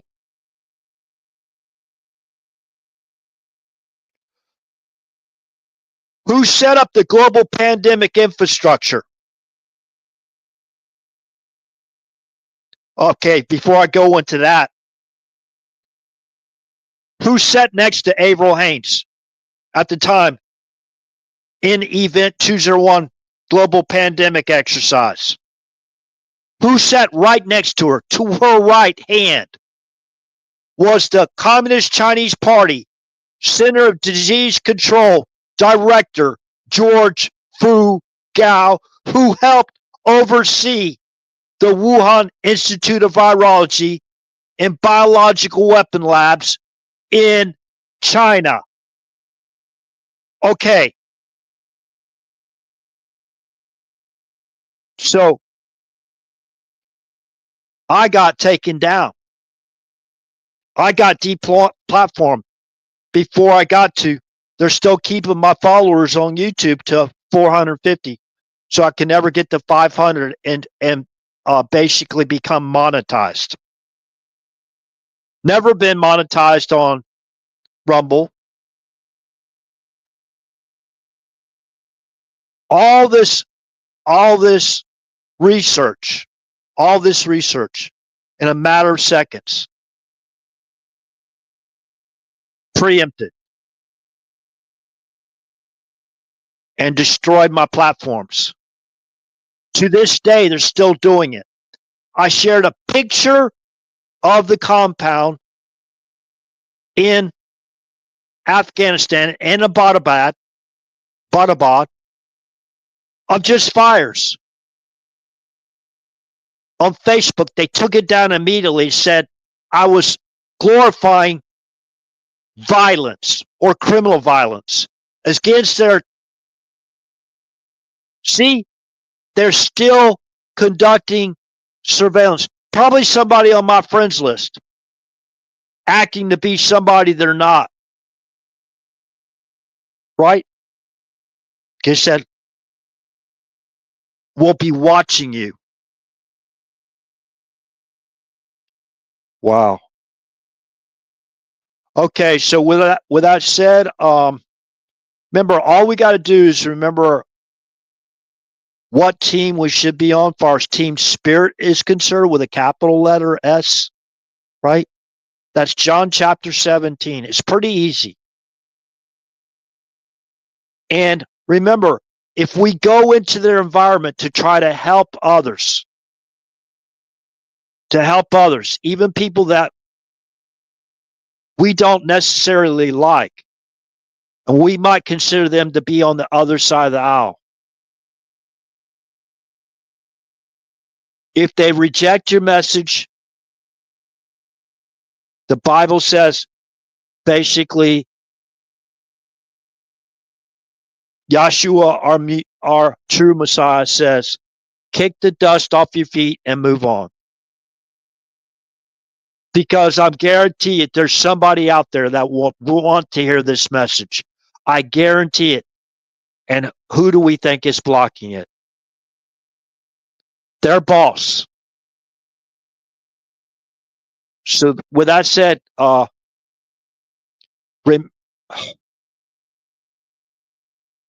and his angels have the majority. If God is with us, who can be against us?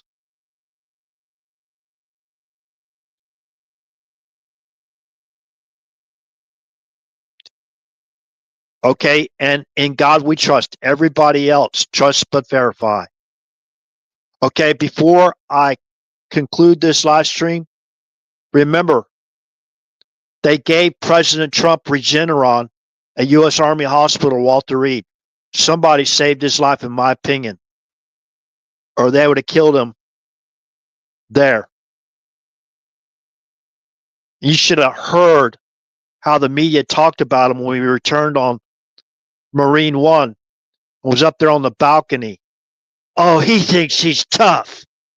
You can hear the hatred. I think that was, it doesn't even matter. I forgot his name. The guy that grabbed them. No, they're not called illegals. They're called migrants. They're not called illegal immigrants. They're called migrants. And he started to argue with the president of the United States, taking over the mic. And the president of the United States couldn't even fire that guy. Jim Acosta, right? I think that's who the guy. Oh, he thinks he's tough. Well, who saved his life? Was that the antidote to the biological weapon that they gave President Trump? He looked great when he got back to the White House.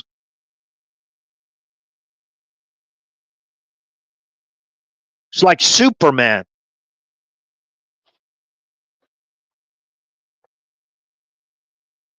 I don't know. Maybe somebody said, hey, I don't want the death of the president of the United States on my hand. You know? And boom, miraculously, this file popped out of that file cabinet of a research of that had it had promises, you know.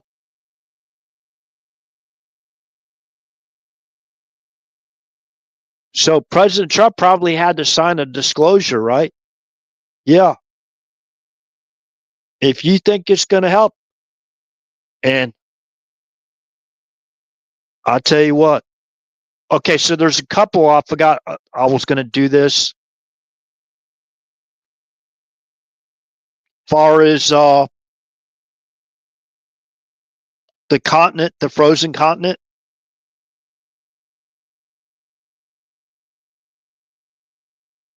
The experiences of somebody I know my entire life. His experiences, him recommending I read after Roswell, I think it's Lieutenant Corso. And he stopped talking about that stuff. About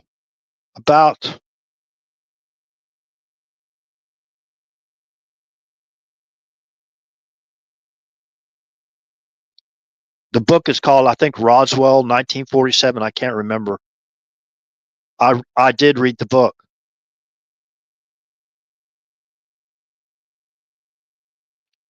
Okay. The other photograph, of course, I shared this earlier. Let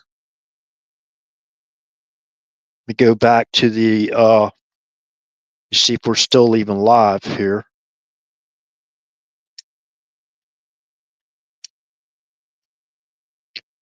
Okay. You got that photograph?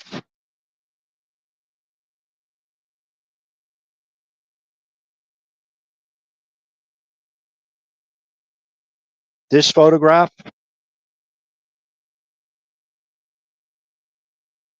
That's Event 201, major participant. Picture of George Fu. President Trump, I believe, made a joke about Kung Fu. Remember? He gets a whole lot more intel than RH ever dreamed of. Some of it non-real time for a reason. Oh, that's already done. We've already taken care of that operation, President Trump. Well, you didn't tell me about it. Well, Biden directed us to do that, right? That's the way it works, right?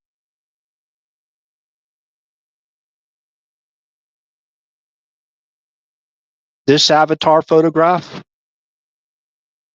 I'm on Rumble now. If you're on YouTube, if you want to go over to my YouTube channel, okay, it's area 111 without the space.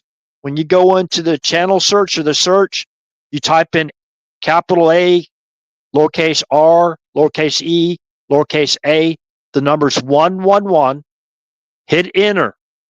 You're going to have to go back to the search bar again where you see area 111 in white letters and look for the blue background avatar with a capital letter A. That's my website. That's where I'm at live now. So if you want to come over from YouTube, switch over to my Rumble channel right now before I end it. So you can see these avatar photographs. Hold on a second. Let me see if they're actually up on YouTube. So you may not have to.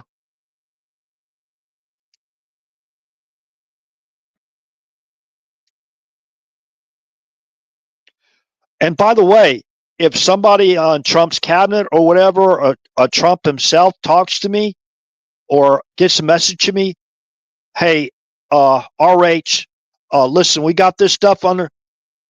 We need you to, just shut your mouth, dude.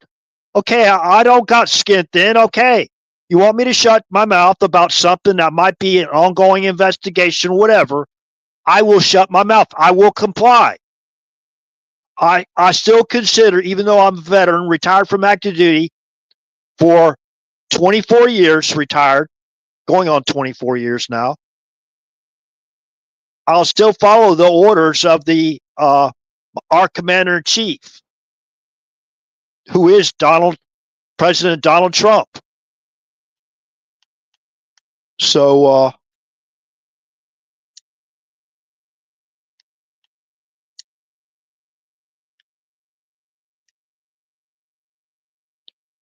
there you have a picture of they promoted her. That's Avril Haines at Event 201, Global Pandemic Exercise based on the new coronavirus. Remember, there's not a single cabinet or administration official at Event 201 that worked for President Trump, at least not to my knowledge. Avril Haines at the time, she was a senior advisor for the Biden campaign, for their third campaign. Okay? And to her right, again, let me put this up there on the screen. To her right, see how long it takes to change over on YouTube. It changes over on YouTube and Rumble, so people don't have to change from YouTube. But please follow me over on Rumble as well. Now on True Social at Area 111, my profile there, I share source references. So if you want source references to back up this information, please go there and check out the source references. Follow me there as well. So here you have to the right of Avril Haines, you have the Chinese Communist Party Center of Disease Control Director George Fu Gao. And the joke is Kung Fu Gao, right? Remember, they called Trump a racist, right? Kung Fu, when he said Kung Fu, called him a racist, right? It's ridiculous. I'm pretty sure that's who he's referring to. Now, George Fu Gao was either ordered by Xi to resign as the CDC director in China, or he resigned on his own based on information that became public. Now, remember, he helped oversee the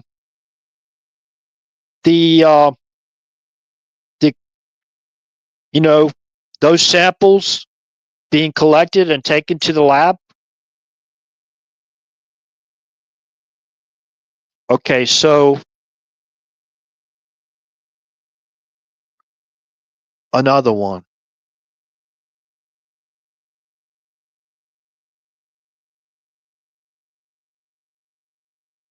Talking about the compound. Sim over live.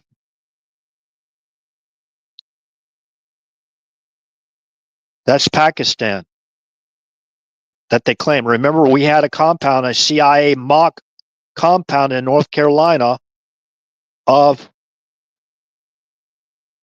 Osama bin Laden, USA Ma bin Laden.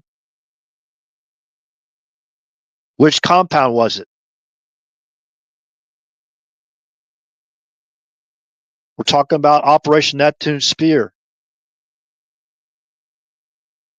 So that's another aircraft, right? Now this one was basically, see the rotor blades? See that mound of debris? That's another helicopter. Remember, the White House Situation Room feed was cut.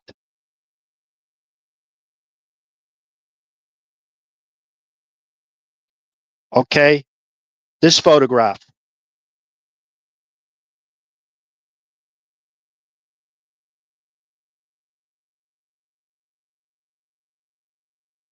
When was that? Remember, Leon Panetta said that they don't see the actually shooting of Osama bin Laden, USA Ma, right? So why do they look like that? Why do they look like that?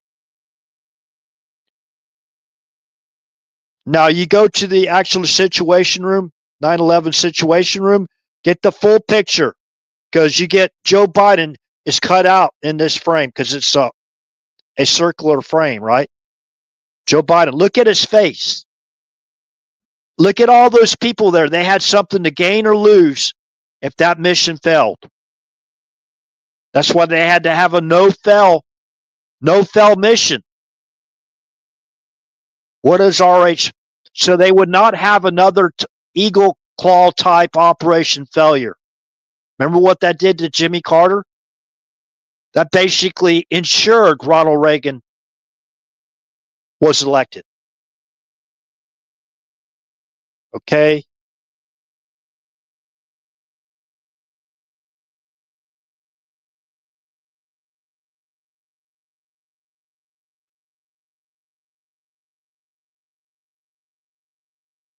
Okay, this photograph. I shared the other day.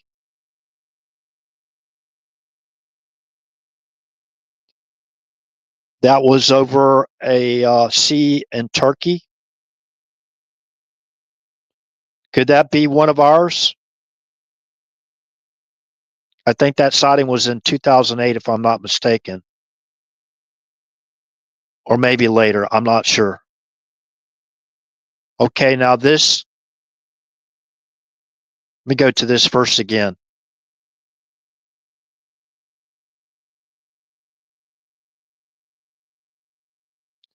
Go to this one again. Time.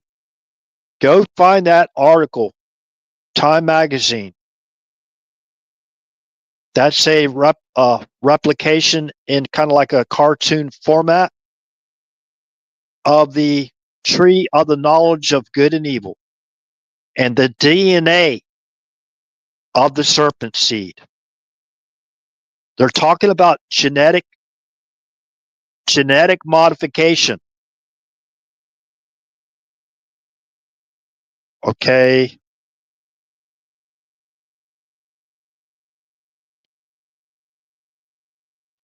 Remember Ronald Reagan?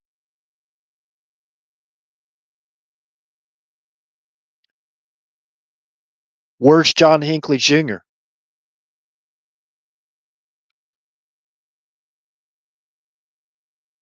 See that fellow there with a gun pointed up in the air? See the other fellow pointing his handgun? That's Reagan's protection detail, right? Are they pointing the gun at John Hinckley Jr.? This guy with a gray suit with see the white shirt with his gun pointed upwards? They having their guns drawn. Hinckley was not the threat. They're looking at what we say was another shooter, possibly.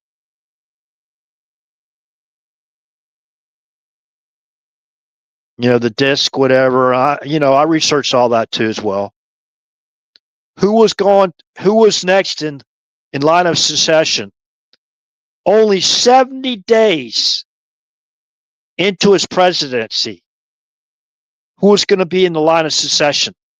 Oh, by the way, that picture there, John Hinckley's on the ground. He poses no threat.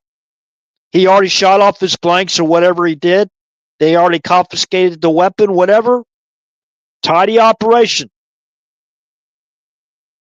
They kept his head down. They had a wall, a human wall of protection all around John Hinckley Jr. They forced his head down so they wouldn't kill him, right?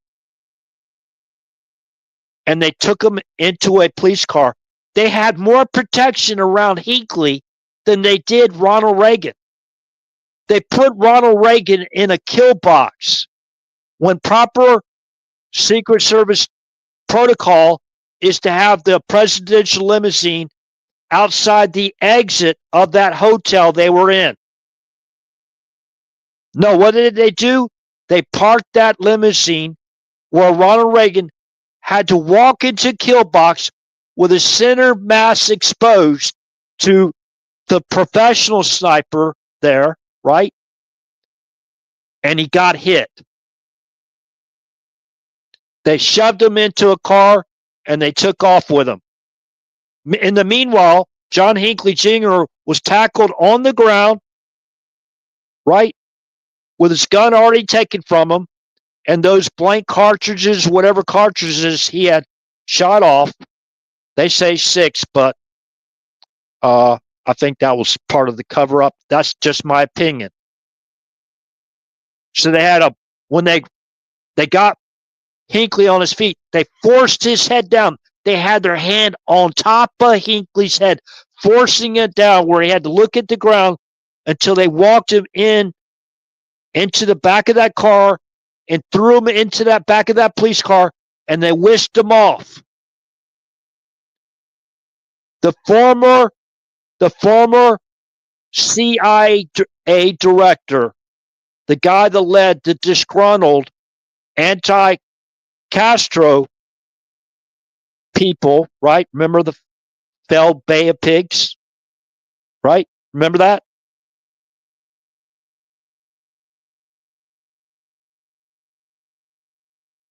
He was next in line.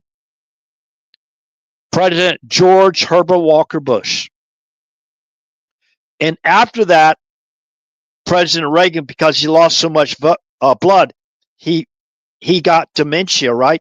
Because he had so much blood loss, his memory started to go downhill. And they were running roughshod all around Reagan, accusing Reagan of what they were doing. Like the Iran-Contra scandal, all those people calling Reagan evil. Remember that?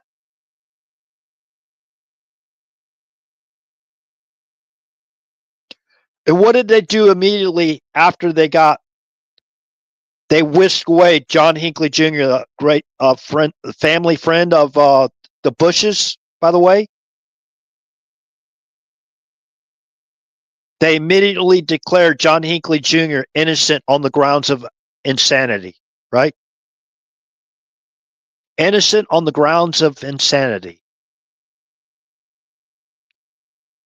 And I do believe this next suspect that took out Charlie Kirk, he's either going to be a patsy or they're going to get him off. You know, what I mean, get him off? I mean, basically going to say, we can't basically say he's guilty beyond a reasonable doubt. There's too many problems here. It looks like they are basically tainting the investigation. I don't know. That's just the way it appears to me. I'm not saying anything bad about those professionals in the three-letter agencies at all, to include members in the CIA, those out there that are risking their lives every day to help keep us all safe, to include little old RH.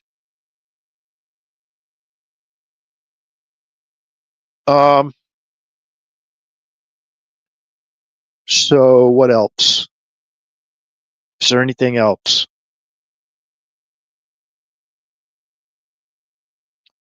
Supposedly, Roger Stone already has a book out of who was behind to try to assassinate President Reagan, because we believe that was a broader criminal conspiracy as well. Okay.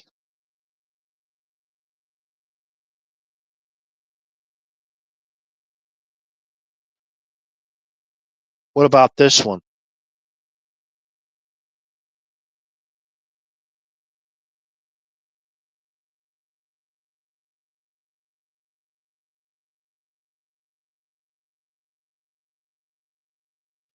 Codell Pelosi. That's a military one, right? That's a baggage cart that they load up those military aircraft for Pelosi to go on a boondoggle to Afghanistan, to pick up her caches. Look at all that Pelosi baggage, right? Congressional delegation to Afghanistan and to NATO headquarters. What, Mons, Belgium, or I forgot where it's at. Brussels. Get to pick up her,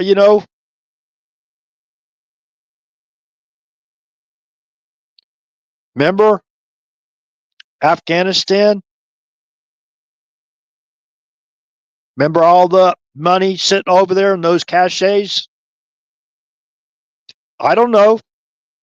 There's a kind of like a traditional thing that Europeans do when they come to America to on vacation. They buy souvenirs in America or buy things that are cheaper. And what they do, they'll bring with them, they'll ship with them half-empty suitcases so they can fill them up with stuff that they buy in America, and they go back to Europe, right? and then they have to basically declare stuff to the customs over there where they live. See, when the congressional delegation uses military flights and transportation, they don't have to. They circumvent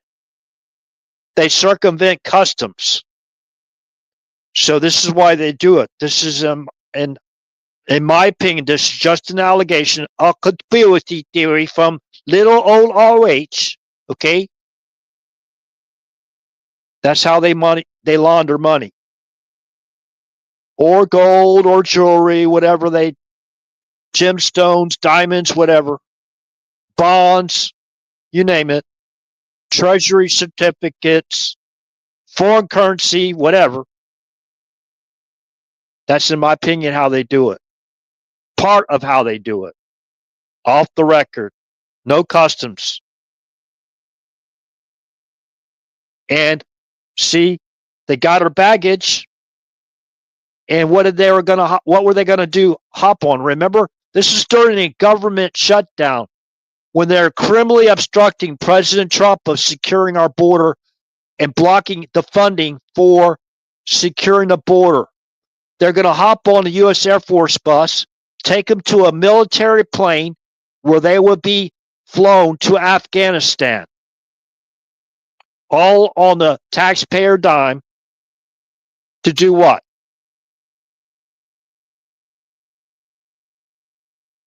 Okay. Right there. To fill their bags.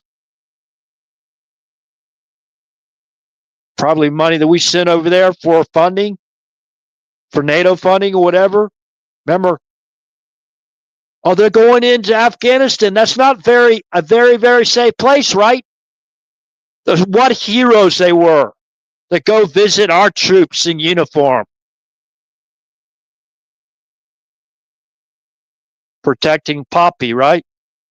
I mean, I'm sorry. I'm not trying to denigrate the service of our people in uniform. I'm not.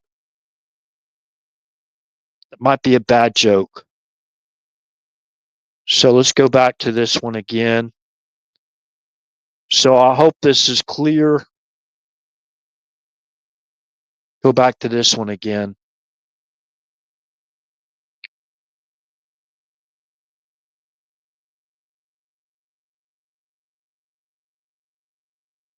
So good night, good morning, or good day to everyone out there. This concludes the live stream, and God bless each and every one of you. Thank you for watching the live stream, and please share the link. Now, I don't know how long this may be up on YouTube. It'll probably be taken down because they deplatformed me there multiple times as well. But it will be up, hopefully, still on Rumble. So if there's anything that I said that's wrong or whatever, put the correct information in the comment section. And if I made any mistakes, I'll correct myself. So there's a lot going on here as far as domestic deals where I got to help people out, more than one person, even in the shape I am. I still managed to get through it, and a lot of tension, a lot of stress involved in that. So I'm a man with a peaceful spirit. I'm not a hothead. So, and if I raise my voice at times, believe me, because there might be something in the background that you're not aware of, that maybe it would be, let's say, against the law, or something that goes against like an NDA or whatever, or anything like that. It's just some things are not tactful, not respectful. And if I've appeared to basically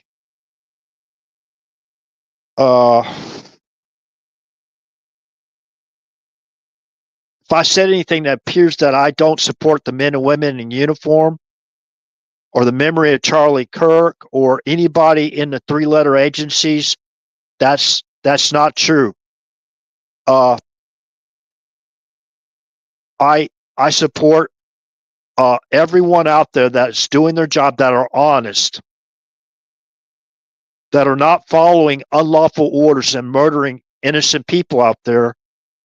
I support you 100%. If you're lawful, you're not involved in any type of criminal activity, money laundering or whatever, you know, and you're out there trying to help keep us all safe, hey, my hat goes off to you. I'm very proud of you. Okay, very proud of those people, those individuals out there. And those people trying to tear us down as a country, even though you got a different opinion, I'm not going to reach out in violence towards you. You can still contact me too, if you will, if you want. Being respectful in the comment section after the live stream is over. Is there some information you know is not classified and you don't have the privilege of sharing? Okay. Don't share it. I don't want to hear it. I don't want to see it. Okay. With that said, good morning, good day, good evening. No matter where you're from, this concludes the live stream, and God bless. Thank you.